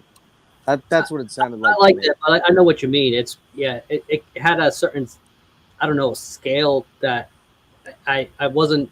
It took me a little while for it to click with me. You know, I mean, I could see that being an album that being a band or an album that if I really forced myself to listen to them regularly and like kind of like made myself get into it, that I might. But it just felt like it was more work than it was worth when I listened to them. However, I listened to them very early on when I was going through my withdrawal thing, and that might have been part of it. That probably clouded my thinking, I assume. But I'll have to go back and give them a shot. What was the last one called? Alphaville or something like Yeah, that? Or that's yeah. that's the one I think I heard more stuff on. I saw, I think one of the videos for it. It was just weird. It was like they just like layered a whole bunch of like old like film from like 1930s in New York, which I think they're from New York. I think. Yeah, they are. Yeah. see, I haven't seen the And video. it sounded like a black metal band playing in like a seedy old fucking jazz bar. Like you can barely see Yeah. the fucking band because all the cigarette smoke. Like, oh, just go sit over there, sweetie. Which I should love that because I love that old jazz. You know, that film noir sort of vibe. Oh, it thing, definitely you know? has that vibe, but with black metal, I don't know. It's just weird. Now, plus I've seen their stage get-ups, and man, Album packaging, it's a kind of a giveaway. You know, the aesthetic is there. You know, but the soundscape, man. Yeah, like Sedition Thrallicious says right there, like an avant-garde version of Death Spell. You know, Yeah. it's a good way to Yeah, describe. that's a good way to describe it. And I hate to admit, I did really like Death Spell way back when. I don't listen to them now because I don't want to, but Good night, Kevin. yeah, Hey, see, man. bud. But that's kind of what it sounded a little bit like to me. So maybe I was just in the wrong headspace for it. I don't know. I mean, it was interesting. I was engaged, but I think I was just engaged more because it was weird and not necessarily because like there was like a tune that it really just latched on it. Like there wasn't like a big hook. It was just like this is weird. Yeah. Agree. There's not a lot of hooks to their stuff, from what I heard. I mean, it's very dissonant, so that's probably why John latched onto it. Atonal. I mean, Dude, like I said, I only wish you'd saw the Lawnmower Death review because it came out on Distance Records, and I had to make that joke. I was like, John, did you form a record label? Come on, John. This is your record label, isn't it? Come on. I mean, maybe. Although the Dustler one, you said it's Concophonous, right? Like Terror Tenebrosa. But I don't find it as nightmarish, like a band like Terror Tenebrosa or No Other Tongue. I have one album by No Other Tongues, and I don't listen to it. It's terrifying. Like, oh, this is really? someone being devoured by like a fucking trash compactor, and they just threw a microphone. Like, let's record that and put some machinery noises over it too. Ooh. Let's see. Yeah, I guess you can get the Gore Guts thing, like the later Gore Guts, and I still need to check out more by Artificial Brain. I'll have to go check them out. And I do know I love Gorguts, so you'd think I might like it. But Artificial Brain I know, but I don't know. In other words, I've never listened to them, so I haven't. You know, I know they're avant. I've heard that, and I tend to like that stuff. But I don't know. Maybe it's where I'm at right now. I haven't really been super. What's the word I'm looking for? Adventurous in going and seeking that kind of stuff out, you know? Yeah, I mean, I don't know. I feel like I try to like get some different stuff in there, but mostly I've been just kind of after old stuff. Like I found reissues of Vader's Necrolust demo and Samel's first album, Worship Him, which I forgot how fucking awesome that album is. See, I got it, man. I can't believe I don't own any Samel. That's really tragic. And I don't. Tonight I was actually sitting about thinking about going through the Bathory catalog. I don't own any Bathory, believe it or not. I know a bunch of it, but I don't own any. And it's like, fuck, I know that if I buy one, I'm going to want to buy the entire discography. It's like, where would you begin? Like, do you start with the Viking era stuff? Do you begin, Well, I'm not the biggest fan of the Viking era stuff. For me, I really like Blood, Fire, Death. I really love that album. Fucking awesome album. Hey, if you're going to start, probably a good one. Yeah, Under the Planet of the Black Mark, get it. Just get it. Don't even, just get it. But see, now I honestly think that the first album is just kind of noisy. Yeah. I don't think I know why you like it, Nick. I got a feeling, but it's DB Stateny Sleaze. Yeah, it's the prototype. It's the Yeah. prototype, but it's kind of noisy. It's only 26 minutes long, so that's kind of good. But I mean, I tend to not really like stuff that underproduced crap. It just sounds like crap to me most of the time, even if it's the return isn't whatever much genre. better. No, you're right. It isn't. To be honest, the drum work is not good on those first two albums at all. But Under the Sign of the Black Mark, absolutely fantastic. Like that's a huge jump in quality. Yep. Yeah, so that's I got to be careful because when I do something like that, I go, okay, well, I'm going to go listen to this, and then I get that urge to go buy. You know what I mean? And then I can't really do that yet. I don't know. I mean, I got a lot of stuff coming up here, medical stuff coming up tonight. That's why there's some bands. I'm like, fuck, man. It's like they'll put out some stuff. They'll put out something, and like, if I start now, I'm gonna have to, And then then all you look at is holes. It looks like a Swiss cheese collection. Yeah, exactly. I get it. All right, gonna review the new Watain and the new Dark Funeral. I don't own any of their shit, surprisingly. And wow, I know it's kind of shocking because it's one of those bands. Like I don't hate them or anything like that. I just never got their shit because I was always distracted by something else I wanted to get. Yeah. But I'm afraid, like, if I review them, I was like, fuck, I'm gonna end up buying their shit now. God damn it. Yeah, exactly. And that's, I mean, I went on kind of a crazy bender. Rick knows, probably, Nick, you didn't probably see it because I don't think you probably looked at Instagram. But yesterday I got in. Was it yesterday, Rick, or the day before? I think it was, yeah, you were telling me you went to the post office. Yeah, yesterday I got in that Bluthaus Nord 777 trilogy, the vinyl box set. Oh my god, dude, it is just so motherfucking sexy. It's a beauty, man. It's all, what is it, like swirl? I think they're all swirls, right? Vinyl. Splatter swirl. They're combos, like there's swirl and splatter in them, and they're fucking gorgeous, man. You saw them, right, Rick? I've seen the pictures. The Desanctification one, oh my god, it's like, and the Cosmosophy one that's all black and white. Oh, it's just fucking, they're gorgeous. But not only that, the actual record jackets, the album covers, the album slip cases, the or whatever the sleeve, what do they call them fucking things? Album sleeves. There you go. Yeah, the album sleeves, and then the posters. Like I didn't realize that 2 of the 3 albums have A2 posters in them of the album artwork that's special just for this set. And it kind of makes me wonder, I haven't contacted Debamir Morty yet, but I don't have, 2 of them they're all 3 gatefolds, but 2 of them, they have like double sleeves, like you can go in the front or the back, right? But the one for Sect, SEC, the SECTS, Sex, not Sex, but Sectus, that album is not a dual gatefold. In other words, that you can get into one slot. And the other 2 that had the posters in, and Sex does not have a poster. So I don't know if it was supposed to have a poster and didn't get put in there, or I'll have to contact Debamir Morty and find out. It just seems odd that they would do posters for 2 of the 3 albums and the actual box set itself, and then not.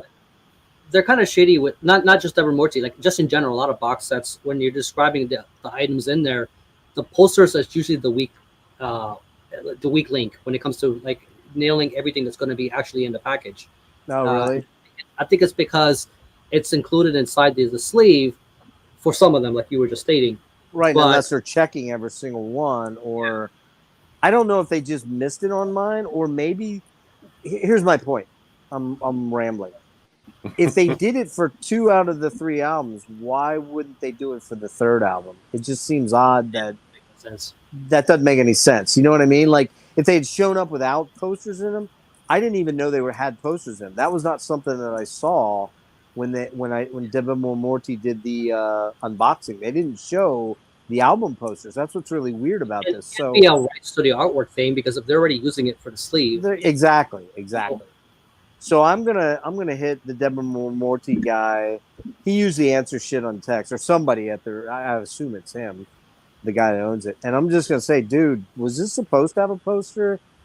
If not, no biggie. But it kind of fucks me a little bit because, you know what I mean. If it was supposed to have a poster, I didn't get one. I don't know if he's gonna want to send one from France without that costing me $10 for shipping or something. I don't know if I want to pay that for a poster.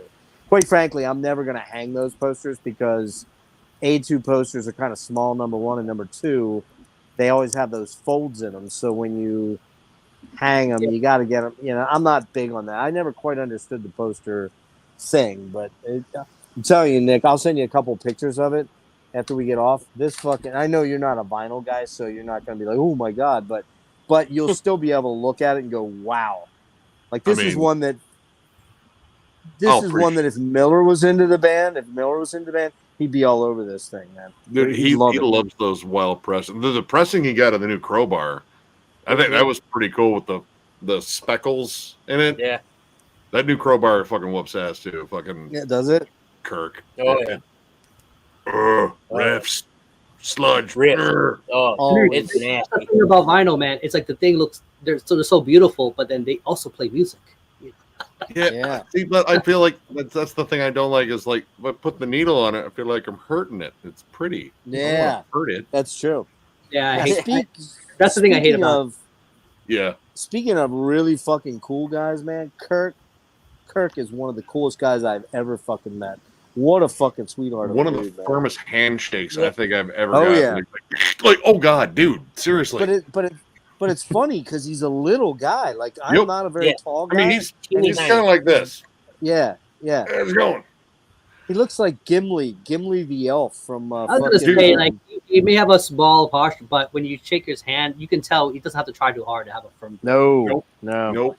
And he's awesome. There's a really blurry picture of all of us with Kirk. Yeah, when we met him, dude, he was super fucking nice. Like the entire time, like, oh man, how's it going? And like talked about the mountains on his because he has the Coors Mountains tattooed in his arm. Like the Coors Mountains are blue. It's time for a beer. Like, fuck yeah, dude. Fuck yeah. Yeah, he's super fucking cool. When we met him, yes, he is. When they opened for Carcass a couple years ago, dude. Have you seen this? So. Aborted has. I heard about that. Fake blood in it and shit, or at least we hope. I heard about that. And I saw that on Instagram, and I actually asked the label that was announcing. I'm like, how do they do that and make it a non-biohazard? In other words, if there's real blood in there, and you crack that fucking album open, that's a biohazard right there, right? Right. And the guy's like, I don't know. That's a good question. No one even thought to ask us that. I'm like, yeah, that might be interesting. Some way to sterilize it. I don't know what they must. Must. So it's real blood. Who's they get like some fucking super fans? Like, dude, I'll gladly throw my blood. And it's like, cool. Where have you been? No, it's someone from the band, I believe. Some of the band members. That seems like a fair amount of blood in there. I don't know. Yeah, no. Yeah, it sure does. Maybe I'll reach out to Stefano. Be like, yo, man. Yeah, there you go. Maybe. Who is it again? What's the band? The bassist. He's also bassist in Hideous Divinity. Yeah, dude's fucking really good. Well, he saw two options. I can give blood and get a cookie, or I can give blood and get some record sales. So he's like record sales. I'm a little woozy though. Yeah, you gotta get the orange juice and the cookie because that's clearly the formula for blood. Like that's what they give it to you. It's like, this will make more blood in your body. Like really? No, you fucking. Oh no, you have blood loss. You're fucking kind of loopy. Right. What are you high? No. I just feel a little woozy. Who was this band again that's doing the blood thing in the album? Aborted. That's a very aborted thing. Like I was waiting for them to say, I was like, oh yeah, it'll be on a buzzsaw fucking, vinyl or something like that, which would be a very aborted thing too. Yeah, because they're kind of like Harvey's band, right? They're kind of like Exhumed, sort of kind of. A bit. Well, the motif is definitely the same. Like there's lots of tongue-in-cheek, over-the-top gore and ridiculous fucking lyrics, like poo humor. Yes, Ooh, humor. but they are. Pooh But they humor are is always goddamn welcome here at talented. Thralls. Of course. Right. Our poo humor. What we got here?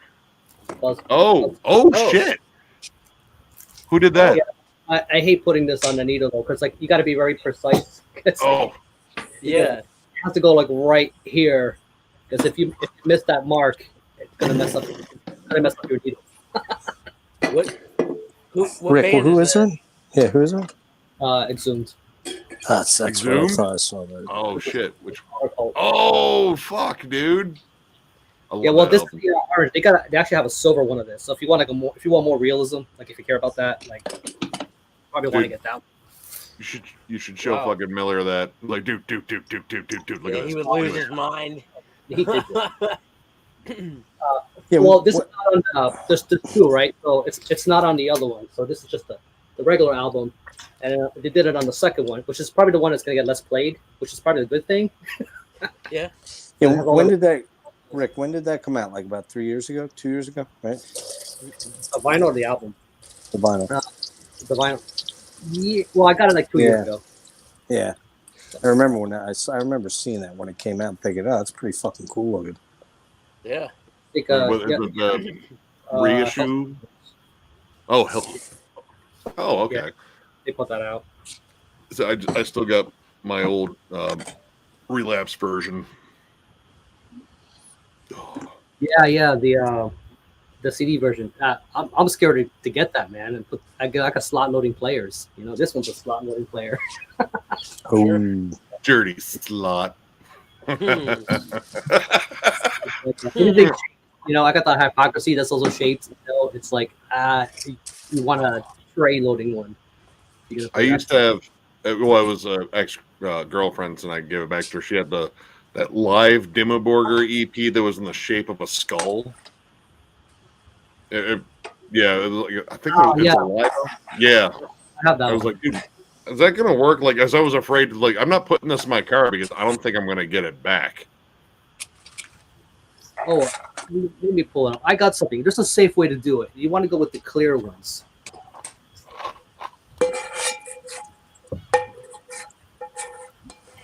Here we go, kids. Learning time. Yep. Ooh. I'm having a. Jeff? Well, I'll show you in 1 sec. Hold on. I'm having a late dinner because I didn't fall asleep until about 11 o'clock today and slept till 5. So I made a chicken chili omelet. Look at that thing, man. Are you kidding me? Good, dude. Is that fucking yummy or what, man? Man, Look at that. Might have to go get that banana I was gonna eat, but again, I don't want to You turn guys- on too many of our fucking You viewers. You guys want to come over for dinner? It's only like a 6-hour drive. Well, for Rick, it's only Only an hour and a 6 half. hours. Let's save a seat for man. I'm calling out of work. Wait, Well, are actually, we allowed to stop and get something to eat in between too? I don't know if my car can make a 6-hour drive. Ah, man. Okay. All right. Go ahead. Rick, Welcome to sorry. the stream. All right, we got some Yo. of our UK fans. Cool. Hey, UK.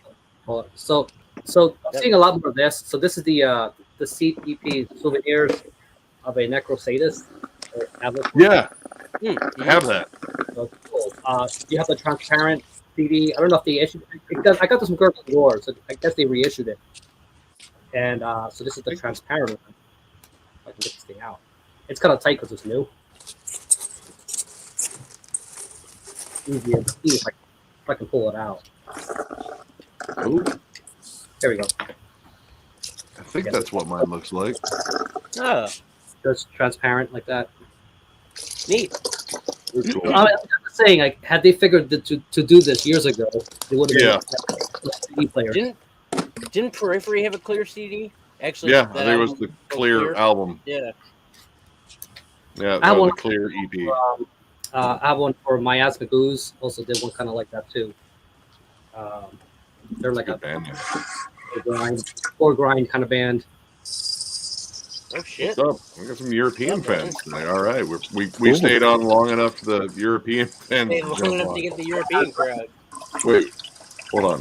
I think he was the one that heard my fart. Because I'm reasonably sure I I heard it farted and someone earlier. heard it. Yeah.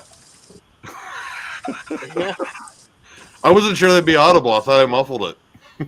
No, I heard it too. I was gonna say something, but I didn't know who was responsible. I didn't know it just starts. Dude, I've literally been ripping ass this entire stream, man. Like it's been like that one night where we were playing Mario Kart and I just kept fucking farting and you were trapped there because of the cord of the remote and you couldn't leave. Dude, I played like 3 rounds in my shirt. Like, all right. Dude, it's so bad. Well, Nat. you know what? That kind of explains things. I was wondering why my bedroom stank so bad. Dude, I mean, there must be like a vent here. I'm trying my best to waft it. I want you to get because this is really good. This is some very eggy stuff. I mean, you'll love it. Prime stuff, huh? Well, I'm eating a bunch of eggs, so I'm sure it's going to be pretty rank for me soon. This might cook them further. They're still coming out pretty hot. I like eggs, man. It's a good cheap. Nick's eggy farts, dude. There's nothing like it'll them. fucking burn hair off your face. Get them while they're hot. Oh, filthy man. Well, yeah. Yeah. Duh. Oh shit. Fucking duh. Fucking duh. Like, we gotta bring some class to the channel, you know. That's you're why gonna we got have to pay Jeff somebody. cooking omelets. That's right. It's Chef Jeff is what you got here. Oh, Chef there we Jeff. go. We got the rhyme There it scheme is. and everything. Yep. Chef Jeff, I am here to make you an omelette. A chicken chili omelette. I gotta tell you guys, this is fucking good. Watch, right? You're gonna fart yourself awake. Yep. The bad news is there. I just dropped a bunch of it on my fucking bed cover. Oh, Good move. Smooth dude, move, 5-second roll. Mhm. Everyone's I bed ate is a place for snacks. Yeah, but There's nobody I that gotta sleeps get in my bed, dude. The whole other side of it is snacks. exactly. Yep. You know, so I that's thought what one- you're. So I that's thought one what of- you're eating in your bed, John. You're eating What's snacks in your bed, nothing else. That's what you're eating in your bed. Snacks. Snacks. Yes. Well, we have determined it might have examples. been dick holes earlier, but you know, I- you it's said not. I have this big bag of fudge brownie M&Ms. Holy fuck, dude! breakfast Yeah. champ Yeah. right there, Isn't yep. that, those are the Amazon bags has that a say bunch of sharing stuff. size on them. Who are you Well, sharing hold that on, with? Wait, so what's the Hold on. purpose? Is that the? Wait, that's I not all also of have them. the big one of peanut butter because those are Oh. good. The other ones were crispy, weren't they? Were they the Oh crispy no, ones? those are the fudge Nope. ones. The The fudge purple? brownie ones. You ever had those? Oh no, I didn't. My And then God. the world's best gummy bears. Gummy worm. Oh man, Albanese. gummy Dude, worms. these are so good. Fuck. And John wonders why his guts are large. I was just gonna say, He doesn't. Oh, he knows. I He worked at a knows. truck stop for the last 6 months, dude. I've eaten. Have you had those new key lime pie M&Ms? Those are. I can't find them Those- anywhere, man. I've those been are looking, to die for. and they're Fucking they're like an any- Easter themed one. They should be fucking popping up like soon. They should be. anything key lime is to die for. Come on, let's be honest here. Key man. lime, white Key lime chocolate pie? M&Ms. Yeah, key lime, white Mm. chocolate M&Ms, dude. Oh my god. Almost sexual. Like that's how I felt for him. It was Key close. lime Chobani yogurt. Chobani yogurt key lime. I fucking can mainline that shit like Those it's are good. Those are good. Funny, no Yes. lie. Why did key lime take so long to hit the market though? Like I feel like some flavors are probably maybe a little harder. Like banana might be hard for some markets. Like, but the key lime, I feel like would have been pretty good earlier on. Like I don't know why they waited so long. Yeah. Who knows? But like banana candy always bothered me. Like runts. Remember runts? Runts are awesome. Yes. I would Yeah, throw the banana ones out. The banana I ones did too, suck. dude. I did too. They're- I didn't like them. You know what's funny? So you know I here like bananas, but not banana candy. I don't like banana candy. you have to Agreed. go. You have to go to the Mexican bodegas, like down here. Like they're ripe with like banana everything, man. They love that shit. Like Do they? you got to go to those ethnic, places. Like that's where it's popular. You know, Where are you at, Rick? South Philly. Okay. So yeah, it's Yeah. again we're a little bit of a melting pot here, so we got a little bit Yeah. of A everything. little bit. And yeah, so I go in there like if you want like anything strange like colas, whatever it is, like you're not gonna get the normal shit. Like it's all gonna be like just really odd input stuff. So again, like banana's one of them. Like you're gonna get all kinds of other weird fruits too. It's like, yo, get that apple out of here, get that grape out of here. I think we got this. Shit. What the fuck are you doing? I Dude, love bananas. I love bananas. Oh, I like bananas love themselves. fucking bananas. But banana candy is fucking weird. And also banana pudding is weird too. I'm not into banana pudding. I like banana. It's pudding. like banana pudding. it's too banana-y though. It's like almost like banana on. It's I don't like my bananas taste like bananas. I like it. Yeah. Those little wafer crackers. Like that's when they're. Oh, they Yeah, are good dude. too, though. Yeah, Banana that's- chips, like the fucking cooked banana chips. I love those Uh, things. no, they're good. But yeah, banana runs. I got raisin bran with bananas in it the other day. Dude, that's good. Not bad. Not I bad. mean, Not bad. Oh wait, was it Post or Kellogg's?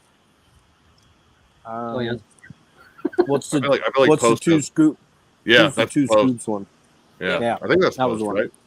Post I with the think two Post. scoops with the sun. I think so. Yeah. That was it. Yep. I'd think never that's tried the it better before, and I thought, I'll give it a shot. It was pretty good. Pretty good. Oh, dude, good sized bowl that'll make you fucking shit like quickly. Dude, what was it? Are you Did kidding you me? ate the entire box of Life cereal that one night? And you So woke it was up in the middle of the it night was, and shit it so was bad. Vanilla Life. It was the one and only time I could find Vanilla Life, dude, and it was so good. I ended up sitting and eating the entire box, and then it was bad. It's one of those like wake up and you just hear the stomach go. Oh. Yeah. The problem is Violently shitting for like well, 2 you don't 3 plan hours. that. You just that's the thing where it just happens. Like you pick up a box of that and whatever. You're like, I'm gonna have one or two. It's dangerous, man. It's really dangerous because you know you're Mhm. Yep. Life cereal in general, like I love Cinnamon Life, regular Life. I think regular Life is fucking awesome too. It's just you can just dump the whole box. You just get a big bowl. That's your cereal bowl. You don't have to justify it to anybody. If they're looking Just at you cut, like, yeah, fuck off. just I start have a cereal bowl replenishing that's it with about milk. this big. Yeah. It's like a baby Don't fuck pool, around. wading pool size bowl. Yep. And then you just eat the whole thing, and then you sit there thinking about like, oh, what have I done? I can't make any Yeah. plans for a certain amount of time. That's me. That's me and Cinnamon Toast Crunch because that shit rules the world.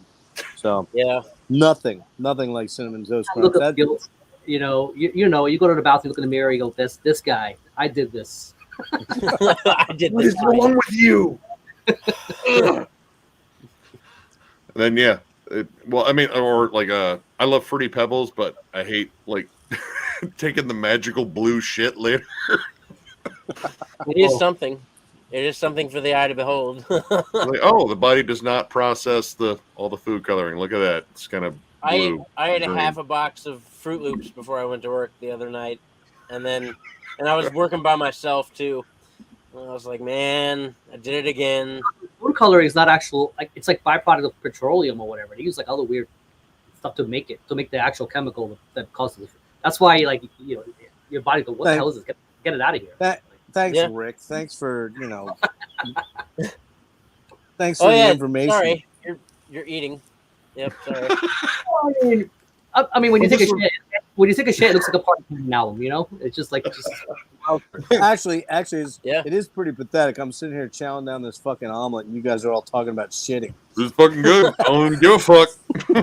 Hey, it's a good omelet. I don't care. I must be starving because I just kept on shoveling it in. Either you're just eating despite us, like you will not ruin this meal. I can pull out that autopsy. You want to see the Shit Fun album? Like, Dude, I got it. It's right up there.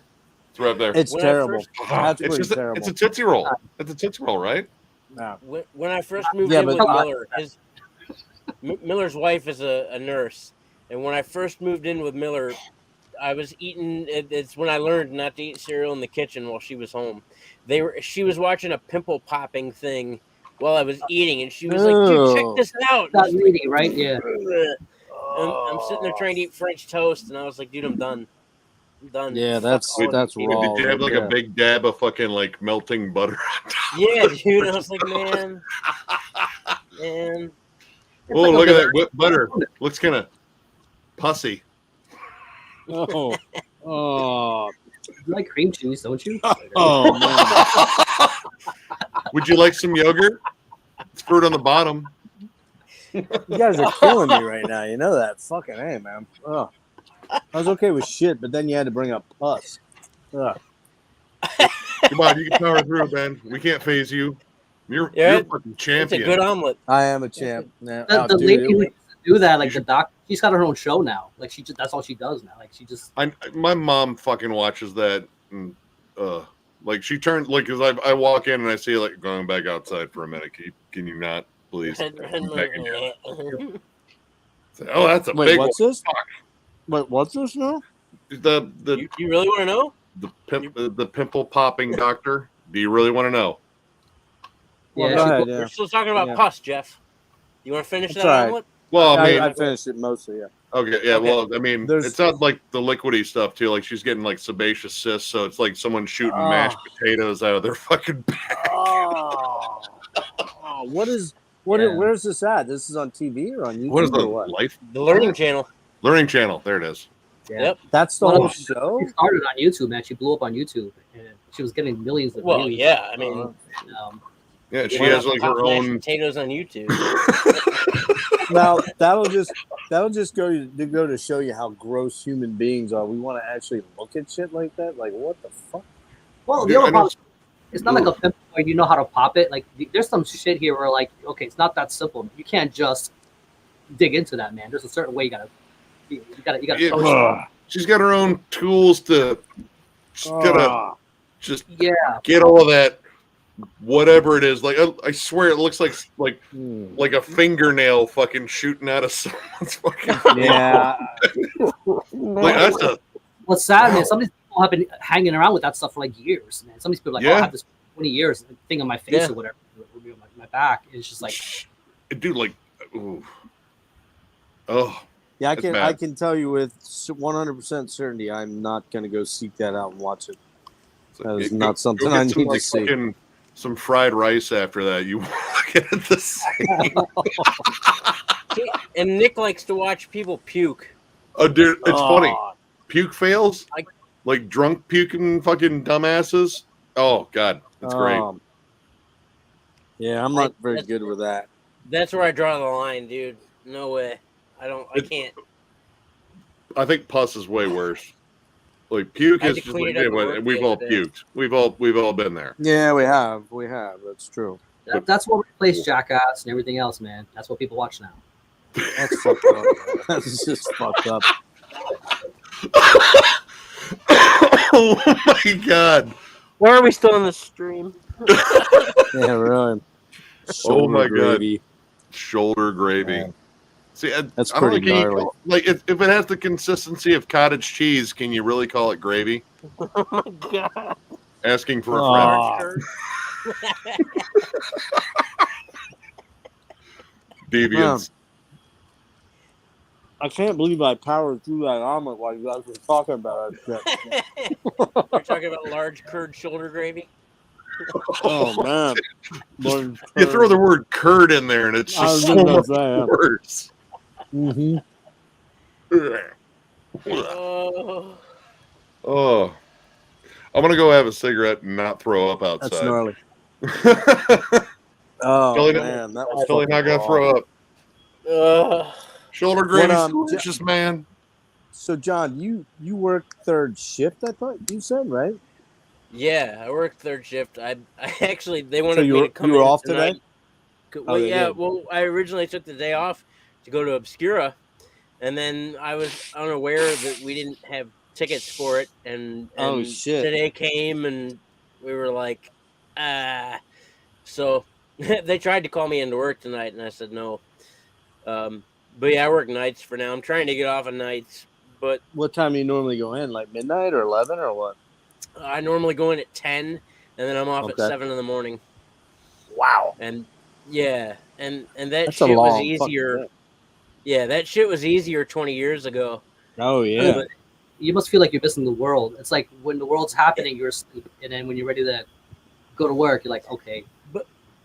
But the problem with it is now is that, I mean, I've battled insomnia for most of my life anyway. So have I. And now yeah. being on third shift, like I never know what day it is. I never know what time it is. Like, and I don't have any windows in the room I sleep in too. So I can wake up at 2 Ooh. o'clock in the afternoon and it's pitch black. Yeah, and you And, think like- and you think it's fucking midnight. Or Right, and I something, think it's yeah. like Tuesday night at 3 a.m, and it's not. I mean, it is now, but well, it's Oh, that Wednesday sucks. morning, but still, like I never know what the hell's going on, and it's not easy like it used to be. So I would love to But get off. how old are you, thirds. dude?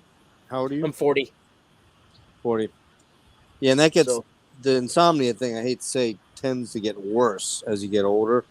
Like I definitely have issues with it. Like today, I'm on a total bass backward thing now. Like for a while before we moved, I was getting up at, I got myself turned around, and now I'm back into my late nights and sleeping during the day thing, and that's not Yep. good because Nope. it's weird. I sleep better during the day than I do at night, but because like a lot of times when I sleep at night, I tend to wake up many, many times. Yep.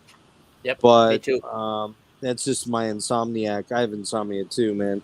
What I will say to you is, don't do the drug route, though, man. If you haven't, don't. Yeah, Like I mean, for Ambien, when I was Ambien and younger, I shit like took that. like Tylenol PM and shit, but I don't fuck with any of that now. I Well, I smoke a mean, lot of you pot, take but I mean that's about that's it. true. You do smoke pot. Does that help you fall asleep at all, or does it depend? Sometimes it keeps me awake too. I think it just really depends. It depends on if I go to work and how much sleep I got the night before work, and like Right. were we busy or were we not busy? And then I don't know. It's just I feel like I haven't slept well in years. So Yeah, I have that same deal, dude. I I'm can just fully always appreciate it. I'm just always tired. I'm never fully awake ever. Like, Yeah, but that's at Yeah, the I the same feel. time, yeah. at I've the had same that time, too, I bro. can't necessarily fall asleep either. It's just like being in this weird limbo of like, Yep.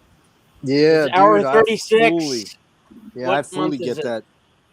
I'm Yeah, dealing with that. There's a dude like in my work meetings in the morning. That's someone who just had a baby, and you know how Yeah. that shit works. It's like so Mm. the guys don't have the maternity leave like the women get, so he's back to work sooner, but he doesn't sleep. I see him in the morning. He's just like the whole time, yeah, Struggling. Yeah. yep, yep. every day. And it's almost surreal at times. Like you catch like just being in normal reality, you'll catch yourself like drifting off a little bit or zoned out, and like there's times when I drive to work where I don't really remember the whole drive to work. I'm awake, but I'm not really coherent. And That's not good. the first couple hours I get to work, my brain doesn't. I'm on autopilot for the first couple hours, and then my brain will finally switch on. And by the time my brain switches on, I realize I'm tired, but I'm at work, and there's nothing I can do about it. Like Mm. I I'd and be it, Yeah. careful. Like, if you get pulled over and the officer asks you, you know how fast you were going, you're gonna go, well, officer, can you tell me what day it is first? What's Right. behind it? Yeah, Right. that'll go over real well. That'll go yeah, over I'm real sure. well. Yeah, Yeah. Let's go down to the station Or and do a Andy blood might- test. there's a reason I keep my car in at least all the blinkers and all the lights in fully functional order and whatnot to minimize getting pulled over because at any given time. Yeah, I actually what I was talking about, John, was like when I was talking about drugs, I was talking about like Ambien or oh no. that kind of shit's really fucking. It's a vicious thing because it helps. It's great, man. Because when you first Yeah. take it, it's like, ah, I'm going to sleep and I'm going to sleep really well. And then unfortunately, as you take it longer and longer, it doesn't have the same effect, and your brain starts to adjust to it. Then you start waking up in the middle of the night. This is no shit. When I stopped taking Ambien almost 4 years ago. Well, actually, over 4 years ago. It was January of 18 because I was having like severe insomnia to the point where I was like awake for like 2 days straight in stretches, and I was feeling viciously horrible. And I got my doctor to give me Ambien, and then I was like, well, can we get like the extended release because it knocks me out, but then I wake up 3 hours later and I can't fall back to sleep. So he gave me the XR, extended release. And dude, what I didn't realize was I started to somehow neurologically fight through that. And one night I took 14 fucking Ambien, bro. I should be dead. Yeah, listen to me. Not a joke. My neurologist 3 years ago, when I went and talked to him and told him about this episode, they're like, you should be dead. Yeah. You should have stopped breathing. Something you want to hear. I didn't know that I had taken 14 of them. during the Yeah. night, during about a Yeah. 9-hour period. And when I went into work that day, like I was supposed to be at work at like 7, and my boss called. And it was like 8 o'clock. He's like, "Where are you at?" I'm like, "Oh." I go in. I don't know how I got through the day. For the next 2 or 3 days, I didn't know what planet I was on. Sure. But I knew the whole day I'm sitting at work. I'm like, man, I'm scared to go home and count the pills that were in that bottle because I have a bad feeling. And I got Right. home and I counted them. And I'm like, oh my God. I don't know how I lived through that. Like, I don't understand how I lived through that. I should have fucking overdosed and died. Stop breathing. Like I said, glad my you didn't. neurologist said that to me. Yeah, no, I am too. But it's like, yeah. So those sleep like if you're somebody that occasionally has sleeplessness and you take an Ambien once a month or once every couple months or something, that's not a big deal. But when you're taking it every fucking day, yeah, it's when you become an everyday user like I was, man. It's fucking bad news. So stay away from that shit no matter what you do. Sure. Well, I had the Bad opposite stuff. end of the spectrum for a while. I was because I'm ADD, and so they were giving me Adderall or Adderall. something. Oh, And granted, I could focus. In fact, I miss having that focus in my life. I yeah. struggle to stay on track sometimes. I have the same thing. Yep. Yep. But man, that kept me awake It's speed for though, like dude. It's 4 fucking days. I speed. was just Yeah, Yep. that's awful. yeah. Not worth it. Not worth it. No, so I haven't been on it in a while. Like I said, I miss being focused, but at the same time, I don't sleep well anyway, and that really fueled the fucking fire. So Oh, I bet. Yeah, yep. thank God I never took that stuff because that probably would have drove me out of my fucking mind. I never was a big speed guy. The few times I ever did, I was kind of like, I don't really enjoy this. I'm already ramped up enough as it is. I don't need it. I don't need this shit. The couple times that I've indulged in uppers, I didn't really find the what the fascination is. Like it didn't do a whole lot exactly. for me. I just It got didn't do much talkative. for me. I'm like, who the fuck wants to listen to me ramble about shit for I don't. hours? Definitely. Besides the people that have been on the stream for 5 hours. I did in 1986, a buddy and I, he had a friend, he's like, hey, let's go to this guy Rick's house, and his name was Rick, and we go over to this guy's name, no, it was Gary, that's right. We go to this guy Gary's Rick. house, Yeah. whatever. We pick up a fucking an 8-ball of coke, and it was the only time I ever did cocaine. I did it this whole weekend, spent a fucking assload of money that I didn't want to spend on it. Yeah, stupid.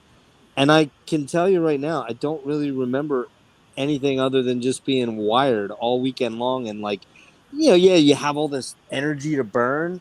And like you said, you're talkative and everything seems like it's moving in I don't know, extra motion or whatever. Like things just seem to be like, yeah. And it's like, that was the only time I did it, man. That was it. That was the only time I was like, I'm never doing that again. Like yourself, if you're already a wired kind of person, just personality-wise, you don't feel like it's doing much for you. But it's those people who depend on that, right? Who like don't feel like they can really perform. I hear that about meth too, man. It's like that's never fucked with it. Yeah, never fucked with it. Me either. No, man. Like, I was more into psychedelic stuff. Like that was my escape. Like I just want to see the world prettier and not so fucking dumb. And maybe act like an idiot in the process. Actually, I got dosed with meth once and didn't realize it.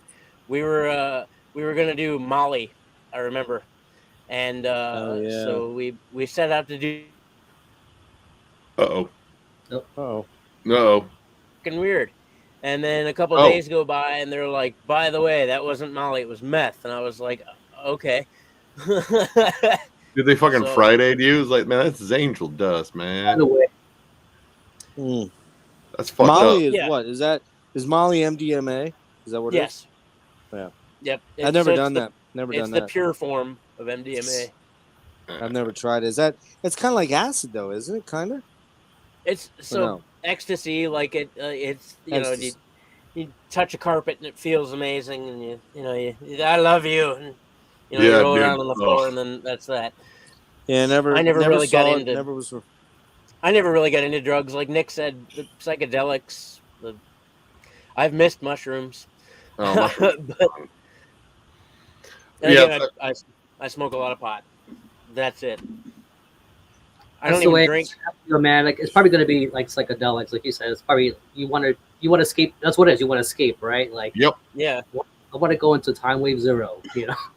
Time wave Yeah. zero. Yeah, dude. Actually, I want to listen to that shit while I'm I do fucking too. surfing, dude. I do I too. enjoy I that, think- man. The Yep. fucking shit fit that people have been having about that album. Oh my Yeah, god. just ridiculous. I don't I like it. I don't get I'm I not don't even surprised get it. though. I'm not surprised. Like she was like, They I got- warned I- them. Don't- Like the most telegraph punch, like we're gonna do it. Like, come on, no, you're not. No, you're not. Like, no, we're gonna do it. No, And they did a then good they job. do it. What the fuck? Yeah, it's But I mean- it's Well, You it's know. it's very, very Tangerine Dream inspired. It's very Can. It's very. I mean, it's all the things that Paul and the rest of those guys seem to really love. I mean, Paul and I were talking quite a bit on Instagram last week or week before, 2 weeks ago, something like that. And you know, because I was trying to see if he'd come do a Tangerine Dream thing with me, and it's very inspired by the first 4 Tangerine Dream albums, big time, big time. You hear a little bit of Lustmord in there, the more ambient, darker side, the kind of haunting side. But yeah, man, I mean, it's real good, man, and it is what it is. It's like, and who says a metal band can't do a fucking electronic album? Nobody says Well, they can right. do that. Right. I mean, more so over. Who says musicians can't do what the hell they want to do? how about it? I mean, Did you get You wanna the make- Did you get the one with the Blu-ray? No, I just got the regular Oh, edition. okay. The standard one, okay. I mean, there's one with a Blu-ray. here's, Yeah, but here's they did a Blu-ray with all the visuals, and then there's an extra 20-minute song on it or something. Ooh. But you know, here's the thing, though. Much for that. I ordered the vinyl, which probably won't be here until like forever. So I'll probably just end up getting that. Yeah, the thing that I get that gets me is when people say, "Well, okay, it's cool that they did this, but they should have called it something else, not Blood Incantation." It's like, why would you do that? You have a brand, you have a name. Fuck that. I can see one argument for it because honestly, I would rather this continue on as its own project, like not just be a one-off little like weird thing from, which is cool. I dig it, but at the same time, like if it was actually like their project called Time Wave Zero, that means they can get more of this in the future, and also they can keep that separate and not irritate their fucking very pissy fan base. Right. But And then that's- again, but then again, what if they want to do something like, hey, the next album we want to do a double album. One of them's just going to be an ambient and instrumental keyboard thing, and the other is going to be a death metal thing. You know, I mean, I just If that don't. had happened, I think people would have embraced this more. Like if they did an EP, like Maybe. interdimensional. Fuck, what was the Yeah. EP? If they did that, Yeah. like it's one disc, and then the other disc was Time Wave, I don't think people would have bitched. They probably said, "Well, I just don't listen to the Time Wave one, but it's cool because they, paired it together." That Sedition with Thorscorn just left a comment on what was in the throne room because they kind of did something similar, and that's why. Yeah, they did Celestial, right? I think Celestial was called, and it's Yeah. really good. But that was the mistake. I think I jumped into that first. It's not what the way I thought it was. But then I listened to Well- this new, and I'm like, "Fuck, this is Oh, great." But I that's love why You know the slight difference, though. I think the slight difference is Wolves is a pretty niche band, as opposed to Blood Incantation became this big blow up hipster death metal band that everybody knows about and everybody loves Yeah. now. And Wolves, while Wolves is a great band and they've been around quite a long while and put out some great albums, I don't think they have quite the profile that Blood Incantation got the last couple of That's years. true. And I also think there's something going on a couple years ago when Blood Incantation popped out with Hidden History. There was this thing. There was like a real backlash by a lot of metal people saying, "Oh, this shit's hipster death metal." Yeah, It's we like, got a what lot do of you those mean comments. it's hipster death? Yep. What's that even mean? What does that even mean? It means people other than rabid death metal fans liked it, and that pisses off those fans. That's those honestly elite- like Yeah. that's the only thing I could think of. Like it's like, yeah, you That's- saw this in some alternative magazine or some dude that is like, I don't really listen to death metal much, but I really like this Blood And then Incantation. the black metal scene with when bands like Ghostbath came out and Death Heaven, and they were like, well, that's not real. But you know what? Here's the thing. That Blood Incantation album, and the first one too, it's basically a fucking homage to Morbid Angel and Demilich and all the bands they love. There's nothing there that's new and fucking amazingly it's not creative and new about it. groundbreaking. Yeah, there you go. That's the word I'm looking for. Groundbreaking. Yeah. But it's really done well, and it's done exceptionally well, and it's good. And it's like, well, so okay. So what if like some hipster kid that likes Slipknot suddenly likes Blood Incantation? Maybe that's a good thing. It'll bring them over and start appreciating. A bad thing at all. Yeah, I don't get that shit. Dude. I wouldn't peg Blood Incantation as like a big gateway band, but if it is like if they say, like, yeah, I like this Blood Incantation, what's this Witch Vomit band about? Like, fucking awesome. That's just listen to it. Yeah, I don't know what happened. Usually metalheads, and we're all four of us are pretty good examples of this. Mostly, I think most metalheads tend to be the most adventurous insofar as their tastes. Most metalheads I know are like, I'm not going to say every single one, but I mean, there's a couple of knuckle dragger dudes that are like, yeah, man, if it's not fucking Cannibal's first 3 albums, fuck it, I don't want to listen to anything else. There are those people out there, but a lot of them are just like us. You look at me and Rick's collection, man. We have a lot of fucking broad spectrum of stuff. From Killing Joke and Joy Division and Bauhaus in my collection, I'm talking about, to Miles Davis and John Coltrane and Pharoah Sanders and the Jazz Realm and Don Cherry and to ABBA box sets and Bee Gees, and that's the shit. Yes, is metal my favorite type of music?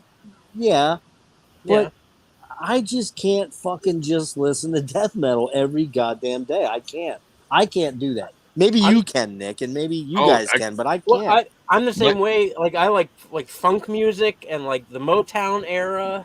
Yeah. And like all that 70s like soul R&B. Oh my God, dude. I'm a giant sucker for Curtis Mayfield. Curtis Mayfield, yes. And fucking fucking Al Green, Bill Withers. I'll be right back. Uh-oh. Yeah, come on now. Why Isaac Hayes?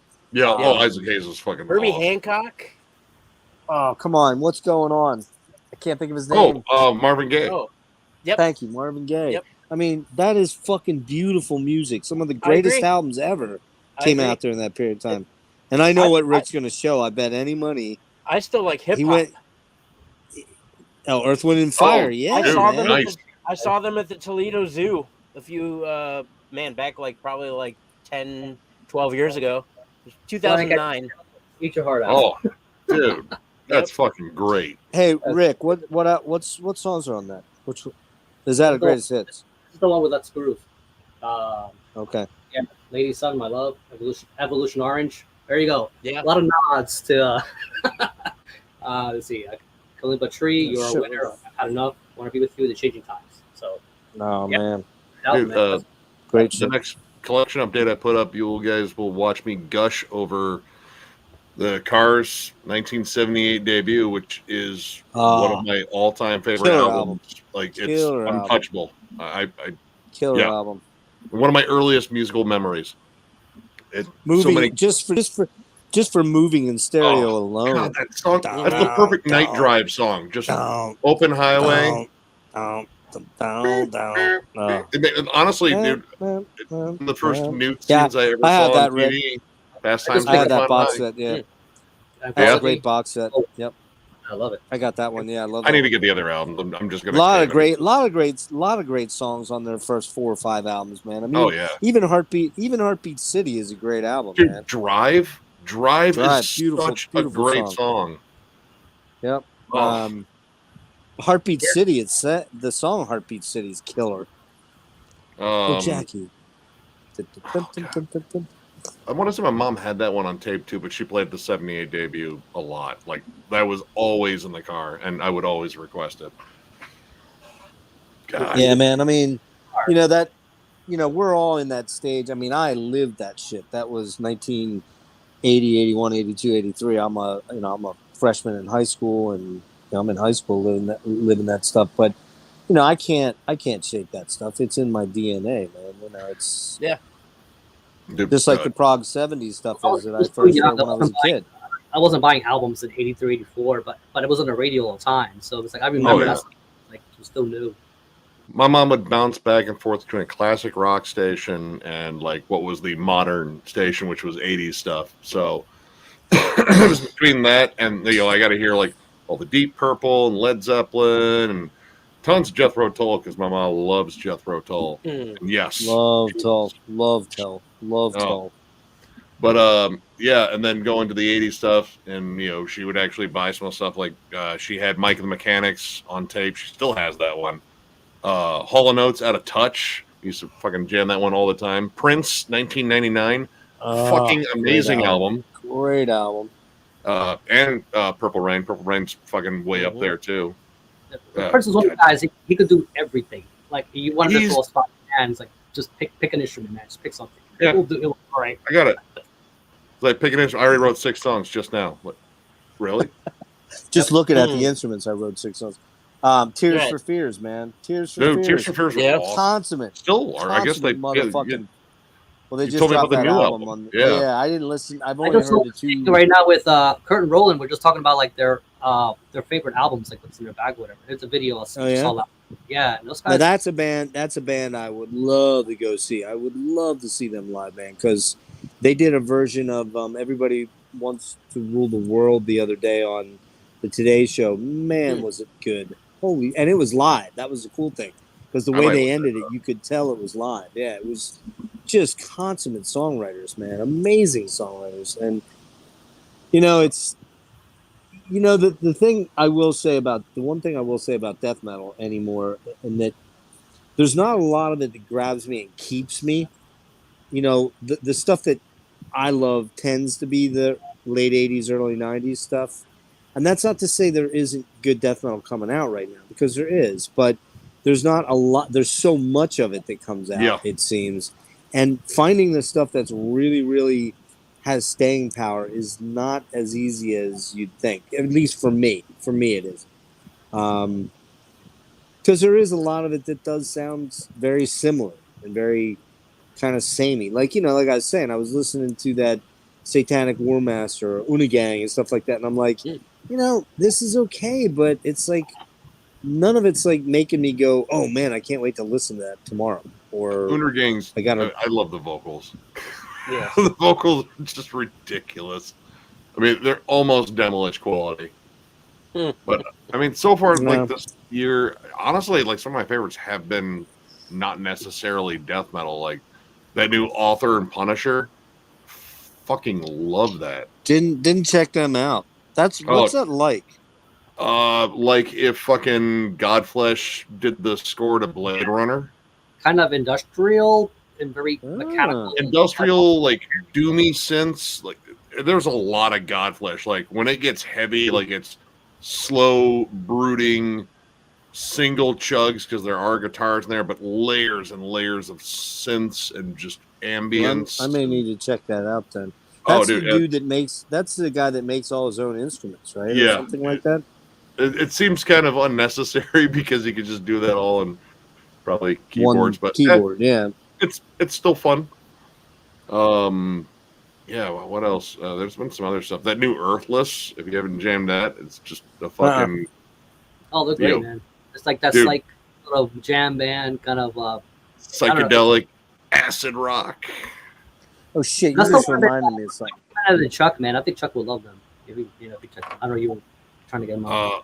I still have yet to sit down and jam it, but I do like the songs that I've heard. I picked up Hangman's Chairs new one, which never heard of them, dude. It kind of reminds me a lot of fucking Typo. Like really, it has the Typo gloom and doom, like the gothic. Didn't they send us a stream?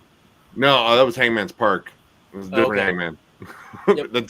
That's one of Chris's buddies. He's in almost every fucking premiere. Okay. Okay. So wait, what is it called? Hangman's Chair. Hangman's Chair. The song is called A Loner. And where are they from? Fuck. I think they're French. I'd have to check it out. Hold on here. Let me Later, Desolate One. Thank Later, you. man.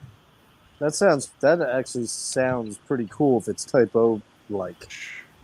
That's Is what it I Peter got. Steele like? Is it Peter Later, Steele like Western. vocals or what are the vocals It's like? all sung. Yeah, they're from France.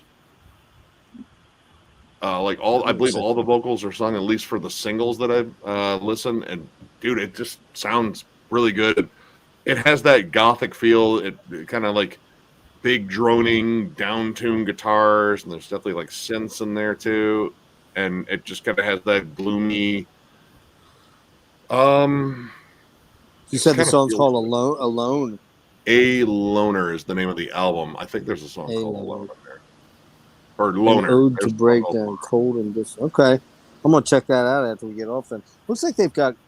Is it just Quite a one few. album, or they have a bunch? Oh, they got a couple They albums have 1, 2, 3, 4, 5 albums, and this is the first I've heard of them. out. So Here's a song. that's even more typo than like something like Silver Tomb, like what they turned into. Kenny Hickey's band. Well, yeah, but Silver Tomb is it's typo-ish, but you also hear like Zeppelin in there. You hear more standard rock. I mean, it's good, and Kenny's got a good voice. Mhm. Yeah. Dude, Kenny's got killer vocals. I never. Did you pick that last one of theirs up? Have you ever gotten any of their stuff, Nick? Silver Tomb, I got Silver the Tomb? last album. It was pretty good. Yeah. I was super impressed with Kenny's vocals. He did a lot of stuff on the big streams that I think it was Metal Injection did, where they got everyone together. God, which ones? Oh, he did Slay at Home. Yeah, Slay at Home. He did Fairies Wear Boots.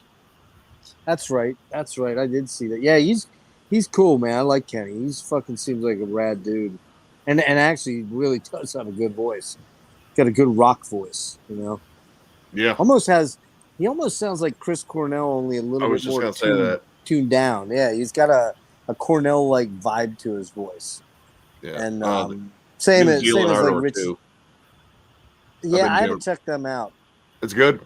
It's Zeal and Ardor. It's unique still. Yes. Like I think they kind of ditched the whole like narrative of the whole like slaves turning to Satan instead of God to just free themselves thing. Like there was a kind of a cool narrative he had in the first two albums. This one's just a little bit more. Where's he from? Is he French too? He's UK. All right, he lives in New York, but he was born in Switzerland because I believe his mother was from Africa, and she lived in Switzerland, and his father was Swiss, and then they moved to New York. So is it a band or is it just that dude? It's essentially a band, but it's mostly just him. I can't pronounce his name. Yeah, but if it was if they were just like live session bands or like Ghost or something, like just they're live guys. Well, and I think he has like at least some they're members that are always there at least. Like I saw them open up for Baroness and Death Heaven and absolutely blew me away. They were good. Oh my god, they were fucking killer. I was like, was that show in Columbus? No, that was the show. You missed that one. That was John and I went. Okay. It was at the Agora. And, how many albums they have out? Is this their second or third? Their third, and then they have one other EP that I picked up that came out last year. What is it called? It was mostly about the police brutality shit. Fuck, what was the name of it? It's a pretty nasty, biting release, and they're very clear about what they're talking about. But really fucking good. Actually, they got Will Putney to produce it, which I thought was interesting. The dude from Fit for an Autopsy. He did a better job producing that than he did the last Fit for an Autopsy. The dude compressed the living fuck out of those drums on that last one. Like the bass drum just does not have much of a punch to it, and that drives me nuts. But yeah, the new Zeal and Ardor, awesome listen. It's just kind of amazing to hear it go from like church spirituals, except they're talking about fucking Satan and shit, to just these brutal, heavy breakdowns and black metal shrieks. I was like, Jesus Christ, what a fucking flip. See, Carter. Man, I'm gonna- Thank you for hanging out, man. I heard the Stranger Fruit one. I think that's the one I heard. Love that album.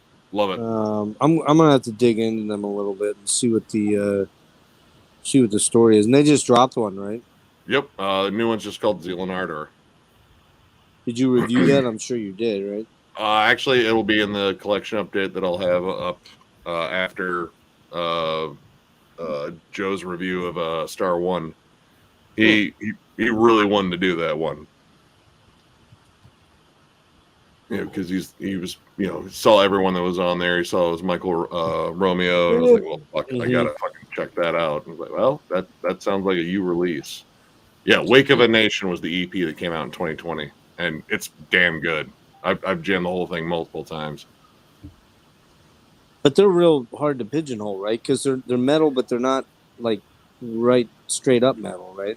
I mean, I guess you could say that like there's black metal to it, like there's like the distant riffs, there's tremolo riffs, there's his vocals when he does his harsh vocals are mostly this shrill scream that's very distorted, and it kind of screams more black metal, but they love fucking like big groovy breakdowns, but it doesn't come off as like deathcore or anything like that. I think it kind of just mixed with the soulful grooves. Like that's an easier transition because you really don't get a tremendous amount of blast beats on the album. Mm-hmm. So I don't know. It's kind of got like an interesting fucking boogie to it. I don't know. I just dig it. And vocally, very appealing. Like there's a lot of cool like refrains, vocal hooks. Hooks, yeah. That's what I remember from that Strange Fruit one. I'm gonna definitely check them out, man. That's it's just Rick and I talk about this, but it's almost impossible to like listen to everything. It's just I try, and in a way, sometimes. I mean, I'm glad, but it's so hard because like honestly, Nick, as much stuff as you buy, I don't know how you have the time to listen to much of it for more than one or two times. Like and, lots of time in the car. And what baffles me about Nick is that not only does he listen to it, but he retains it. And then I was just gonna say, yeah. And then he knows where all the breaks are and where all the accents are. Because I watch him while he drives. He'll hit everything like he's listened to it a million times and be like, dude, how the fuck do you remember all this? That's my Joe's on the spectrum. Yeah. I know. But that, well, we probably all of us are. But I mean, the thing is that, like, I cannot, like, seriously, sometimes lately, now part of it's my age and this thing that I'm dealing with, but like, I'll be like listening to songs that I've listened to all my life, and I'll be like, why can't I remember the lyrics to this?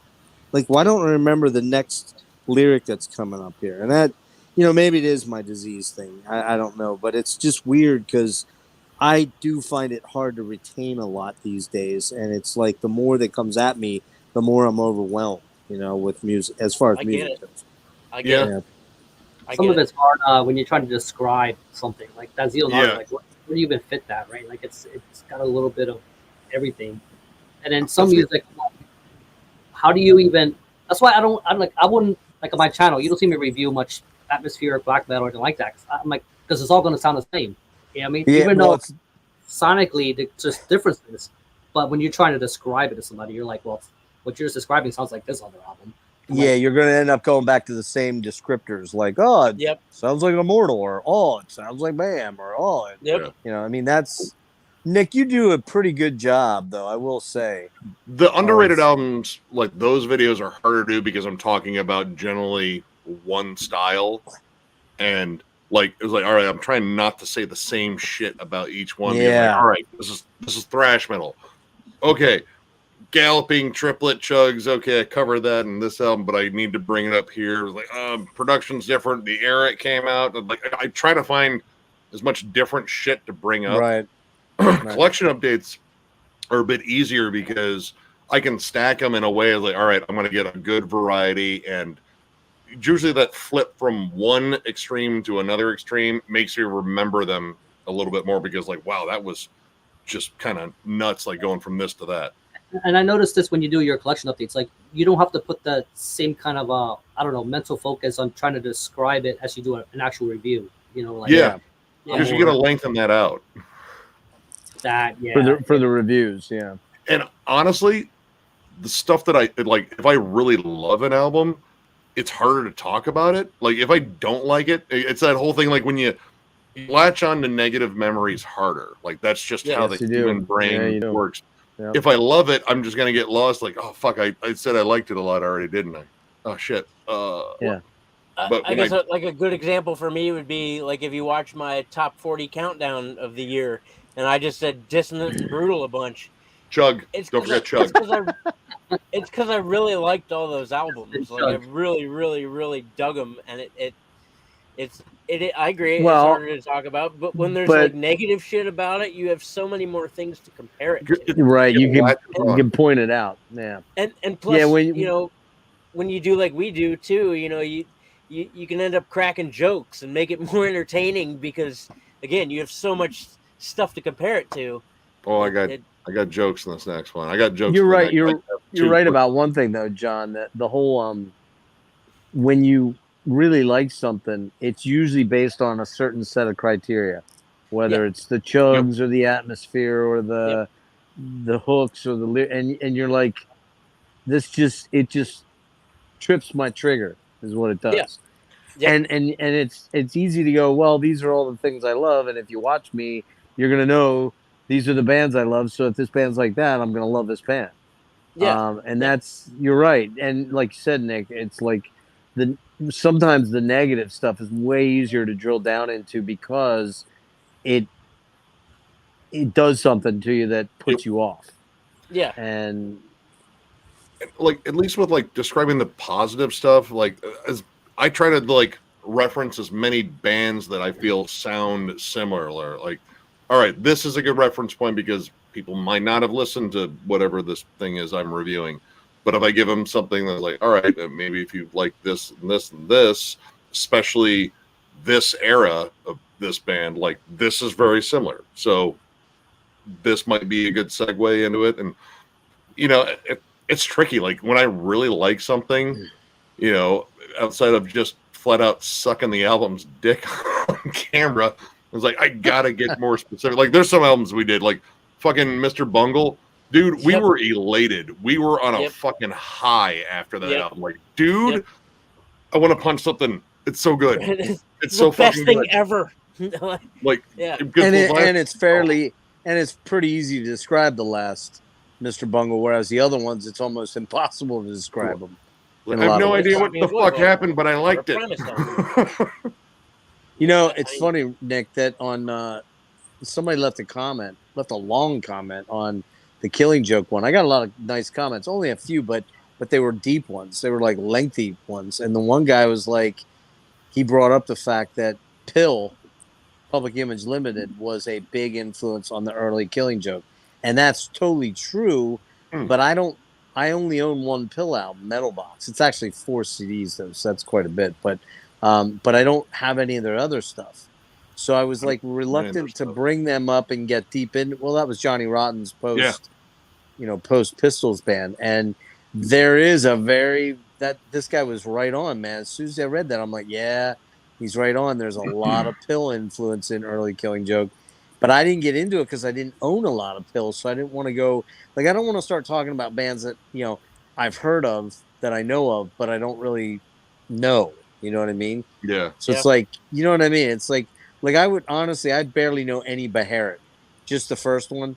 And so I'm never going to use them as a reference anywhere because that's the only album I know. And so therefore I'm not going to go like, well, yeah, it sounds a lot like Beharit, when maybe Beharit totally sounds different after that first album. You know? Earlier, because they're one of those bands that had an ambient era too at the same time. So like when Who did? Beharit. Oh, okay. In the 90s. So when you bring up Beharit, I think most people are going to think like, you know, probably the, you know, Drawing Down the Moon. They're going to think of those kind of albums like immediately because those are the staple albums. You know what I mean? They're not going to go, oh yeah, you're talking about the ambient era. You know what I mean? Like it's not. Well, true. But it's you guys do a good job, man. I mean, I can't lie to you. I can't watch every single one of them because I just don't have enough time. That's okay. Your IQ points will keep fucking dropping if you do. I know. You're never going to invite me on your streams anymore. It's like that fucking Jeff guy. What an asshole. That guy doesn't watch every fucking episode I make. That's the subtext. We try to pepper that in. Yeah, so I really, don't I even mean- watch every video. I've never seen every video. I don't. I don't But watch. you I only guys- watch this because I have to. Now you guys do a really nice job. Like, Thank you. I mean, thank you. you got a Thank loyal following, man. Like, cause I noticed the people in the chats that go in there, man. Dude, So it's cool. Our fans are fucking wild, man. I dig them. Like we just did this kind of as an impromptu thing, and it's like, hey, we'll do like some would you rather. Marty Worm threw us one of the most disgusting ones, fucking ever. Oh, I missed that. What did he throw you? We had to Oh, figure out dude. what.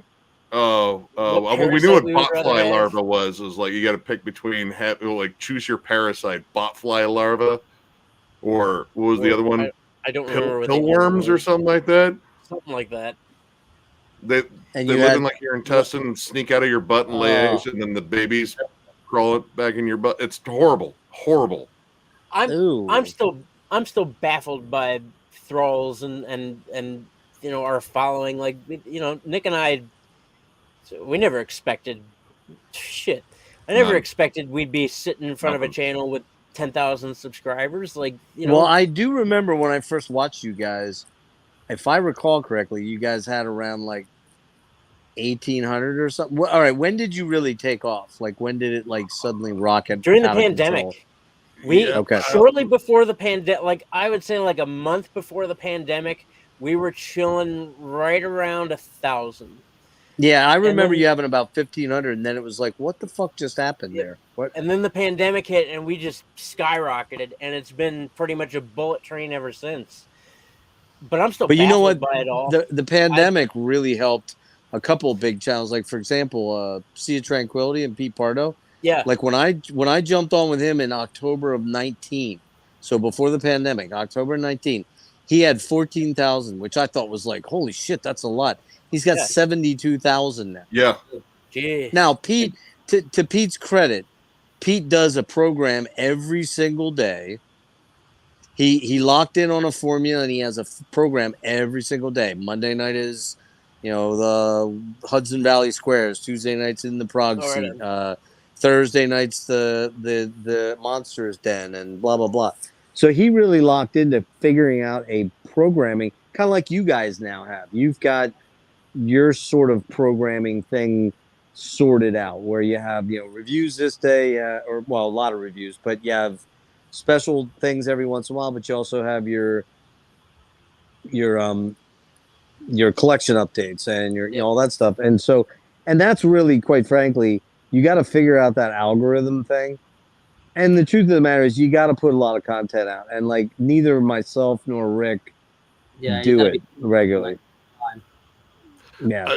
I mean, I have the time, and I mean, I'm gonna buy this stuff because I'm just an obsessed, fucking maniac about it. But I love talking about it. Like that's the main thing. That's kind of like you could be a very small channel, but it's one of those deals where like I'm buying this stuff anyway. I mean, might as well talk about and it. that's what we thought about when we started Thralls. Like Nick and I were gonna talk about it together anyway. Oh yeah, we'd been doing it for a long time. Before the channel started, we would a new album would come out and we'd bullshit about it between the two of us. And I just remember that one day we were like, "Fuck it, man, let's see what happens if we put it on YouTube." And here we are. Yeah, but the point being, we were going to listen to it anyway. We were gonna, we were going to talk about it anyway. We were going to tell our friends about it anyway. Figure why not just broaden the horizon a little bit. But it is crazy. It is crazy you guys exploded the way that you did, though. It's pretty nuts, because I remember just suddenly going, wait a minute, they have 65? Wait, they have 75? It's like, what the fuck? I think crazy, but it's great. Well, it's great for you guys. When Downfall Network helped us out, that was a big spike. That was a big push. The Tool review. The Tool review got a lot of attention, but honestly, it was the 6 Feet Under one. The 6 Feet Under one is by far our most watched video. Like it's like 25,000 views. Yeah. Wow. Yeah, people because we had the thumbnail with the I didn't even figure out how to throw fucking like I didn't want to actually no I knew how to do the text, but I didn't want to throw it. I was like, no, if we write it down there, it looks more sinister, cheesy. So, but yeah, I mean, you know, I knew. 'Cause I heard that album before Nick, and he was like, "Dude, I don't want to review this," and I was like, "No, dude, trust me. I Let's don't want to listen to it. let's talk about it in the way that we would talk about it if the camera wasn't on." You know, Yeah. like And we let's did. troll it And that- because we're good at what we do. As far as And the cracking reality, jokes, and the reality of it is, people love fucking negative shit. They love Yep. it. yeah, I mean, Yep. there's it's mob mentality. there's not you a know? lot of negative reviews that we've done, like flat out, like super harsh ones. Like I bet Right. I think we were even kinder with the Slaughter to Prevail one, Yeah, but it still wasn't good. Like I'm not gonna if I don't like it, I'm not gonna say, "Oh, I love this. You should check it out. It's fucking good." No, yeah, right, of Right. course. Yeah. I mean, we don't bullshit people for. I No. mean, views and For subs views. are great, but I'm at the end of the day, I'm not gonna tell you to buy an album or to suck an album's dick if it's not worth it. Yeah. Like I'm not gonna. Thing you have to decide between the band and the album. Like if it's a band you know you won't like, you probably won't even touch it. But if it's like an album from a band you really love and they put out a stinker, you know what I mean? You kind of want to Oh.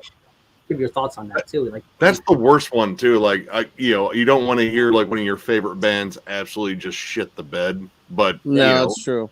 it But it can't happen. happens.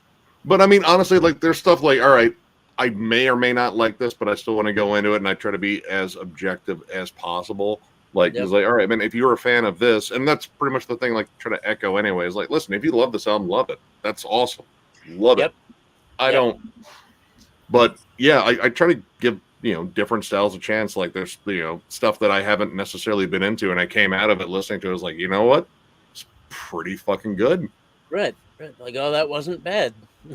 So, I mean, I'm gonna review the new Ghost album, and I know Ghost is such a polarizing fucking band. I actually like the first 3 albums, but the last one I was like, I don't know, man. And now hearing the tracks on this one, I was like, man, I really don't know. But I'm still gonna give it a fair shake.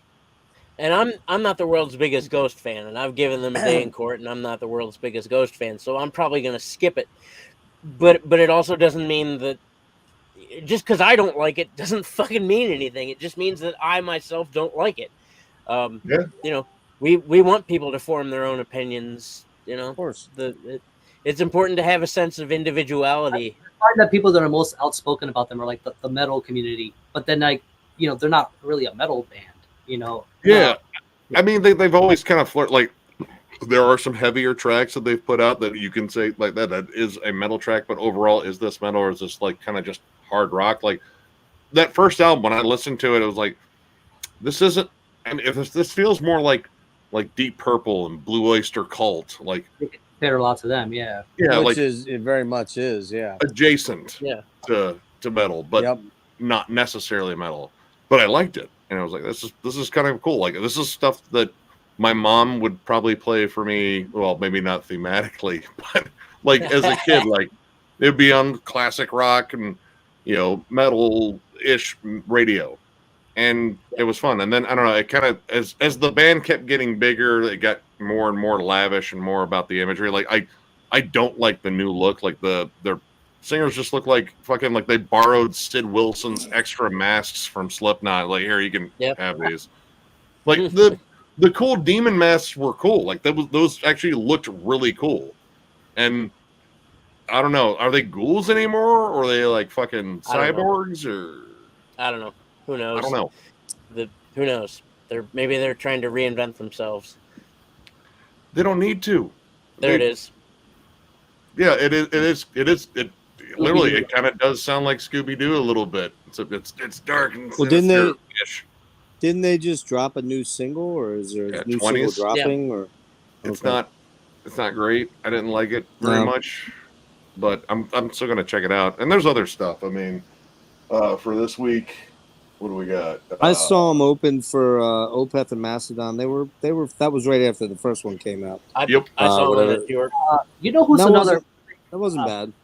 I was gonna say, I never bought their stuff. Comparison, that band Lordy. Oh yeah, like they're not really metal, but then they appeal to that because they got that whole gimmick going on too. With the what Guar they do. thing. Yeah, but the songs that they make are pretty much radio rock kind of stuff. Yep. Very formulaic. You know, again, like I think if you don't see what they look like, I feel like you would probably get your parents to be like, "Wow, this is kind of catchy." If you don't pay attention to the lyrics, Right. I mean, and like honestly, I think was the front man, Mr. Lordy or whatever. He is a giant Kiss Mr. fan. Lordy. Like Kiss is the band that he sort of modeled this whole thing after. And I was like, well, you modeled it after the right band in terms of being like, you know, the big showmanship sort of thing, because that's Kiss. Image But thing, yeah. it's I not. feel like It's not they took a particularly little bit of the Death SS too. You know, they stole a little bit from them. Yeah. Yeah, a little bit. Yeah. I see a little bit of that. I don't know. I mean, let's see what else was. Yeah, we got Cryptworm, which that first single sounds disgusting. Feces Christ, Oh, which that's is sleazy, crusty D beat, fucking punk kind of metal. Like the I don't video, know, though. dude. It's Video from Gates of yeah, Hell. Yeah. it's Wait, hilarious. that's what it's called? Feces Christ? Feces Christ, Feces Oh. Christ. like Feces Christ. Yeah, wow. And Jesus Yeah. Wept has a EP coming out, and that band Convent or is it Convent or Covenant or no the all female Death Doom band. Yes. Is it Covenant? I don't know. It's one of those. But yeah, there's other stuff besides Ghost. That's but, yeah, all stuff you're grabbing. the stuff I'm looking for. I mean, Ghost is definitely one I want to review for sure, because that's the big one. But Archaic wouldn't be bad. Is that a full album they're dropping? Or it's just a single. Is New Archaic? Did they push it Thursday? back again, Friday? or No. Are they? When are they releasing that? that's for this week? Is it? Yeah. Hold on. Archaic band. There you are. Yeah, new album Labyrinth of Hungry Ghosts. A lot of ghost themes. Yeah, March 11th on Artisan Air. I like Archaic. I like Archaic. Seen them a lot. I never even heard of them. Where are they from? Tech Death. A lot of rotating members in them. Yeah, they're from where are they from? California, I think.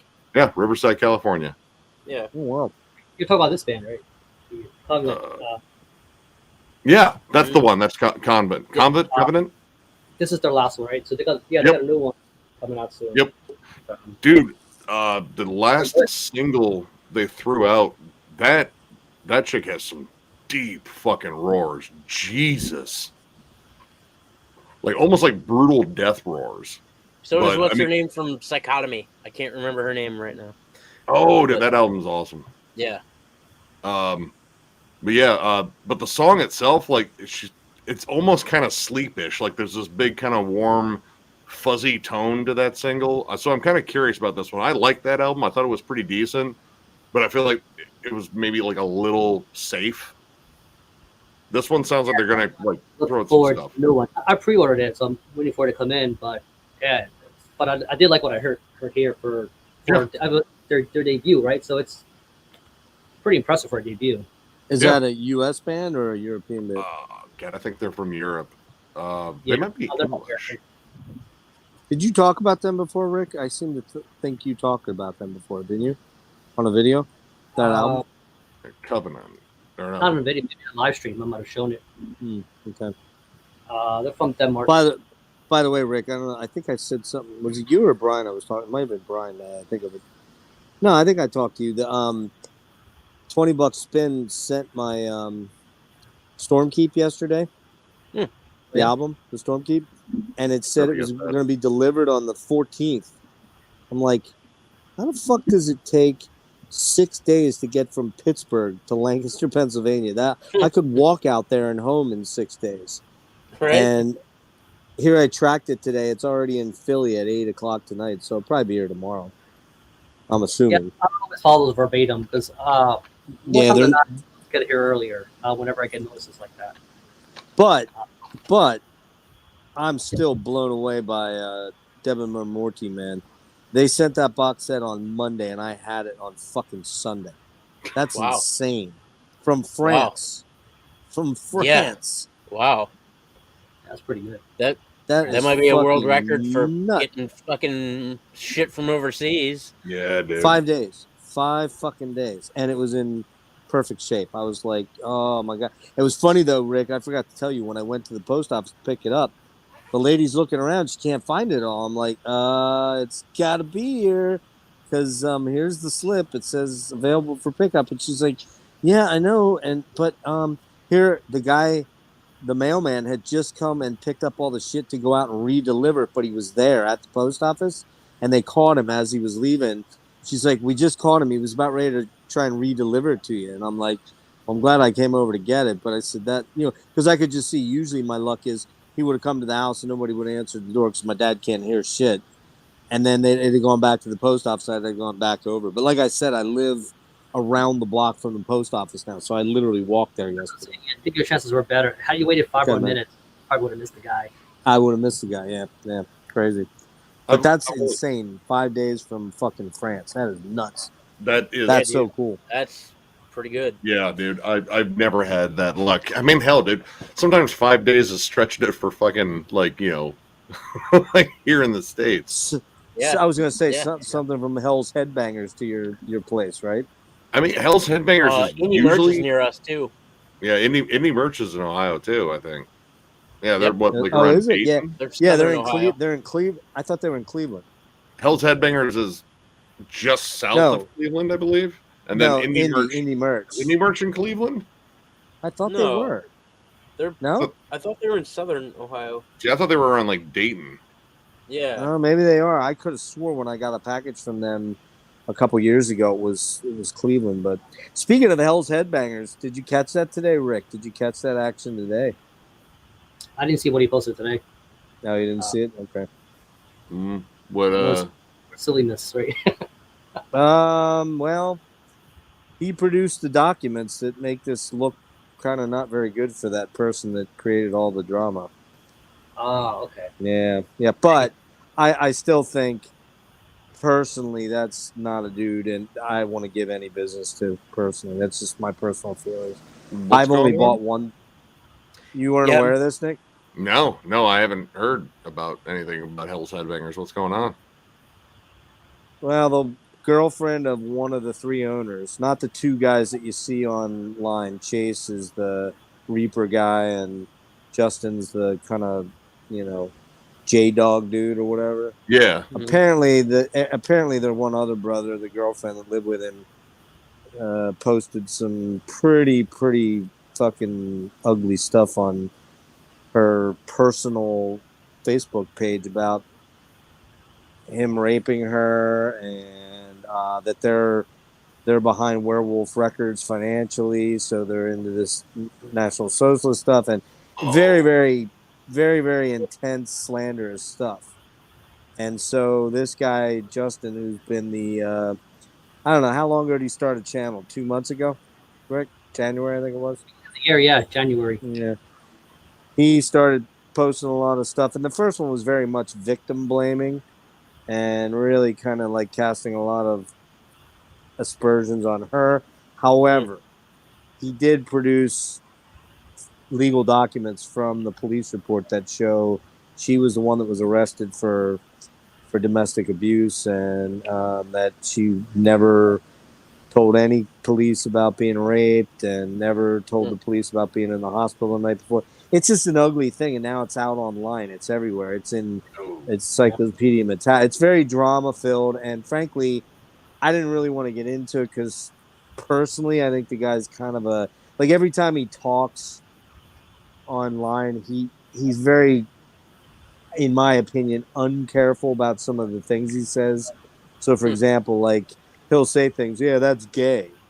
And it's like, dude, when you say that word, that means that you really think gay people are less than. That to me. When you use that word, I get it if you were hanging out with your guys and you go, oh, dude, you're acting gay or something like that. You mean it more. You don't mean it. The bottom line is if you say that word a lot, you probably aren't very supportive of gay people or an alternative lifestyle. It'd be like saying, it'd be like you're a homophobe. Exactly, Rick. You nailed it perfectly. That's the word I was looking for. It's the same thing if you say, oh man, that dude's, what is that guy? Is that a guy or a girl? Is that a tranny or what? Or is that a chick with a dick or whatever? Well, when you say that, you're saying that because look, I'll be honest with you. I don't know if you probably don't know this. Rick does, but you probably don't know this, Nick. My son is trans and came out to me last year, and it was pretty heavy, pretty fucking heavy. And I've struggled with it hard. And I've had to analyze my own motives, intentions, and feelings about it. Not because I walk around going, trannies are weird, or trannies are this, or trannies are that, but I never really fully had to understand the trans situation. You know what I mean? Until now, because my own child has identified as a woman, though she's not physically, and that's a heavy fucking thing to carry around. It's been very difficult because my kid and I were super fucking tight, and we're not right now. We're struggling, and a lot of it's my fault. A lot of it is my fault. But if you talk like that about people like that, you clearly have issues with it, you know? And so when I've watched this guy in the last couple videos, but I have to admit, it's like a train wreck. I can't not watch. I want to watch because it's like drama and I'm like pulled in. And so, and I will say this, I've only bought one CD from Hell's Headbangers at Decibel Fest a couple years ago. I've never ordered anything from them, ever. I know. I'm not laying judgment. I've ordered some things. I've ordered a couple. See. Yeah, I got you. But I've decided that I'm not going to order anything from them. That's just my personal thing. But I do think that unfortunately for this woman, if any of this stuff was true, the way she handled it was probably not the best way to go about it, because she's laid herself out there in a way that, if she was squeaky clean, it'd be one thing, but clearly this police report indicates she is not squeaky clean. So if she was abused and if something bad happened, that's tragic, and hopefully they get to the bottom of that. But she's also laid herself out there, and the truth of the matter is, the police came and the police arrested you for throwing a fucking something at the guy that you were claiming raped you. Well, that's what they saw, and they arrested you. The police arrest her, the evidence will have to be overwhelming. Like exactly. It didn't just the first sign.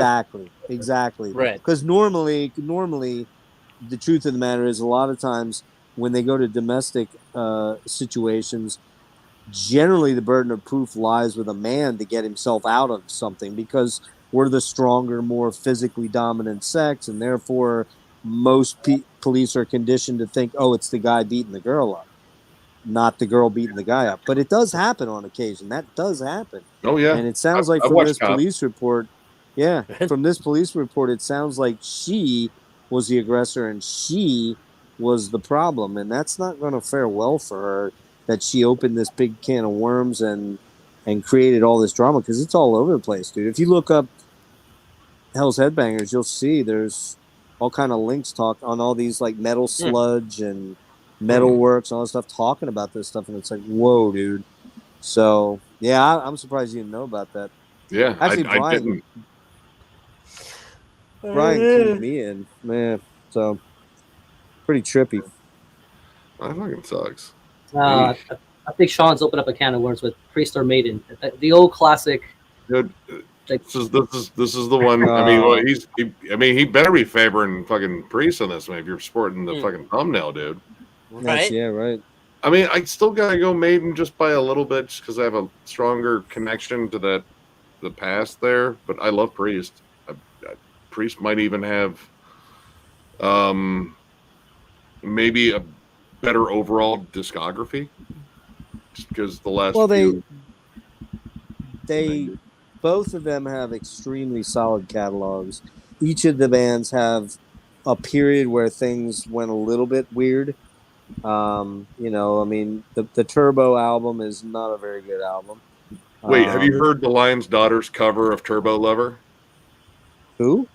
The Lion's Daughter. It's a weird synth sludge, blackened. I don't know. They're hard to describe. They did an awesome cover of Turbo Lover. It's fucking really good. Yeah. But yeah, go ahead. And of course, Maiden had the Blaze era, which was, X Factor's a good album musically, but he just did not work with that band. And they had a couple mediocre albums with Bruce, man. I mean, what's the one? Fear the Dark is about half good and half eh. And what's the one after that one with Bring Your Daughter to the Slaughter? No Prayer for the Dying. No Prayer for the Dying. Yep. Yeah. Really, really underachieving album there. Dude, Fear of the Virtual Dark X, really isn't that much better. I mean, except Virtual, right? Except for the title track is killer. Yeah, title track's awesome. But so both bands are not exactly. Did they put out pristine catalogs that are beyond reproach? No. It's almost impossible, man. When you have that length of a career doing this, like you're. But I'd personally go with Maiden simply because they mean a little bit more to me. But that doesn't mean I would like Life Without Priest either, because I wouldn't. I wonder. I think because you received their last album a little more well than a lot of other people may have. Where like Priest, pretty strong. I think because they were a little more consistent to what people, as far as the classic era kind of stuff. Yeah, Firepower whooped ass. That's a damn good album. Killer album, man. Killer album. But I'm one of those few people that actually likes Nostradamus. Yes, I do. I'm not gonna lie to you. I do. I like the album. Not the entire thing. Would have been much better as a single album. But I like some songs off that album. What's that? Is Nick having a stroke? I don't know. Nick, Nick looks like he just smelled Shred's taint. I mean, the dude farted so damn much. I feel like it's in the woodwork here. It's like in the plaster. Dude, when I went outside for that last cigarette, I farted loud enough to get a dog to bark in the neighborhood. So, I mean, nice job. I'm pretty proud right now. Man. I'm a proud papa. Was Sammy out there, or was it? No, it wasn't Sammy. He was a dog further down. Damn, bro. Dude. I'm impressed. It was a fucking ripper too. I was pretty impressed. Yeah, I had my moments. Oh, that's true. We didn't mention the Ripper era of Priest too, which is not awesome. I like okay. Jugulator. Jugulator's good. Yeah. I like Jugulator. Demolition is fucking awful though. Yep. So I mean, each band kind of had missteps, but you're gonna have that over 50 years almost for both of them. Well, 50 for Priest and getting there for Maiden. Where's Maiden at right now? 78? When did they start? No, 76, right? Was it 76? They started in Christmas of 75. 75, okay. Yep. So think about that, man. I mean, I was fucking 9 years old. And I'm an I'm old goddamn bastard. not born. You were a spermatozoa. Yep, just hanging out. It was my first place, rent free. Quite literally hanging out. And then I moved into my next place, a little bit more spacious, also rent free. Pretty cool. It's a little more. When you by spacious, do you mean it was a little more woomy? Oh my God, Rick, where were you, Rick? Not just me. There you go. Yeah, now that was a pun, my friend, right there.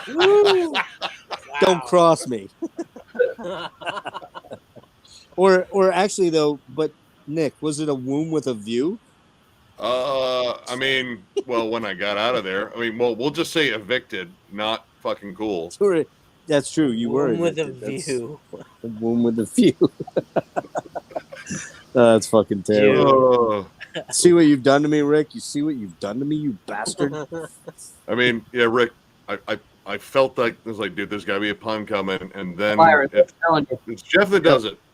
Jeff slides in. Get it? Jeff slides in. Oh my God! Oh no! I need to put some boots on. Well, hey, well, if you slid in, it definitely wasn't dry humor. Ooh. That's what they make Astroglide for. All right, guys, we're getting kind of fucking loopy here, aren't we? It's 4 a.m. We've been doing this for 6 hours. Yeah. Well, man. You know what though, John? That's kind of lightweight because Rick and I've been on streams that have gone almost 10 hours. Sure, dude. The Opeth deep dive was what 7? 7. 7.5. 7.5. Yeah. And Rick and I were on one time that literally went till like 7 a.m. and I think it started at like 9 o'clock. It was literally a 10-hour slog. I mean, it was. That's a Remember full that one, work day Rick? for me. Remember that one, Rick? The one that I know we did it, but I don't remember it. I think It's it just- was the one. I think it was the one that we switched from like. I don't know how many beers I had that night. I Well, don't we remember. started. Yeah, we started on one channel. Like I don't know if it was like Matt's or something, and then we ended up on Marty's channel, and then I think we ended up wrapping up. We went to like 3 different ones. We were on Nick, Little Nick, Young Nick. Remember Young Nick Oh Yeah. yeah. or Cody or whatever? Cody, I guess it is now. And actually, do you still have Nick's Instagram? I think so. Not you, Nick, not Oh. you. Well, I mean, Nick. Yeah, like Yeah, what was it? What was it called? Do you remember? well, it's just under. You mean that's like reviews? Oh, Death Like Reviews. That's what it was called. I Yeah. couldn't Yeah. remember Hmm. that. Yeah. Okay. Does he post anything on there or she? I'm not sure. Nah. Well, see, we were on with her with Nick one night, and Nick came out to us that he's a she. Wait, Death-like reviews? Yeah. Yeah. Yeah. Okay. About when was that? About a month, 2 months we ago. haven't talked again since. I guess We haven't. So I don't know so if that was just I don't know. Well, what the deal is. He's got a Rob, hardcore, like, conservative family too, doesn't he? Yeah. Yeah. Yeah. Man. Yeah, Hello? we've had some interesting things happen over the last 2 months. I mean, CJ came out on our show the one night. I don't know if you were there, Nick. Oh Were no, you there that night? no, I saw his Facebook post. I've been friends with CJ for a while. okay, yeah, He put up a post, but Well, having see, a I- boyfriend. I was like, okay. yeah. Well, Well, I don't have a he face- told us, like, yeah, I'm bi now. I was like, cool. I mean, you both genders can disappoint you. yeah, exactly. Well, I'm old and bitter. Speaking of CJ, though, how was that show? Because I did not catch what you guys talking So- about. That show. I feel bad because we didn't get a chance to see CJ play. They fucked him. Oh, They did fucked you? him over. The venue no. fucked him. Dude, and that the sound guy was awful too. But yeah, the venue fucked him over, and like I got a message from him. It was like, hey, we've been moved to headliner at 11:30. It was like, so wait, the headliner band is playing. They put you in the dead slot, didn't they? It's like, Well, yeah. and to make matters worse, the show was moving slowly, and so they didn't end up. I think they were going on at like 12:30, 1 o'clock in the Yeah. morning. But what ended up happening is since we were in a college town, 11:30 hit, and all the metalheads cleared out of the bar, and it was just a bunch of all young the college people kids. showed up. Yeah. Oh, And it no. was getting like packed, and that bar wasn't huge, and just Nick and I were like, dude, I Yeah. think we're the oldest people here now. Oh, okay. Yeah. And we we had backcountry roads to fucking travel for a good chunk of it, and I was like, man, we got to get going, man. I felt bad because we didn't get to see him, Yeah. play, but we did get to hang out with him, got some pictures with him, Yep. and dude, CJ's Oh, a cool. Got some fucking food. kid, dude. Yep. Oh, And he is great kid. the- Great kid. The wonder in his eyes about music and all the passion, Yes. like he said, like the city for Ramon is, I was like, oh, it's dog shit. Like we talked to the rest of the band too, and they're like super fucking eager to fucking just create some wild shit. They say, yeah, we got something even crazier fucking going on, and so we wanted to make something noisy and beautiful and twisted could and see the- dissonant. You could see How the far a fire drive and was the, it? and the magic in How their far- eyes. Like they're fully entranced by what's happening. So Life has not Yeah, fucked them. yeah, exactly. Life hasn't destroyed their hopes and dreams. I know. I looked at him like, Yep. I remember when I had that look too. Ugh. I Yeah. remember when I enjoyed getting up. and it's like I remember, yeah, they're like what, they're 19, Yeah, 20. he just They're turned young. 40. Yeah, CJ just turned 20, 19, yeah. 18, 19, 20. Like Yeah, the main dude, like the guy that's the multi instrumentalist in the band, he's only like 18, and he plays a whole bunch of Wow. different shit. Like it was like, Yep. dude, How Yeah, far they're- were they from? How far had they traveled to go to that show? they he's traveled from Columbus to Tiffin, Yeah. so like an hour and a half, 2 hours. yeah. Wow. How to far get did you drive? fucked over. There was about 40 minutes. Oh, Like okay. I mean, Yeah, Yeah. backcountry roads means I can drive pretty fast unless some fucking dickhead is driving the speed limit right in front of me. Like, dude, it's open country roads. Which somebody did for a majority of the trip. Oh, dude, like someone right in front of us, like, you're going exactly the speed limit, you son of a bitch. I fucking hate you. I fucking hate you so much. You don't fulfill the actual speed limit. Oh, people don't. Yeah. So The nerve. So do you guys know if they even got to play? Did they He get to texted play? me and said, "Hey man, we got to play." And honestly, I think we did a killer job. I was like, "Dude, that's awesome. I'm sorry we weren't there today, but dude, it was just fun hanging out with him because he's a cool fucking kid. Dude, he's got like his hand tattooed now with like runes on his fingers and shit. Oh, like, really? Yeah. Oh, wow. Oh, that looks like it hurts. Yep. Ooh, damn, that would hurt, man. Holy shit. But yeah, Well, I was curious because I missed when you guys went over that because that night I actually crashed. But yeah, I mean, shit, I'd like to get fucking CG on a fucking stream again. He's Yeah, just we fun used to have him talk a to. lot. He's just got a lot going on, I assume. Yeah, Busy. he's working at what do you say, like an ice hockey rink. Yes. Like I don't know. I should have asked him. Was like, do you get to drive the Zamboni? Is it cool? Yeah, he does actually. He's been there for a while. Yeah, he's been there Nice. the last year or so. Yeah. I want to drive his Good for him, man. Good for him. I know he's doing something with Canisteris too. I think they've been recording. Yeah, he mentioned he was in like 3 bands or something like that. Like, I was like, well, you're a drummer, so yeah. And he's good, man. He's good. Oh, I've watched his drum videos. He is really fucking good. Very good. For his age, they're young and there's the fire in their eyes. Young and hungry, man. Not old and jaded and fucked like us four. I think get there. Mike Portnoy is one of his heroes, so that's a good sign. He brought up Portnoy, Alex Rodiger. He's a huge Alex Rodiger fan, and it was like, well, yeah, I get it. Everyone fucking taps him. It's like, hey, we don't have a drummer. It's like, yes, you do. It's me. It's me. I'm here to make your band better. Who's that? I don't know who that is. Session drummer. He Faceless, Monuments, Whitechapel, Intronauts. Gotcha. Yeah, he's pretty much, kind of just one of those guys that floats around there and is like, hey, do you need a drummer? I can do it.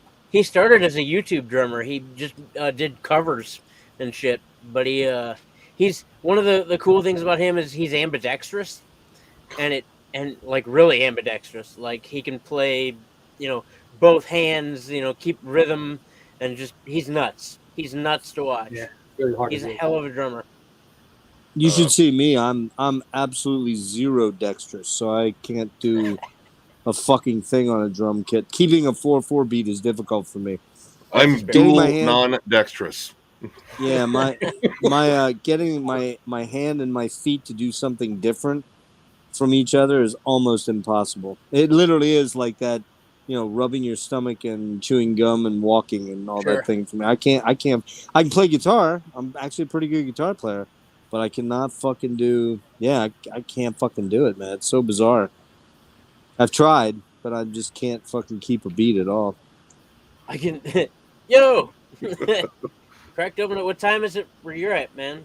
A tall boy. If it's 4 a.m., man, I was just gonna late.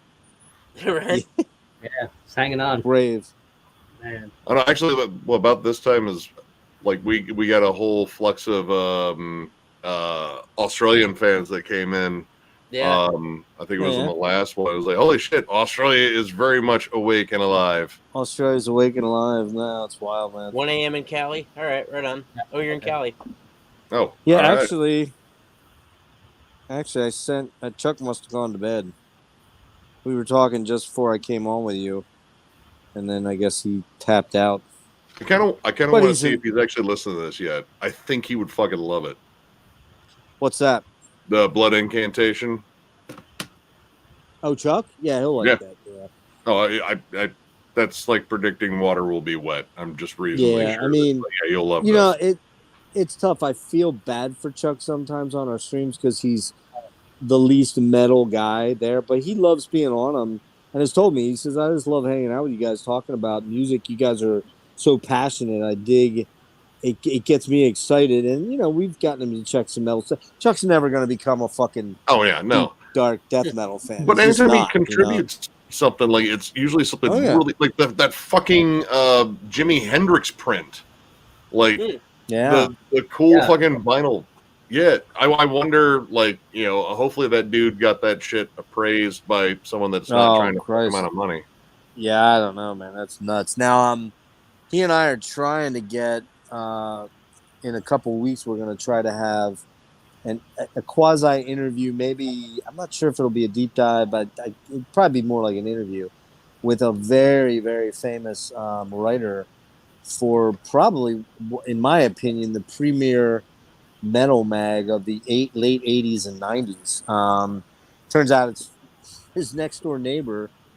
And we were talking one day, and he was talking about his friend that runs the Metallica fan club thing. I forget what it's called, but the multimedia fan club thing or something like that. And I didn't really think much about it. And he sent me a picture of him with Lemmy, this guy.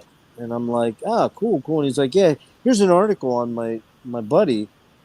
I said, we should have him come on one time, and we'll do like, I don't know, we could do like a thrash metal. If he works for Metallica and he's been there in San Francisco since the 90s, he probably knows the thrash scene. Long story short, he sends me this link, and I look at it, and I'm like, wait a minute. Are you kidding me?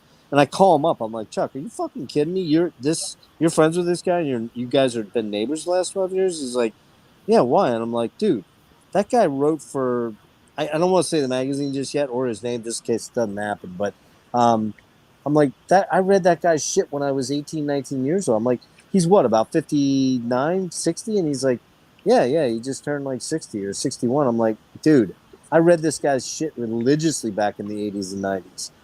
So we're going to hopefully have him on and do an interview. And this guy was there for some big time shit, like with a lot of bands, like wrote several books on certain bands, one of them being Faith No More. So I'm pretty psyched to talk to this guy if it does come to fruition. I think that happen, man. I think that'd be a nice divergence with your channel, like something a little different and shake things around. Well, I'd like to get to a point where I could start bringing some people on. I'm actually going to ask.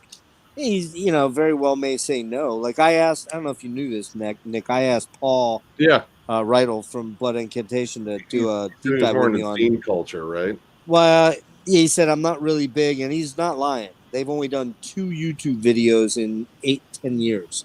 He said I'm not big on the whole YouTube thing. I don't really want to do it. I'd love to do something with you if you were doing a print thing, but I'm just not into the whole. It's not our band's aesthetic. So I said, dude, I completely fucking totally cool. Every time I've DM'd him, which has only been a handful of times, he's fucking gotten right back to me. He's super cool. Two mold. Yeah, two mold. Big time. Oh, wait. If you actually want to go to sleep, Cold Chamber. Yeah, then put Cold Chamber. Put on chamber music. You'll want to go to sleep to see stop hearing it. But I'm actually going to, as soon as I get all these Forbidden albums in the next couple weeks, I'm actually going to ask Craig LaCicero if he wants to join me, man. The only thing he can say is no. All he can say is no. If he says no, then he says no. But he's a real fucking cool guy, and I've been going back and forth on Instagram several different times, and I have a strong feeling, man. He's just one of us that just actually happened to get up on the stage and be able to do it somewhat for a living, and I have a gut feeling he may actually be cool to join us or join me. So that's what I'd like to branch this into if I have the time to do it, but we'll see if it gets there. But I would think just keep at it. I mean, if anything, it seems like it's a great escape. Like, dude, I fucking enjoyed the shit out of doing. No, it is one that was because it's great. Again, like, I don't know if it necessarily fits in with metal here, but I know I fucking love the shit out of them. I've loved the shit out of them for fucking years, and it was just great. Like, actually, when you brought up you were a fucking giant fan, like when we were first bullshit, I was like, dude, I don't run into like a ton of Killing Joke fans. That's fucking awesome. Well, I'll tell you what, right now, let me look real quick here. I think it's already my third most watched. Now, that doesn't mean a lot for... It's already got... Here you go. Since... When did we do that? Saturday night, right? So Sunday, Monday, and we're at... Where are we at? Tuesday? 3 days. Now Wednesday. Wednesday. Yep. Right. Well, okay. 3 days. It's already got 244 views, which, frankly, it's gonna easily be the third highest one for me fairly quickly. Like Opeth got 612.